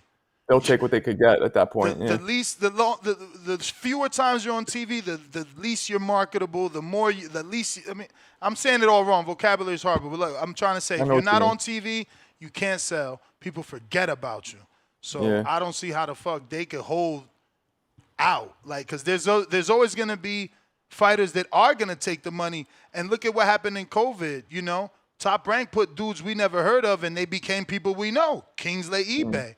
Go ahead, champ. All right, shout out you guys. I believe we got Marco, Rico, and Ness on the panel. Shout out Big to up, you guys. champ. Appreciate y'all putting on for us. I'm calling in on my lunch break from the hospital. Got to hear a little bit. And I also, just in reference to last night, man, RIP Spider Rico. We is me, man. It's crazy. I've been calling in about a year and a half, 2 years, and yeah, man, this shit got me grieving, man. That's just that was a special presence, that man. And so, rest in peace to him. I agree, Ness. I think if there's like a "We As Me" T-shirt that we can buy in the community or something, or a "We As Me" reward or award or something for the callers. But personally, I'd love to have like a T-shirt or something with that on there and like TVV on it. I'd be super into that.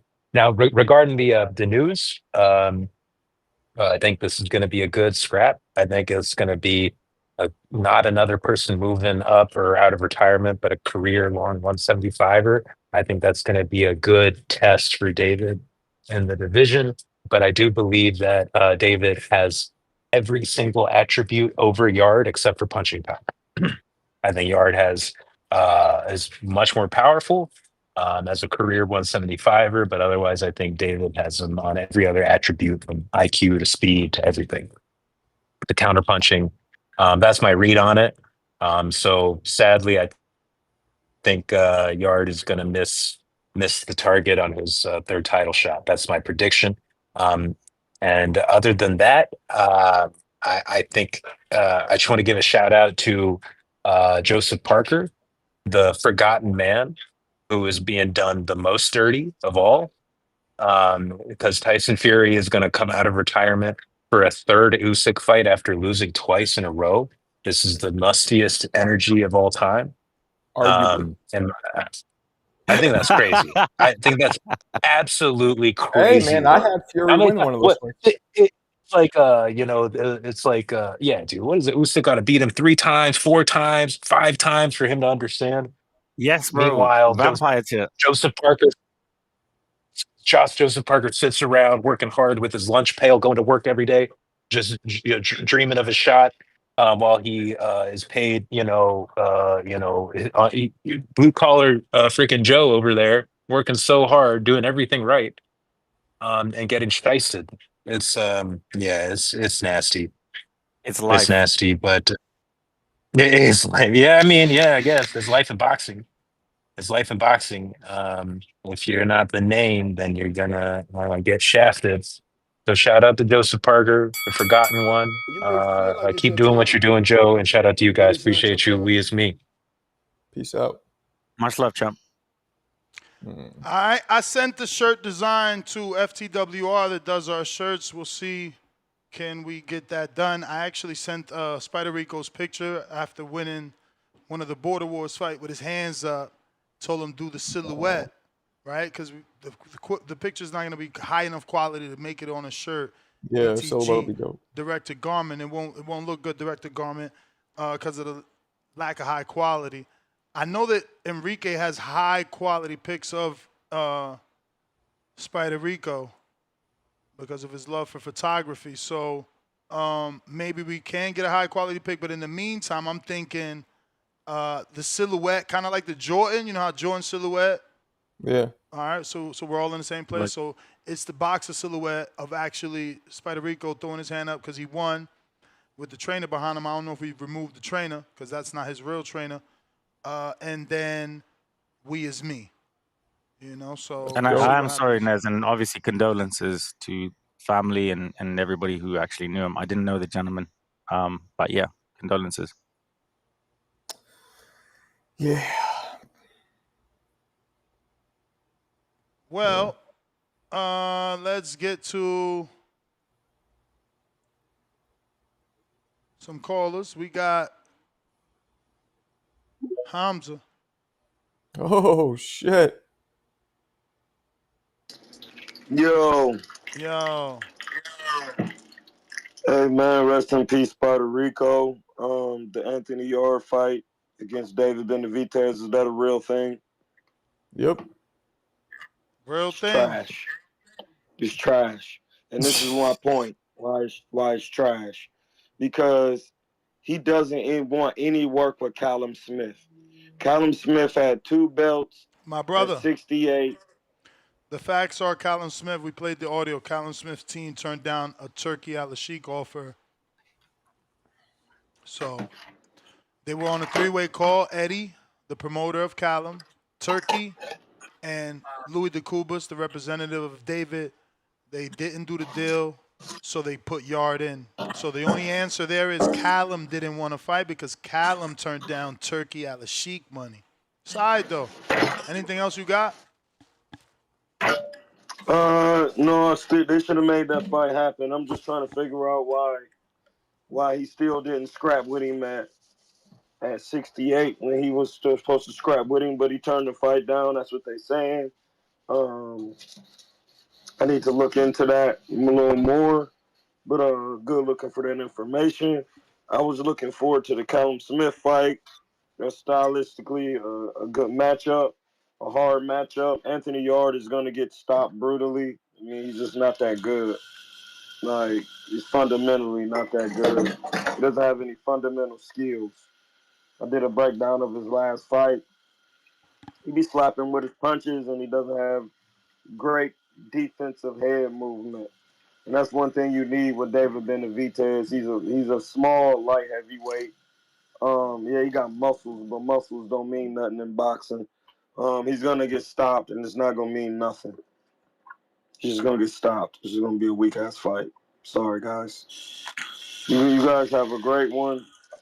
I'm not interested in that fight. I thought he was gonna get some work with Opataya or somebody like that. I was looking forward to that, but David Benavidez got to fight somebody a little bit better. David Morrell wasn't I will a be happy somebody? with who? David Morrell wasn't a somebody? No, he was a somebody. I was just about to say that. I That was was about to his say I last was. fight. Like, he just fought a I somebody. will be happier with even though David Morrell was a younger, unexperienced guy. I still would be happier. What happened to the Happier with amateur that. background and all that Cuban shit? Yeah, that shit cool, but this the pros now. Eddie, Dwight Muhammad Kwawi didn't have one amateur fight. He was small, light heavyweight and was giving everybody problems and a world champion. So like He you can was. have an amateur background, but it doesn't always pan out in the professional boxing. Hey, That's Hamza, all I'm saying. Yes, sir. did you watch the Hamza interview? Shiraz? Yeah, I was listening to it when you had it on. I like They, Hamza men- Shiraz. It's gonna be a tough fight for Berlanga. He got a good coach. they mentioned And you. You Andy heard him? Lee out of the Crunk Gym. It's gonna be a tough fight. You Word, heard them And he's mention not you? coming in at 160. He's coming in at a higher contracted weight. Yeah, he said It like could be a tough fight 193, for didn't he? I think he. And I he think he. said your name. I think he He picked said it your that he name. was gonna weigh 193. I don't think he Who, shared what he's going to Shiraz? weigh. Yeah. You talking about on the rehydration? Yeah. Yeah. Yeah, that's gonna be decent. Sometimes these weight cuts is what takes it out of the fighter, so they can't perform. You know what I mean? Like you lose a lot of fluid on your brain. At the end of the day, when you cutting weight, the Yep. fluid on the brain is the last thing to come back. That's why you can't take a shot. That's just Yep. the boxing knowledge. Um, Yep. I'm up to see the fight, and so I can break it down. Berlanga is a hard puncher, but I would like to see what how Shiraz does when he gets hit with a good shot. You know what I mean? And Berlanga does have confidence from being able to go 12 with Canelo, and that does mean something. I know people want to say, well, he lost, but no, like, not everybody gets to make it a full 12 in this boxing. Like, some people be getting stopped. Then they can say, well, I went 12 with him and gave him a tough fight. And Berlanga was trying to punch back. And when you try to punch back against Canelo, he does hit you. That's what makes Canelo active. If you just running around the ring, that's not gonna make nobody active. He can do what he could do the minimal and win if you just moving and not punching. Moving and not punching is considered running. So that's all I got. I'm just listening in. I'm gonna break down some fights. Hey, what did you want me to do with the Terrence Crawford? Whoa. Come on, fam. I said we doing a collab. You ain't even hit me up to find out when we could talk and see my direction. You about to put it all out there? Oh, baby. Oh. No, I was just saying about the Terrence Crawford work. I wasn't about we to. gonna text about that collaboration idea, my friend. Okay, it's all good. Hey, that's all you had to say. All I don't right. know anything about Terrence Crawford work. I was just asking. All right. No. Oh, shit. My bad. I thought you was done there. Defo did that on purpose. No. Z-Throat.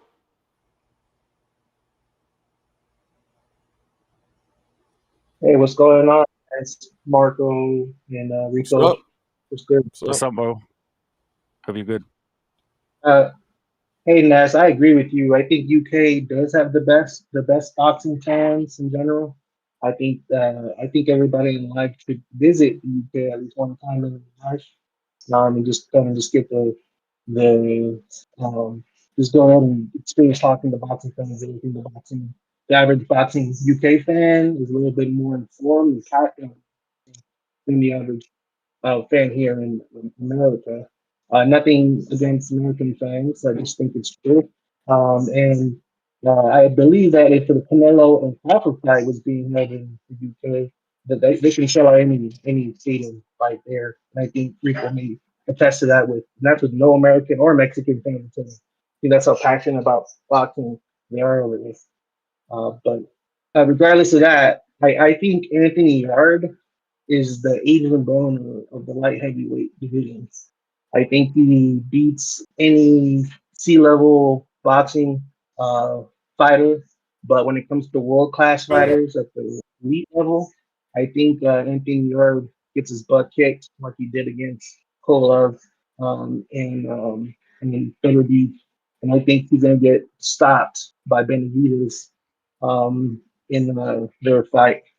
I think Rico might disagree with this, but I just think his level in boxing and he's in Anthony Yarde's and he is a gatekeeper, whether UK fans like to hear that or not. And as talented as he is, I think it's going to be an entertaining fight with Anthony Yarde style. But I think Benavidez stops him, and I think he should stay. I think he should stay at the light heavyweight.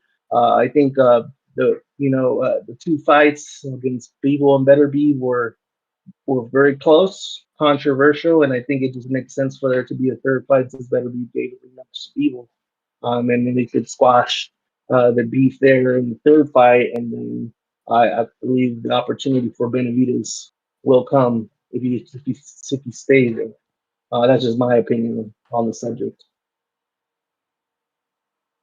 You were doing so well. Yeah, that's my take. You got it. Quest the best.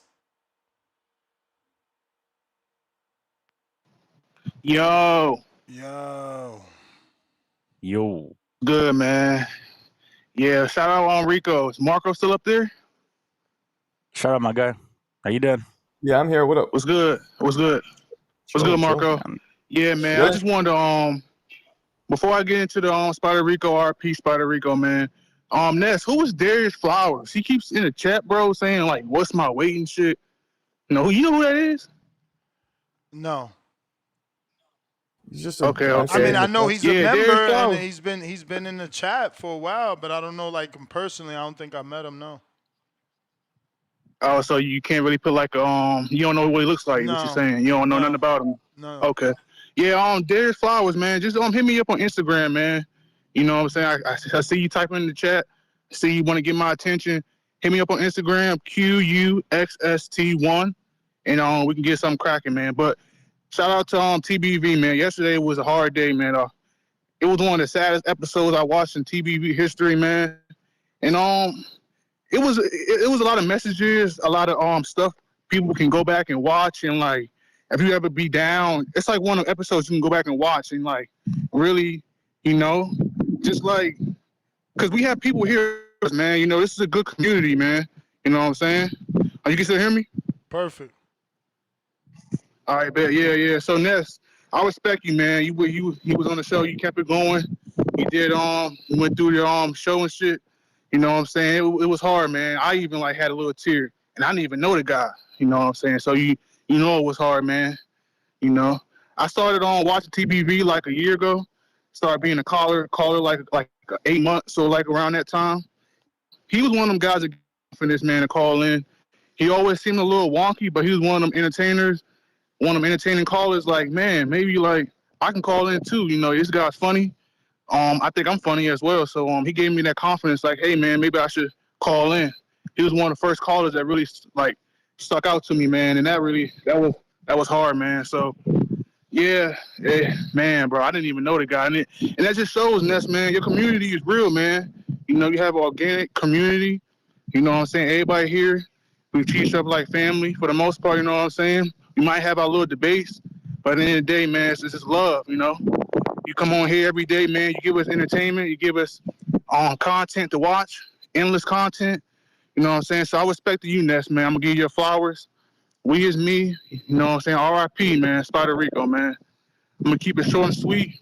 Good show, Ness. Keep it going, man. That's my call. All right. Appreciate you, champ. Peace. Have a good one, bro.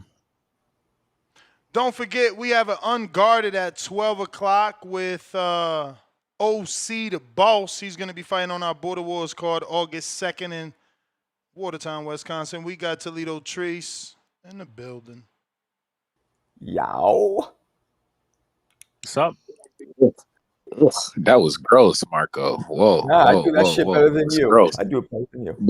But anyway, yow. What up, Okay. though? What up? But yeah, man. Hey, man. Say, man. Damn it, man. Spider Rico, rest in peace to my nigga, man. I hope you somewhere getting some violence in your life, my nigga.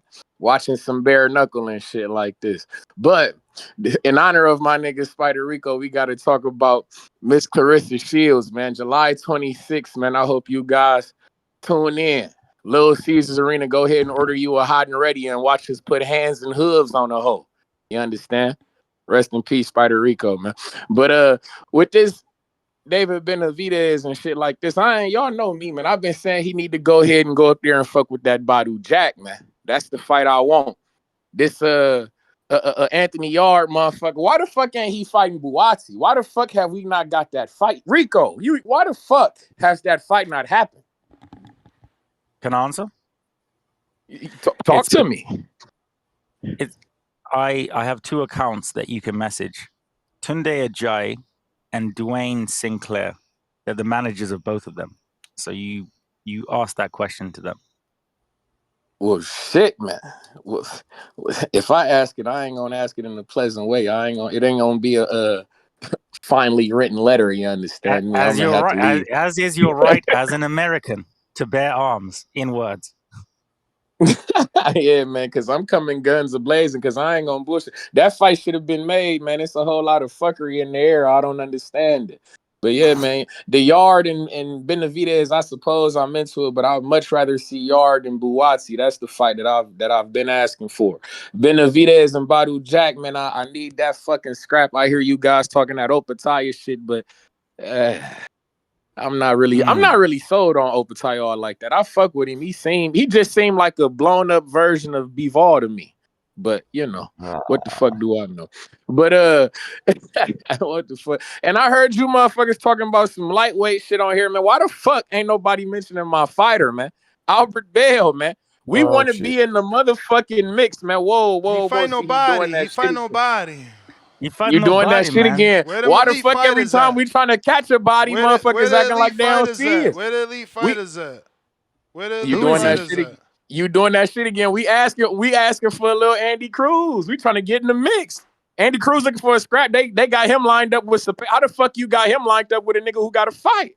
We don't got to fight. We Muslim. Fuck with my fighter, Turkey. Come check us out. Ah, We number 10. We number 10 in the WBO in this motherfucker, man. I don't understand it, man. We in the mix, man. I don't see how like a Floyd Schofield and shit like this. He just beat up a boxer and shit, knocked him out first round. My fighter undefeated. Put hands and hooves on motherfuckers. We went viral. You understand me? From putting hands and hooves on motherfuckers. OTX dropped you, man. Hey, I love whoa! everything. We didn't get excuse me. We didn't get dropped. There was excuse me. There was no contract ever signed. We were not dropped. There was no contract ever signed. They never gave y'all a contract. That's nasty work. I don't get why. Whoa, I'm not whoa, putting you down. whoa! I'm not putting you Because down. we are a free agent fighter. I'm not putting you down. I just don't understand why they signed like that girl from PA. That wears the outfits. They signed O'Shea. I don't know. Are you talking about Leanna Cruz? Because she's. I mean, I would sign her. I would sign Leanna Cruz too. Shout out to her. She got like 15. She got like 15% speaking of knockout OTX, ratio. motherfucker, I just want to say she got 15% knockout ratio. O'Shea got signed. She got like 29% knockout ratio. You doing that shit? You see, you doing that shit again. You doing that shit again. Elijah, what is his name? Elijah. I don't know nothing about you. Elijah Pierce, about who should be fighting motherfucking Sam Goodman and shit. Shout out to him. But see, you doing that shit again. That's my fighter. Albert Bell need to be. See, it's niggas like you. You work with that you working with the WBO president. I seen it. You trying to keep my fighter down, and I don't appreciate that shit. Cuz why the fuck can't we get a? Why the fuck can't Andy Cruz fight my? Like, give me a good reason as to why that fight don't make sense. Or Lucas Body shouldn't be fighting my guy. Or motherfucking it don't make sense. Like, I don't understand. We top 10 WBO. These guys, Edwin De Los Santos, he not doing shit. Why the fuck can't he fight my guy? I don't understand it. You got a valid reason. The exposure that you need. Okay, add me on X RIKO_boxing. I love everything about you and what you're doing. Checking out there. Hey man, yo, that's a nasty rumor that they doing with Frank Martin. If he fights Rances Bartholomew, bro. I'm telling you, get done foul with Al, bro. Get done foul with Al. Like that? I mean, shit, that's it. What's wrong with that fight for him on the comeback? Like, I mean, shit, we ain't seen him. We ain't seen neither one of them niggas. Bro, I mean, shit. Rances don't make anybody look good. That is not the fight to come back to, bro. And how old is Rances right now? Like, come on, bro. No, that's a fact. Who would you? I mean, who they got over there though? For he got what no you was going? What you want to put him in there with Ryu? He has with Ryu or some no shit? name recognition at this point. He does nothing for Frank Martin other than saying he beat an old faded champ.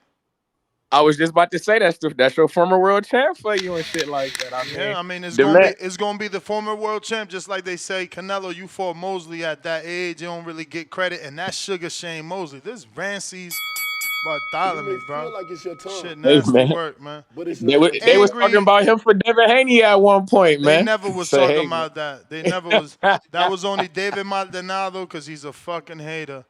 Angry white man boxing. Devin, you know, that's what y'all do. Y'all have to make fun of Devin because in real life, he does what you wish your favorite fighter did. We hear you now, champ. Oh, he left. We heard you at the last minute, Angry White Man, but come on back. We got Khaled, Indiana. What? Yo, Nash, you hear me? We hear you. All right, best salute. Hey, hold on a minute, Khaled. I'm sorry. I got to get to this counterpunch. I apologize. Angry White Man? About Stock Tasters. Oh. All right. Angry White Man. Now, that's a screen name. Is that his actual screen name? That's his actual screen name, bro. Sometimes you need to let people know how you feel. And what you look like. We don't need that bit. Oh, yeah. Combination. Angry White.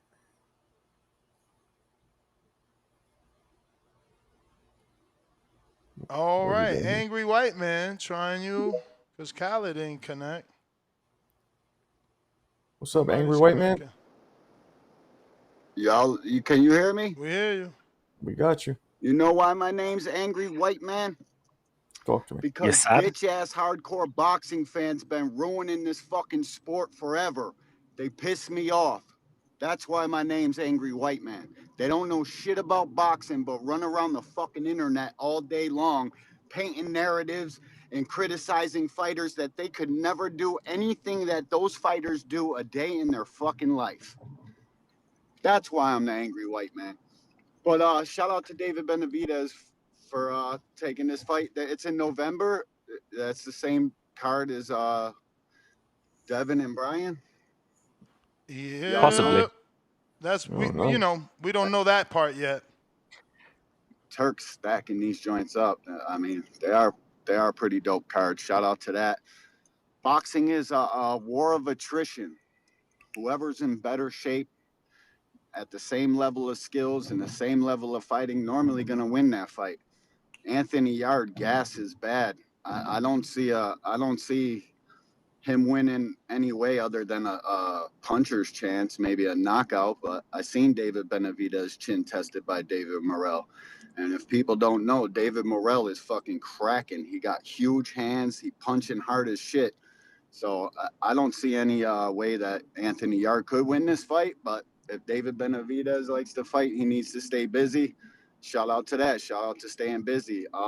I think David Benavidez is literally probably the best fighter in the world, but he'll never get credit for it because he's not a top rank fighter. So they can't give him pound for pound or none of that.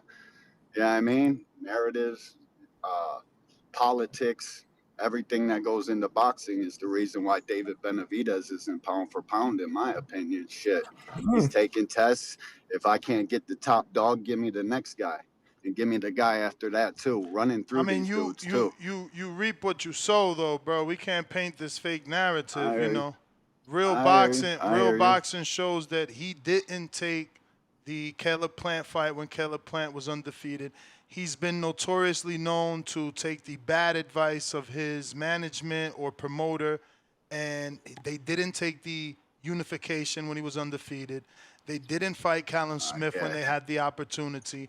They moved up when they were the mandatory to fight a dude coming off of retirement. They fought a dude they should have fought at 68 to prove 68 dominance at 75. And now they're fighting a dude that never won a world title. So, you know. I hear you, bro. I hear you. And he lost his belts on the scales. He lost his belts on the scale. He lost his belts on. That's another setback. He lost them belts on the scales. He has his due to pizza and drugs. He's done. That's just my opinion, bro. No, for sure. But he's also done some of this to himself. David Benavidez. Who you got beating David Benavidez? Maybe Bivol, because people love boxers. Nah, I mean, at least 3 people. Is one of them Anthony Yarde? There ain't too many guys you would say if they were the same size beating David Benavidez. But what size, though? Because he's in 3 divisions. He's cruiserweight, he's 75, and he is 68. Yeah. Is that him and it? I'm gonna explain. Thank you. I was gonna explain that and also remind you that him and his dad said that they can make 168, and then also remind you that he's literally still at 75. So. Yeah, he's in 3 divisions. We don't know what he wants to do. But what I do know is that we got to start we have to start putting the pressure that we put on all the other fighters on David as well. He talks about big names and he's not getting in there with big names though. You know, he's just not. Yeah, I hear you. I hear that. I definitely hear that. I'm just speaking of the aspect of fighting. If they both got into the ring, you ain't picking too many guys over David Benavidez, and I don't give a fuck what the weight division he's at. I'm with you. You're right. You're right. I'm picking him over Zurdo. I don't know David. about Bivol, though. I like David. I don't know about the Bivol fight. I really got to see that. That's a 50-50. Bivol mashes him up. Bivol destroys his life. Yeah, right. I know. Come on. We don't even take you serious. You got Anthony Yarde beating Bivol. I know what the fuck you talking about, bro. Like, bro, literally, you have to get that upset so that I can apologize and be like, I will never doubt you again. But that's just such an underdog pick that it's making you look bad. But Nez, okay, realistically, just really quickly, you all have Benavidez beating Bivol. Well, Is I that didn't what you're say all that. saying? I didn't I say do. that. I don't know. It's a good fight. That's a great It's a great fight. We fight. said we I all got do. him beating Yard. That's what we said. Don't change the Yeah, we Well, all subject. got him. that's fair Yard, enough. no That's doubt. Yard got a realistic. puncher's But chance. Hail Mary. 20 Bivol seconds left destroys on the him. clock. 60-yard bomb, maybe. But other than that, Bivol he's gets going to get walked beat up. He's down going I to don't just even gas like think out he in the has middle everybody that. rounds else. and get worked. Bivol gets He don't walked even have the Hail down. Mary chance. Just I like don't think he has that. everybody I mean, else. you had 3 fights with Lyndon Arthur. There's no Hail Mary power there. We're talking Yeah, about I Bivol. mean, He's saying Lyndon Arthur Bivol. had no problem taking them Yeah. punches, bro, That's and my point. he was landing them shits. That's exactly So, my point. I mean, I would have loved to see the Callum Smith fight, regardless to whose fucking fault that is. I mean, we hear so It's much clearly news in Callum's fault. boxing. It's clearly Callum's fault. You can't walk away from a turkey You know what I deal and mean? have me believe that it's David's fault. Yeah, for real shit. But people hate David Benavidez, so they'll ride with Callum. You know where boxing's at, bro. You know more than anybody that this shit's a fucking circus. We're literally juggling different colored balls right now. It's shot out, bro. Thanks for taking my call, bro. Appreciate y'all. Shout out to the Boxing Voice and RIP to that young man, bro. Yeah, That's man. some sad Appreciate fucking you. news I heard today. Shout Shout out to Spider Rico, man. Be good, be safe, fellas. Peace You out. too, my brother. God bless you, man. So Bivol loses to Benavidez. You believe that, bro? I believe what is wrong? Benavidez Oh, he's talking about walks him. Not to me. I believe Yes. Benavidez walks him down just like he's done to everybody else. Walks him That's down funny, and man. That's funny. Didn't you have this guy walking? Didn't you have Better Beef walking down Bivol? I don't remember what I had with that one, but you don't remember? Nah, the internet is forever, bro. But you see, Remember shows. you have to understand. Benavidez to me is a special kind of. He's like Jason Voorhees, how he slowly just follows. And that 100% follows you. ratio ain't special. It's special. I think Benavidez is more skilled fighter overall than Beterbiev was. No, okay. So Bivol, UD Bivol, right? The best light heavyweight right now, pound for pound. Should have won the first fight. That's whatever. Arguably, Second but fight, yeah. Okay, and then destroyed. Well, I say destroyed. Removed the 100% KO ratio from Beterbiev. An absolute assassin. You're saying that Barely. Bivol It was a loses close to fight. Benavidez. That was a very close fight. Let's not talk like Bivol destroyed him. That was a close fight. But yeah, I gave it to Bivol. Yeah, Benavidez is a different animal. 6'3", volume puncher, good movement, non-stop. The gas tank never goes on E. A mean streak like Pernell Whitaker level mean streak. And yeah, man. I think he's a I agree, not just because the guy was white, but I agree with what the white man said. I think he's a special fighter, one of the best in the world. I respect your opinion, but my opinion is that yours is quite outrageous, bro. Round one. That's okay. Welcome to the But show. I feel like you got the patriotic bias going on because I think Bivol you is don't- Russian. No, but you the Yarde thing. I believe you think Yarde could beat him, so you're trying to almost diminish Benavidez fully. That's not That's the what I'm case. getting at. That's two separate fights. Okay. What's up, How round you one? guys doing, gentlemen? We good. Round What one. up? What up? Hey, just getting ready for this 4th of July. Want to take my daughter to the park and see these fireworks and stuff and talk some boxing. I got up, did my workout, even did my live stream today, and just trying to stay focused and it's just a tough day for me today too. This thing with Spider Rico really hit me hard because today's the day that my little brother died. He passed away today. My And condolences, I'm wearing champ. My yeah. deepest condolences, brother. God bless you and your family, man. It's sorry. Yeah, as a man, today's one of those days where you got to be strong for everybody else, and I don't have an opportunity to be there with them right now, but it's just tough. It's life things, but life goes on, and we've been talking. You guys been talking some boxing up here, and I'm thinking about how to also remember Spider Rico's memory. We talked about a couple things yesterday of how we could do that to keep his memory alive, and I think that's very special. We have a very tight community here, man, and it's just Ness has created something here very special, and for that I'm thankful. You know that we have these kind of platforms. So yeah, let's talk boxing, guys. Well, what's your thoughts on the fight, champ? On well, Yard is a good opponent. A little devious, diva for me. A little, won't fight certain fights unless he gets paid certain things. But a worthy opponent. But he didn't look good his last fight. I got to admit, it didn't look like the Anthony Yarde that fought Benavidez that night that took him the distance to the 12th round. I believe Benavidez stopped him in. He hasn't looked like that. Now, David the Monster Benavidez is just, a volume puncher. He's a real force to be reckoned with. I personally think that David the Monster Benavidez stops him at some point in the fight. I think David Morrell is a bit more elusive. He fought David the Monster Benavidez, but you could see David the Monster Benavidez punches were heavier. And that's what kept him at a stalemate sometimes. So I still see he has his power and everything. And I just think he's going to use Anthony Yarde as a punching bag, bro, to be honest. Yeah. And people forget how big Benavidez. He's 6'3", man. He towers over these dudes. Even at light heavyweight, he still does. And he uses that reach and that size to his advantage. Yeah. Yo, and Yarde is just a different type of athlete, though. Go ahead, Ness.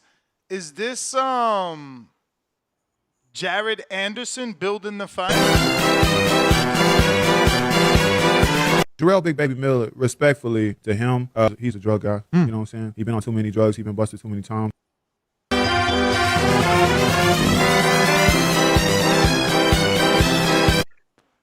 Is this building the fight or is he avoiding the fight?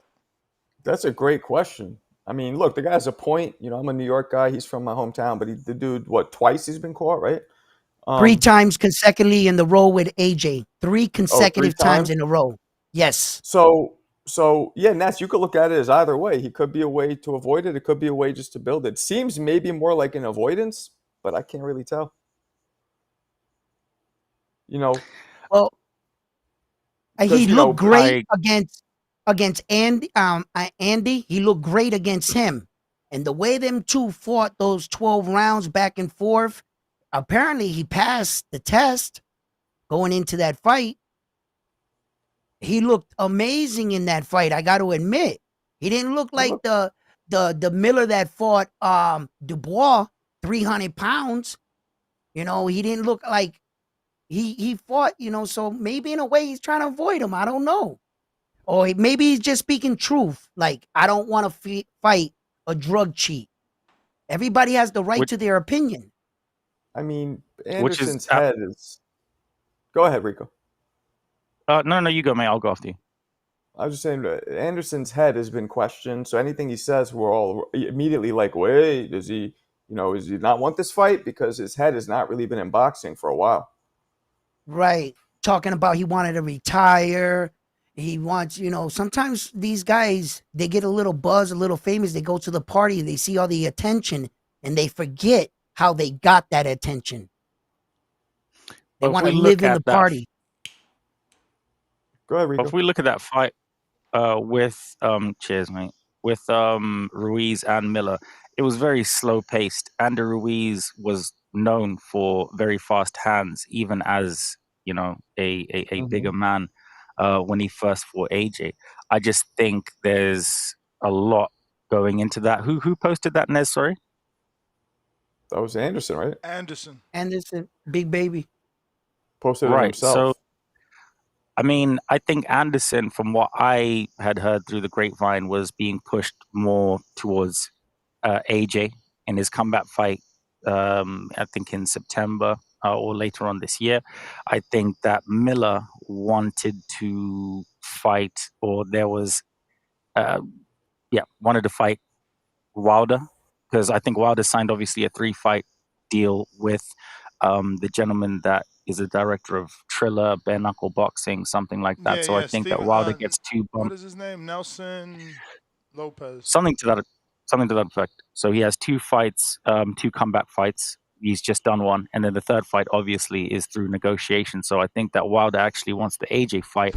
From what I understand, AJ wants to only fight Fury or Wilder, which he would have a comeback fight later this year. Wilder would have his second fight against lesser opposition to build the momentum, and then you would get AJ Wilder towards the beginning of next year. Yeah, but Miller, Anderson would have to get that AJ fight, but Miller wants to hijack that.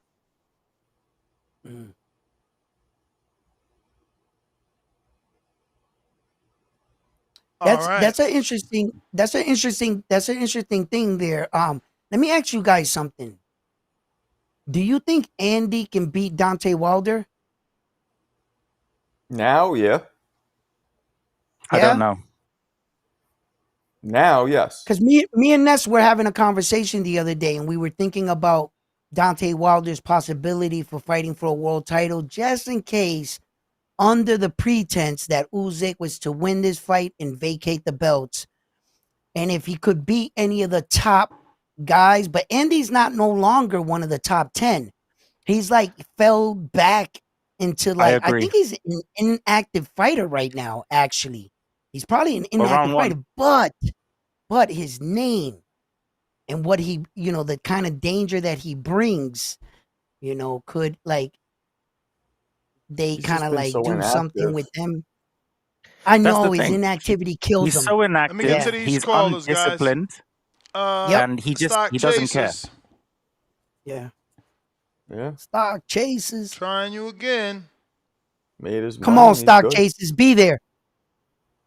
It's hard. You already won a world title. But like Andy could have done incredible things in boxing, and it's He wanted really to get tattoos shame. and get fake teeth. But like after the first AJ fight round 1, he was having barbecues. They were He went crazy. Bro, Well, that's what I'm the saying. Coronas, everyone was drinking Coronas. He reached the pinnacle, and he's had discipline problems his whole career based on you see his weight fluctuating. I guess it was just fuck it. What else is there? I got him rich. I won the belt. I'm good. That's what Riddick Bowe did. No, but he fought Joseph Parker. If you guys go watch that fight. You here. What up? You in the bathroom, though. Okay, give me 1 quick second. He in that bathroom, though. Nah, I'm at work, bro. I'm at work trying to finesse. Hold on with this. All right. How's my audio? We're going to deal with it. Let's do it. Yo, listen. I'm still on that Jay Apatow nonsense that y'all talking about with David Benavidez, right? So I know half of these dudes talking about Jay Apatow probably done watched one of his fights. At the end of the day, we have to be honest with ourselves. Jay Apatow hasn't really been fighting like any top tier level competition, bro. I'm gonna be honest. With all due respect to the boxers, they've been feeding them bums. The last fighter that I would say that I would give him props for fighting is Benavidez, right? He's a tough dude, and in fact, like just looking at Jay Apatow's history, bro. In his last 9 fights, he's only had 2 go the distance, right? Yeah, okay. Like I said, man, a lot of times we look at these records and we like, yo, knock out this, knock out that. Yo, but we got to remember to see who he's knocking out. Like, who are these dudes that he's knocking out?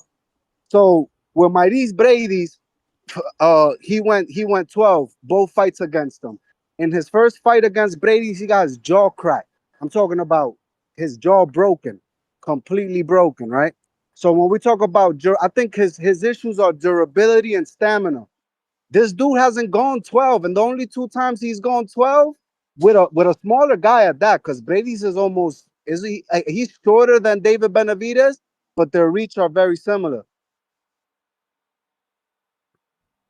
Bro, Jao Battaya would mash up Benavidez easily. But No you got long thing. You got to look at Jaya Pataya's, body of work. He had his last opponents he fought. That dude was what was he, 17-0? The last guy before that was 10-0.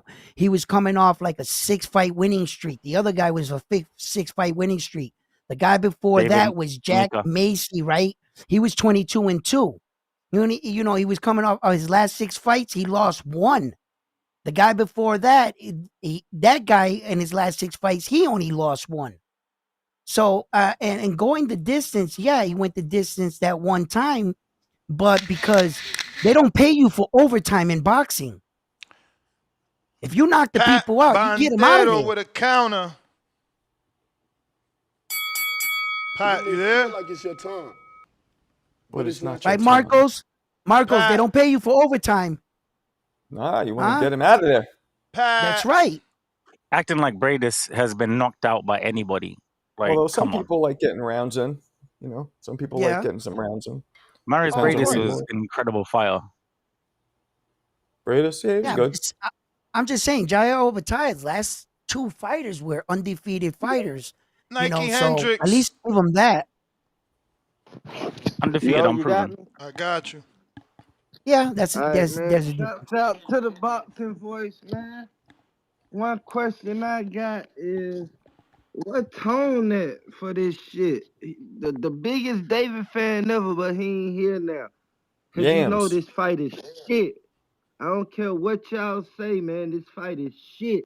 I'm tired of David Benavidez and his bullshit.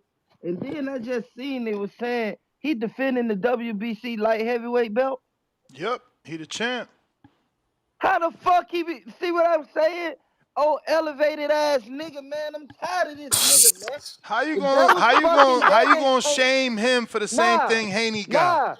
That's hypocrisy. That's hypocrisy. Hypocrisy. If that was Haney, niggas would be like, oh, Haney an elevated champ. Anybody else, not just Haney. Anybody else. They'd be like, oh, he elevated. He's an email champ. But now, and then... You're supposed to be a better fan than that. I am a better fan. That's why I'm giving the truth. I ain't giving this bullshit-ass narrative. I'm giving my truth. Not your truth. Not anybody else's truth. My truth. And this shit is bullshit, man. And who the fuck was like David Benavidez, a top 5 fighter? Who said that, Marco? Who said that bullshit, man? Me. Man, Marco, come on with that bullshit, man. You supposed to be the one who study fights. You supposed to be the one who watch fights and study legends and shit, who break down Tell me why fights. he's not. Come on, why is he man. not?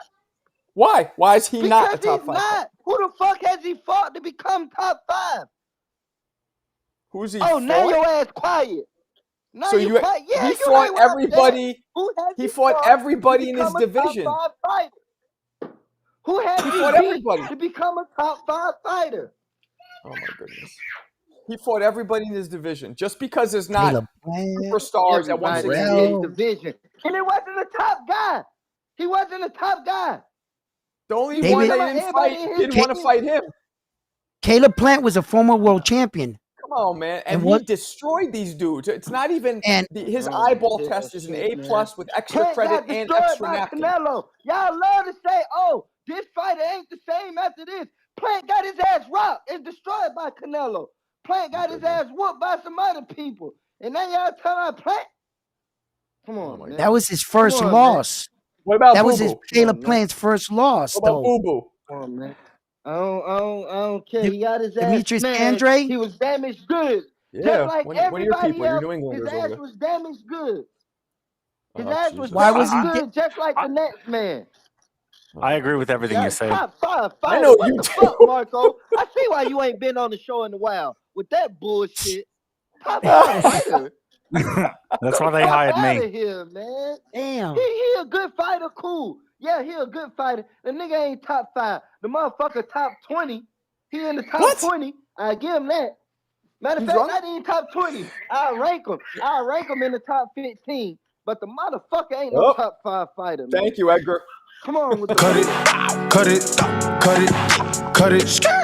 Yo, Edgar knew it was. I'm gonna tell you this. Edgar packed him up, and now he can't call back in. But like, I sent that timestamp to the editor. That was a short. That was a short. Hey, I don't know. hey, I hey. thought he was Oh, cooking. me and him.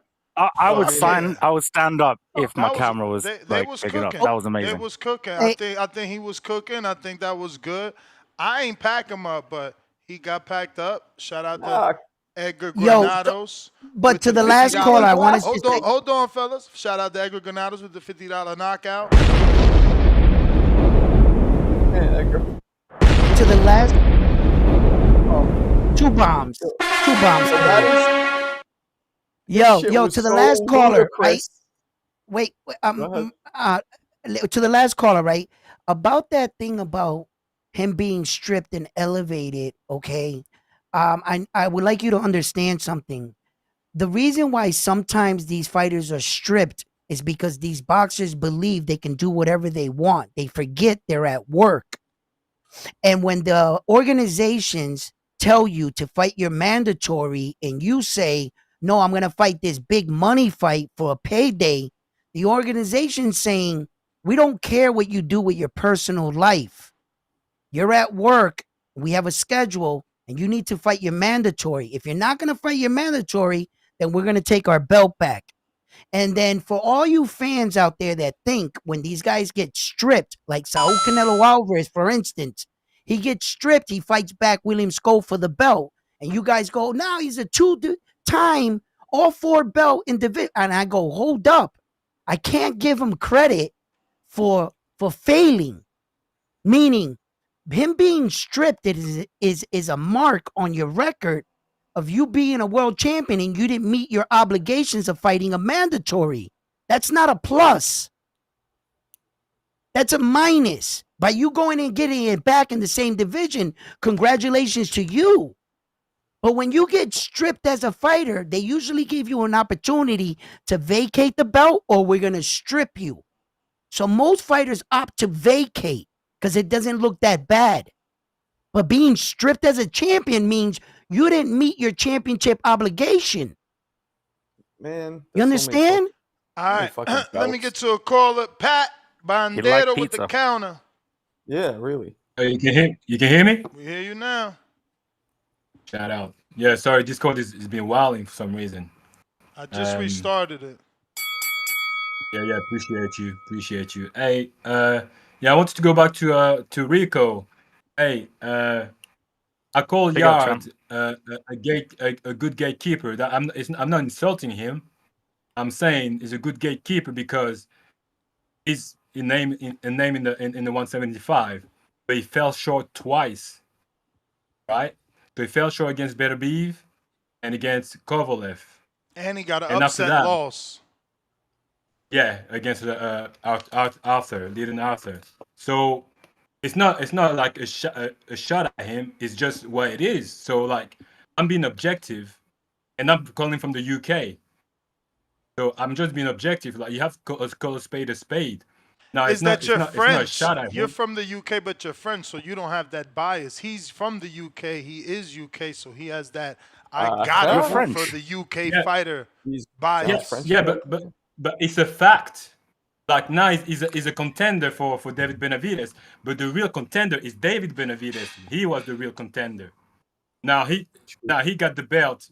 Obviously, like because Bivol dropped it, but Yarde is not like the real contender. And I'm gonna tell you what, I'm not even sure Yarde beat Vazdek. I'm not sure he does that. I'm not sure he beats Morrell. I'm not sure he beats Alberto Ramirez. Oh, shucky ducky. And I'm not even. Huh? Nothing. Sorry. Go ahead. I'm being your hype man. Go ahead. And I'm not even sure he beats Boazzi. So at this stage, like, he's a good gatekeeper. Nothing wrong with that. Just being objective with it. And no, like I support UK fighters too, and I support like. I'm just a fan of boxing, but we have to call a spade a spade. He's got like the opportunity to get a belt with David Benavidez, but in my opinion, he's not on the level of David Benavidez. And we'll see. It's boxing. Anything can happen, but his path, he's not on the up trajectory. To me, he's on a down trajectory. So that's all, man. There's nothing wrong with being a good gatekeeper, and that's my call, brother. I'll tell Take you, it if I easy. was in All right, Benavidez's management, I would have Am I allowed advised to him respond? not even Yeah, to go a ahead. fight. After Route Marco. Oh, let me say something. I would say if I was Benavidez's management, I would have advised him not to take the fight against Yarde, because really, and you're not going to like this. I'm not trying to but I mean this. That's a lose-lose fight for him. But what's the point of fighting Yarde at this point of his career? You beat him, you're supposed to beat him. He has a lot of mileage, and you lose to him, you lost to some. It's not a good fight. I wouldn't have even taken it. I mean, it's a good fight stylistically, but from that standpoint, right? Yes, you're right. It could put him in a bad predicament if he loses. He lost to a dude that, fuck, this is an upset loss. Yep. So I wouldn't have even taken it because it's nothing really to gain. But go ahead, Rico. Thank you, lads. What a but load let me of add this, Rico. Don't be mad for cutting you off. One last thing, and you are gonna get mad for this though. But for us David fans, this is what he needed. This is his Julio Cesar Chavez Jr. in terms of, bro, this kid's been through the ringer. What did he fight? Caleb Plant, Caleb Plant, Demetrius Andrade, like Morrell. I mean, it's been 4 straight tough fights. If I look, Vazdek, he's fought 4 tough fights. He's went through the ringer. Like, he needs a softer touch. Oh, shit. It's Yo, true. and to the I agree with you. To the gentleman in the chat. Let him go. Oh, yeah, my bad. I'm sorry. Rico. Go. Rico.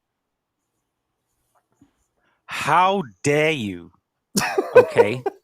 How dare all of you? You're all grown men, by the way. Okay. Responsibilities, families, people that count on you. And you're actually giving me this absolute nonsense as if it's facts, as if it's, this or what have you. Disgusting. Anthony Yarde is a young, talented, strong fighter. Come forward, actually has power, as Beterbiev said. I'm sorry. The disrespect here is crazy, especially from that gentleman. What did he even say? I can't even remember because it was just absolute nonsense. Like, what? Benavidez is somehow established at 175. How? Were you talking to me? Yes, all of you. Oh, well, we didn't say he's established. More than a career 175. It was actually fought tough champions in Kovalev and Beterbiev. First of all, he beat Vazdek. That's a proven 75-pounder former. That was his first fight.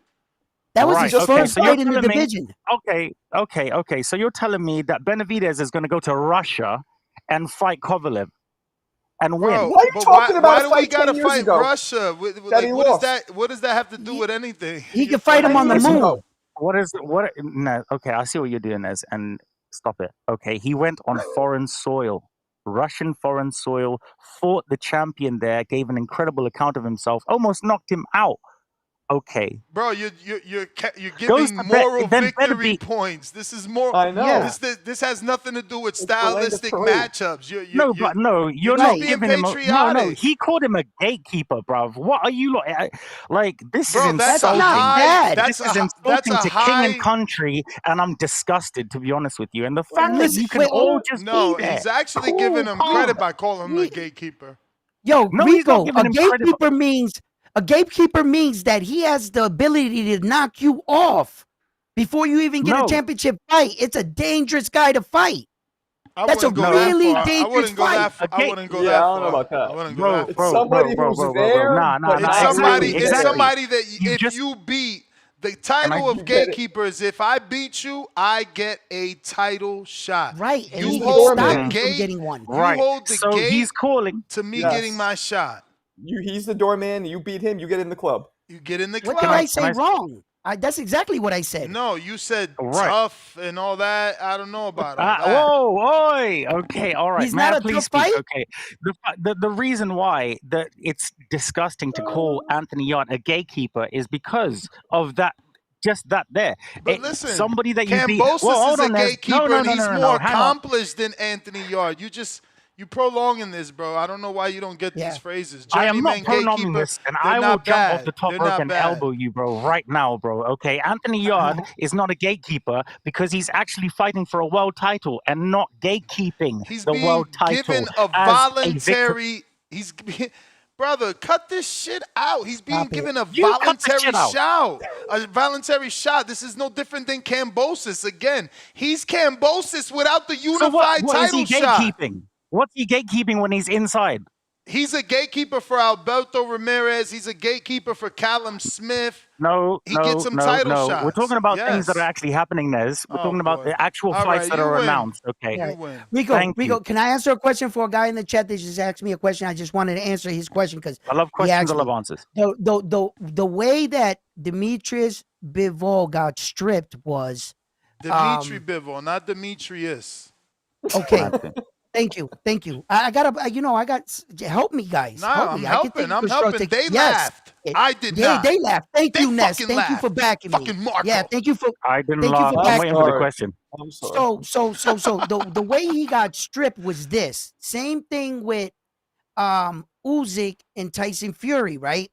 Sometimes it's a joke in boxing that you need to check in with the IBF. Always check in with them because, to make sure. But what happens is if they tell you to fight their mandatory, even though you have a bigger fight and you have a contract signed for a rematch clause, that's not the organization's problem. See, you signed the rematch clause, not the belts. So the way he got stripped is when they come to you and tell you, you need to fight your mandatory, and he says, I can't, because if I back out of this fight, he sues me. I have a contract written with him, so now you have a choice to make. Either you get sued by him or you vacate the belt. And those are your options. That's how he had to let the belt go, and David the Monster Benavidez got elevated because he had the interim. I mean, and that's how that happened. We know he's not the real No, champion. there's a gentleman in the champion chat is that Bivol. specifically asked me, Edwin, then explain how David the Monster Benavidez got the WBC from Demetrius Bivol. And I'm just saying that Demetrius Bivol took the money fight. He chose that avenue. He could have fought David the Monster Benavidez. And made $8 million. He could have fought David for $8 million was the offer. Right. But at this point, we all know Bivol is the lineal. No. It's not what you think. This is what happened. He had a choice. He had two paths. You're not hearing what he's saying. It doesn't matter because Bivol is the lineal champion. He's the champion. Oh, okay. All this is alphabet soup bullshit. Bivol's the dude to beat. Yeah, he's the man that beat the man. Yep. But That's there's all- a rematch, so it's not definitive yet. If when- Dimitri Bivol would have beat Better Beef would have retired, then it was definitive. But Right. there's a third fight happening, so we are. And then when we Yarde are. mashes up Benavidez, then we'll see him and the winner of them. I got one lump sum, fat $20. What are you smoking, Rico? Shout out S. Rico, quote unquote. They got us over here in the dirt. His calls had a rhythm, maybe a call montage. The way he can live, that way he can live forever. It's like I said, y'all gotta send them timestamps. We gonna have to get together as a community and find those calls, and you give me the video with the timestamp. I send it to my editor. I mean, I gotta say, man, I respect Rico, your patriotism, because you back this dude. You'll run into a burning building for him. Good for you. I am the creator of the There was Back a the Brit gentleman, Society, I forget bro. who it was. Oh, The I what forget who society? it was last night. He Back did the the Brit Rico Society. thing perfect. I think that, the way he broke it all down, it was so, It's kind of similar how Ness did Rico, his impersonation. It was spot on. I was Mad Bent 100. Pound for pound, This number man's 3 in the not chat, $5. I tune in every time for the following: Tank, Shields, David, Tito, Norman. Everybody else depends from Wichita. With love, I'm gone. Okay. Shout out to Two Tone, by the way. Two Tone actually defended me against Nez, and I'm waiting for that wrestling match. So, yeah. All right. Wrestling. Bradley, 5-pounder. We is me. Rest in peace, Spider Rico. Ness, I'm in the UK. Rico Waffles. We all not like him. Trust. Can he get cut from the... They want you cut, bro. He said, Who? we all not like that. Trust. Can he get cut for a nifty? I don't know what's a nifty. Is that like short for like 50? A 50. Is Yeah. that like a slang for 50? Yeah. Damn, Yeah. he's trying to get you booted off the panel. I wouldn't go that far, guys. Come on. That's crazy. That's way too cheap. You gotta, yeah, no, it costs $500 US, but they gotta give you time. They wanted that done to Marco, then they wanted it done to round one. They did? No, can I just say, time. like, yeah. I don't remember that. To people, look to at people Marco. that do, Marco, I thought I was the only narcissist around. I don't remember that. I'm the GOAT. I don't. I don't remember them kicking one of me out. Damn them. Can I just say this to obviously the people in the UK that He didn't messes that, spell and please, Fitty. It was with an N. He put nifty. N-I-F-T. Is it even a T there? Yeah, T-Y. But go ahead. if anybody thinks that they can do better, please come through. I'll happily switch just for an episode or something. But yeah, no one really has the balls to do that. So I'm all you got. Keep sending money. We got George from Mexico.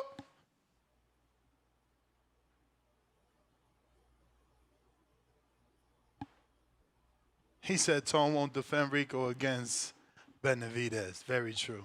Yeah, he won't. Nah, Tone's my guy. All right. Daniel Navarrete with the fat $10. Smith or Yarde didn't really matter. The big deal is that he's working with Turkey. Now, which I'm sure, David, wouldn't be I don't know what the fuck you meant to write there. Maybe unless he was promised the undisputed opportunity. There is no undisputed opportunity with all these belts shifting everywhere, bro. That's out the way. That's probably why he did sign a Turkey. He's like, bro, that dream of me getting undisputed because I took the one belt is not there because now the IBF is, let me just fucking get on the train, bro. Get down with the get down. Mike, what up? Doesn't he have the WBA interim as well? Yep. Okay. But not the super, which is what you need. No. That's, yeah. Gotta unmute, Mike. What up? Boxing boys. We hear you. What up? Whoa, What's good? Do. Shout out to that boy Spider Rico. RP to Spider Rico. We is me. All day, every day, man. Every time I call in here, Nets, I don't know if you noticed, I always said free that boy Spider Rico. That boy, it was something about his calls, man. He was nice, he was dope. And I just hope that he rests in peacefully and everything makes sense at the end of the day. Shout out to you, round one. Hey, round one. Salute. Yeah. Can I talk to your son? Your son. Nah, shout out to you, round one. Hey, you done came a long way, dog. Hey, you remind me of one of them Italian mob motherfuckers, the way you talk, bro. You one of them dudes from New York. You dope. Marco, hey, one of these days, hopefully you won't block me off of you won't block me off your show, man. I'm sorry, bro. I done did a lot of trolling. You blocked me. You don't never respond to none of my comments. Who is this? Wilson, I talk a lot of shit. Mike Wilson, I talk a lot of shit to you on your page. I don't remember hearing. I'm full. I don't remember that. You blocked me. You'll never see it. I'm TVV to the heart. He said because you blocked me, you don't see it. Nah, I didn't. Yo, on the real, I didn't block you. Maybe one of the community members blocked you. I didn't do it. Yeah, right, Nick. I always used to talk shit when she was off the show. It was like, I'm TVV or I don't nothing. block I'm sorry. I got to troll everybody. But it could have been one of your moderators, though. But I want to say I'm sorry. Yeah, it was. It wasn't me. It takes a lot for me to block you. I don't know. I think you blocked me, bro. You did. But Ness, shout out to you, bro. I want to let you know, bro. I've been locked into this show for like 3 or 4 years, and this is my first time calling. It's 2025. I don't know why I called. It could have been Rico, Spider Rico. I love his call. He was calling this mug talking crazy shit. And he used to just put a smile on my face. And like I said, he used to make motherfuckers feel uncomfortable. And we is me. Shout out to that boy Two Tone. Shout out to Trees, CYP. Shout out who else is on this mug? Tip Dayless. You got your boy, all the big personalities that call this show every day, man. Y'all all dope. I hope y'all all keep calling in this motherfucker. Shout out to Danny, because the real ones that been at TVB for years, they miss Danny too, because he's part of the family too. We don't see him as much. He's like a long lost cousin right now. Hey, Ness, you the man right now, dog. They can't fuck with you. You the head honcho of this shit, and you just keep going, keep your head up. Yesterday, you showed a lot of motherfucking maturity, gratitude, and all that extra shit. I want to say, bro, how you stayed up on this show and you just sat there and you talked through it. I can feel it in your voice that you was hurt, bro. I want to tell you, bro, you keep doing your thing, and you got a whole big community behind you, bro. So shout out to the TVB, shout out to the Boxing Voice, and everybody else. And yeah, we is me, me is we. Long leg Spider Rico, baby. Let's get it. Salute, brother. Big up, bro. Salute. Good call. Good call. We is me gonna definitely live forever. That's just sound like cool. that's the one. Sound like we found the right one.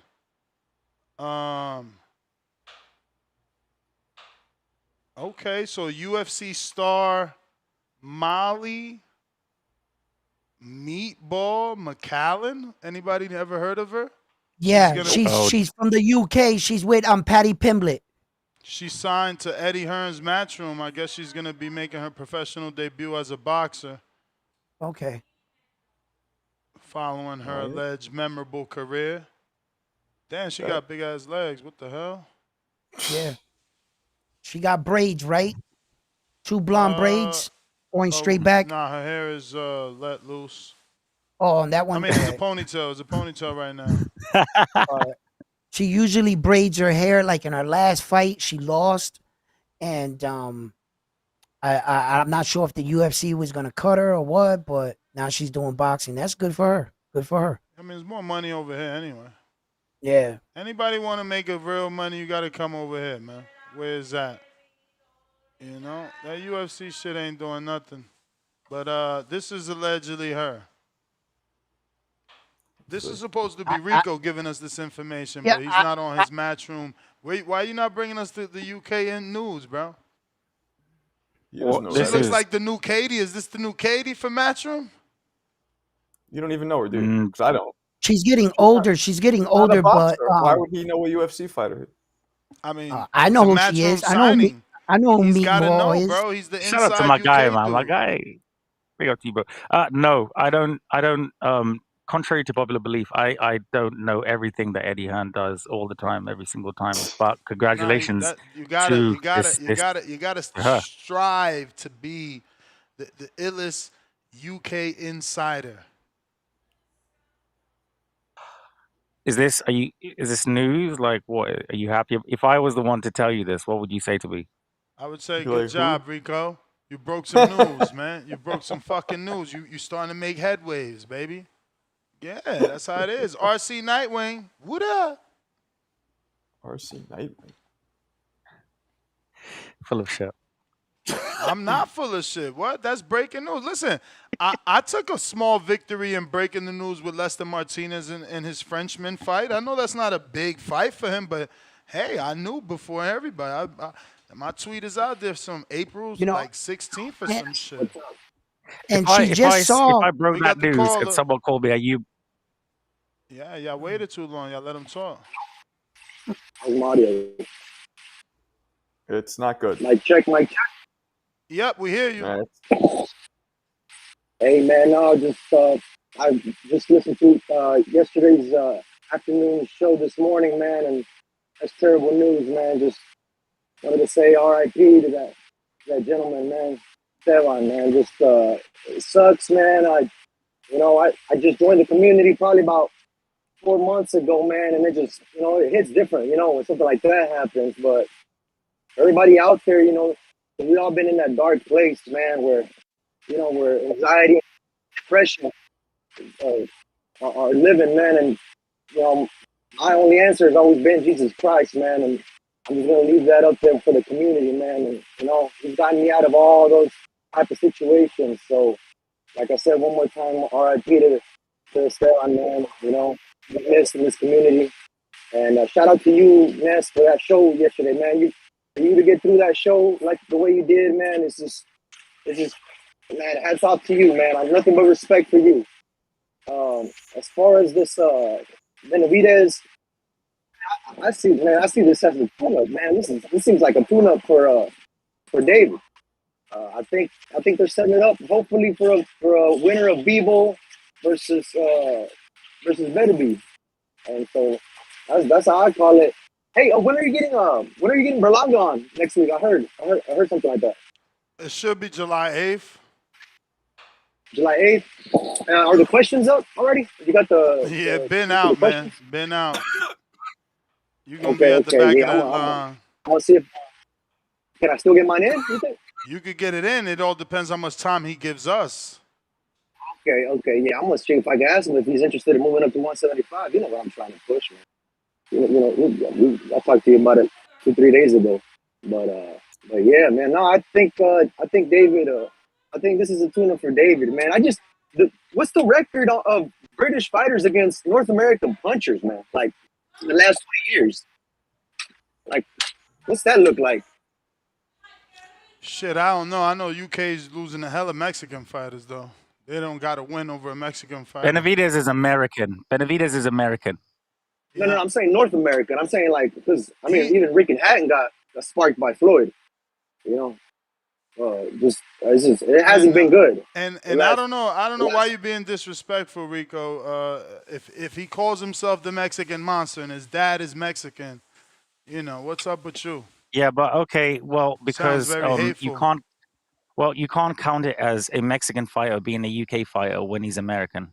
Sorry. I didn't say Mexican. I said North American. But what is his dad? No, not though? you. What is his dad? Like that makes zero sense, bro. You sound crazy. I don't care, to be honest. Like, what are we doing here? He's if American. You don't care. Why would America. you bring it up? You're the only one brought it up. He said I'm not too familiar with Yarde. Is he a puncher? Is he punching hard? Is he a brawler? I mean, he's punching. He's punching on box, right? All right. Well, we're gonna see. I mean, I just feel like North American boxers, punchers have proven to be super game, man. So I gotta see a British fighter actually be game late in the rounds. Man. So I gotta see it. Shout out to you guys, man. You the man. You the man. Big up. We got Truth. What up? What up, Truth? Big up, Truth. Yo. You might, brother. Yo. What's good with y'all, bro? Y'all good? We good. Oh, good, brother. Hope you're well. What's up? Hey, man, the monster about to fight. It's a fun fight right here versus Yarde. You know, I remember watching Yarde versus Arthur. I knew it was going to be a tough fight, but I knew eventually, Beterbiev was going to get to him in the later rounds. So that's how it went. So I got kind of the same thing going with versus Benavidez, probably like a 10th round, 11th round TKO. What y'all think? I don't know about stoppage. I think you're wrong. But maybe. Yeah, man. Yeah. Well, Anthony Yarde didn't look good against Lyndon Arthur. I didn't like that performance. He went 12 rounds with the guy. I thought he was going to get him out of there. I really did. And, based off that, but it's usually the name that comes across your desk that can spark that extra, and bring you back there, because when he impressed me against the other Arthur, and he went the distance with him before he got stopped, and he looked great in that fight. So sometimes with these fighters it's hard to to have faith in them when you see that last performance. I'm just like, man, I think David the Monster Benavidez is going to stop him probably late, 6, 7, 8. My Look, I mean, bad. man, it's hard to base it. Benavidez is becoming one of the best fighters of this generation. Him and Devin, like the amount of fear he puts in his opponent's heart and Yeah. in the other fan bases as well. Like he Yeah. even the guys that accept the fight, that accept to fight him, they still go in there, down themselves. You could just tell, Can like when Plant was getting hit with them shots, he just knew it was gonna be one of them long nights. But yeah, man, I got Benavidez is becoming one of the best in the era. And real quick, Ness, I sent you a little clip, on Instagram on DMs and shit. It was just me hitting the bag and shit, just practicing the jab. In case somebody, wants to squabble up or something for Border Wars on October or something like that, All right. Something If you ever slight. fought I ain't coming overseas. too disrespectful. I just want to be, on some chill shit. But like, I'm down to get in there. I know it'll be fun. Got you for sure. Yeah, I I don't know. wouldn't. You can show everybody too if you want. caller, I wanted to ask you a question. Would you Yeah. have preferred to get knocked out being Caleb Plant, right? Would you have preferred to get knocked out by Saul? Or hmm would you have preferred to take the massive ass whooping that you took fighting David the Benavidez? What do you think took more off Caleb Plant's career? Getting knocked out or going the distance with the monster? That's on him for real. That's on him how he took it Listen, mentally. as a Cause they fighter, both, hurts. Yeah, as a fighter, it takes both. Like, I would have it rather depends get how he knocked took it. out. That ass Nah, cause whooping that getting knocked David the down like Monster you hitting the Benavidez put on canvas, you him, laid out in the nah. canvas. That's worse. Listen. No, I'm not saying by perception. I'm saying career wise. David the Monster hmm Benavidez took 2 or 3 years off of Caleb Plant's career. He's gonna pay for that. Yeah. Just getting knocked out. Okay, you got stopped. You a That's the little bell, fatigued. He champ. stopped you. But that, Can I? yo, he. Can I? Can I say something just really quickly in rebuttal to what round one said? You said, based off of Yard's last performance, that you don't believe that he would, beat Benavidez or what have you, right? No, it doesn't give me confidence. His Right. last Okay. Doesn't performance, give I you said confidence. specifically, doesn't give me confidence. Yes. But we also have to look at such examples like, Tyson Fury having a fight against Otto Wallin, looking like absolute shit, and then going against Deontay Wilder and brutalizing him. Well, yeah. Not brutalizing him, but obviously putting on one of the best boxing performances on American soil by a British fighter. Yeah. No, I don't mean to discredit him or Anthony Yarde by any means or anything. I'm saying his last performance doesn't give me the confidence that he can beat a fighter, and I'm also thinking of David the Monster Benavidez' side where he's already had 4 fights in the division. This is going to be the 4th. That says he's acclimated to the division. He's punching like he's punching. He really kept Durrell on a standstill. So, and his volume of punches and the way that Anthony Yarde kind of like was fading away and not being, and people were booing in it. And it was just like, it doesn't give me the confidence. But like I said, I went back and said, you never know when the name across on that contract can spark that kind of fighter back in you, and he comes out and gives that other performance. So I shared both sides. I was honest in the way that I viewed him, that who knows, he could show up, Because not until I you see look it. at, and I respect your opinion, brother, and definitely fair play. But you also look at the fact that Lyndon Arthur has fought. Sorry, no. Nah, I didn't know my mic was unmuted. My bad. But you also have to look at the fact that Benavidez hasn't fought either of those two, which we all see as the number 1 and number 2 at 175. So Lyndon obviously fighting Bivol and Yarde fighting Beterbiev. We can base both of those two on you can base both of those two on their performances, but the fact is that they gave a quote unquote, good account of themselves. More so Oh yeah. Yarde. However, Benavidez, fighting Vodzik, being inactive for so long, and then, uh,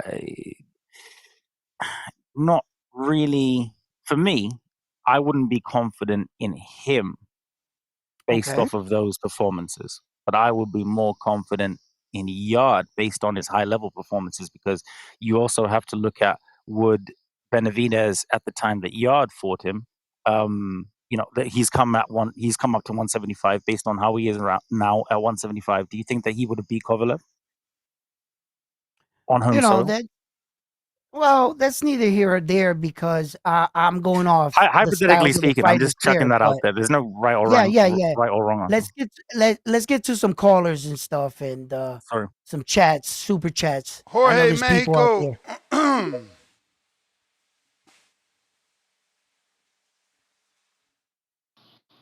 Yo, what up, Ness? Can you hear me?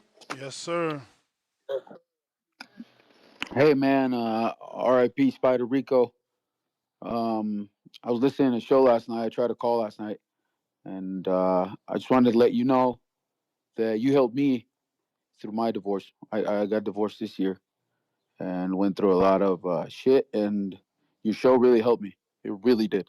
So I want you to know that you've helped a lot of people, and I'm pulling for the upset. I think there's been a lot of upsets in Riyadh season, and I think Anthony Yarde's going to take this fucking fight. Benavidez is a good fighter, but I'm just pulling for the upset. Okay. And what else? How you doing, Marco? I'm sorry, I'm on Twitter Spaces, so I Marco can't see the dipped video. off already. Oh, he It's did? round Big up, one. champ.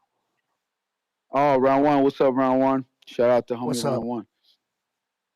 And yeah, man, just wanted to let you know that, man, that you should feel great because you help a lot of people in this community. I mean, I know I'm probably not gonna meet you guys because I don't live in the U.S. and I can't really go there right now. But it's good to have this community to fall back on. All right, keep it up, Appreciate you, guys. champ. Shout out to the boxing boys. Peace. Big up, champ. That's what's up, man. Thank you for calling in. All right, I got some super chats here. Got KL Chapo $5. Rico, what's Yarde's biggest win? The combined record for the Ops Yarde beat is 403 wins, 245 losses. Yarde, lawn, pasture field. David by KO. Salute emoji. Crying out loud emoji. I would say that Linenate is his best win, being a former IBO champion. Nez, you value and love the I sure IBO do. as a legitimate, right? Shout As out a to my legitimate man sanctioning Ed body. Levine. Well, there you go. So Yarde beating a I former wouldn't say champion. legitimate. They're known as the fifth sanctioning body. Oh, You know, they're like the okay. step brother. But Mauricio has welcomed them to become part of the big clique. But you know, they got to go from non-profit to, from profit to non-profit, like the other sanctioning bodies are. Cool. So yes, I would say Linenate, former world champion. Yeah, definitely.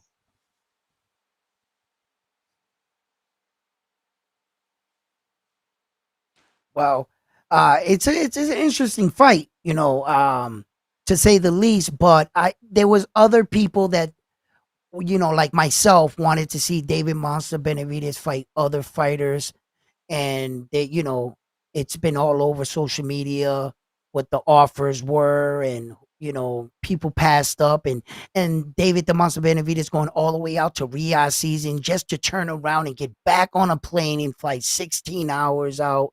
It's just been a lot of things, and then for it to end up here, and Yarde being the opponent, whether or not Yarde shows up, we're gonna see. Time will tell. Round one. Would you have rather had Breaking news: Julio Cesar Chavez Jr. is being held in Los Angeles, detained by ICE and being deported. Crazy. What? You heard me? Yeah. Oh. Statement from the Department of Homeland Security. On July 2nd, ICE arrested Mexican boxer and criminal illegal alien Julio Cesar Chavez Jr. He is now being processed for expedited removal from the United States. This Sinaloa cartel affiliate has an active arrest warrant in Mexico for his involvement in organized crime and trafficking firearms, ammunitions and explosives. Under President Trump, no one is above the law, including world-famous athletes. Our message to any cartel affiliates in the U.S. is clear. We will find you and you will face consequences. The days of unchecked cartel violence are over. Trump with the no games, man. No games. Mad Bet 100. Caribbean.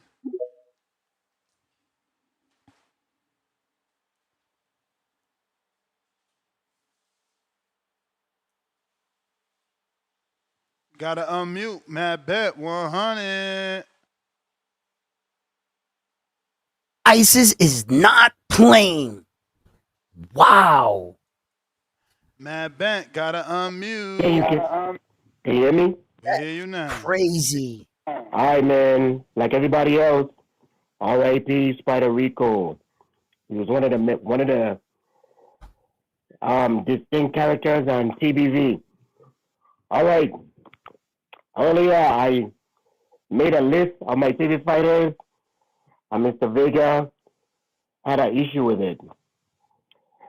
I have favorite fighters. Tank number 1, Clarissa number 2, the Monster Benavidez number 3, Brian Norman, Jahai Tucker. They're my favorite for when they fight, I tune in.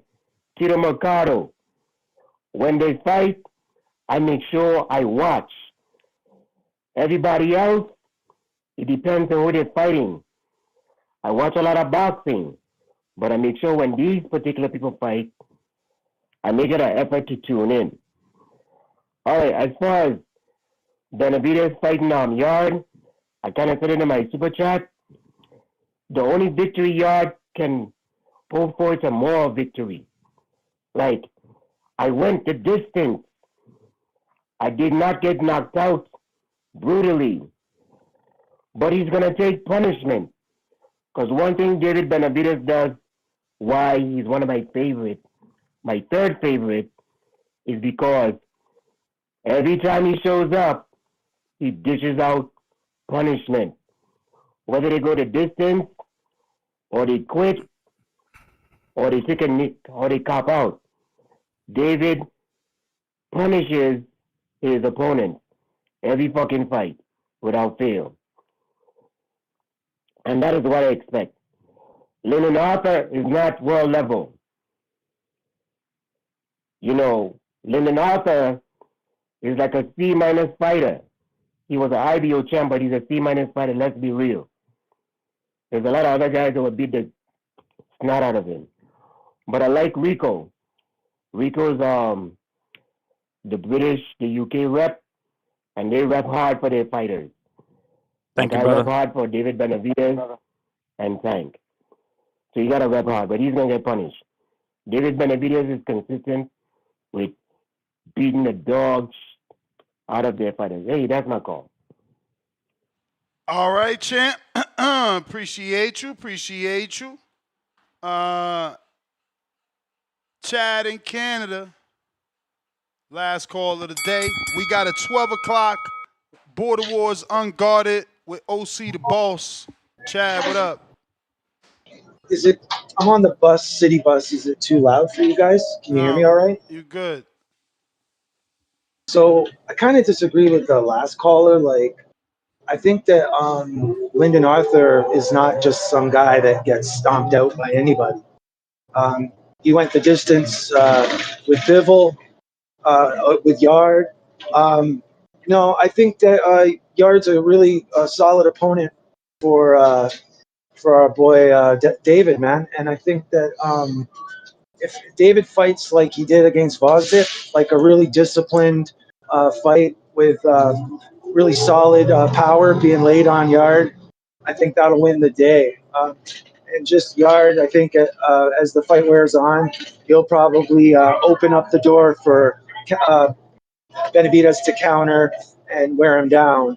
I expect Benavidez to win, but I expect a good fight too. I think it's David by stoppage, maybe like 6th, 7th round, 7th, 8th round. But that's my take, guys. I know you're finishing up, Ness. Thanks, man. Thanks for taking my call. You the man, champ.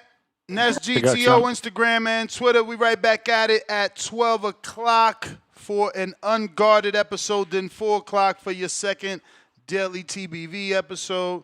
Yeah. Rico, where can they find you? RIKO_boxing and the boxing voice. Way more now. I'm going to be on the panel a lot more. We got Tia Mahai. I mean, excuse me. I don't even know what the fuck this is, okay? But I'm going to try. Leonard Sterling with the 10-pounder. Tia Mai Aiton, 18-year-old, selling as a new KT TKO3.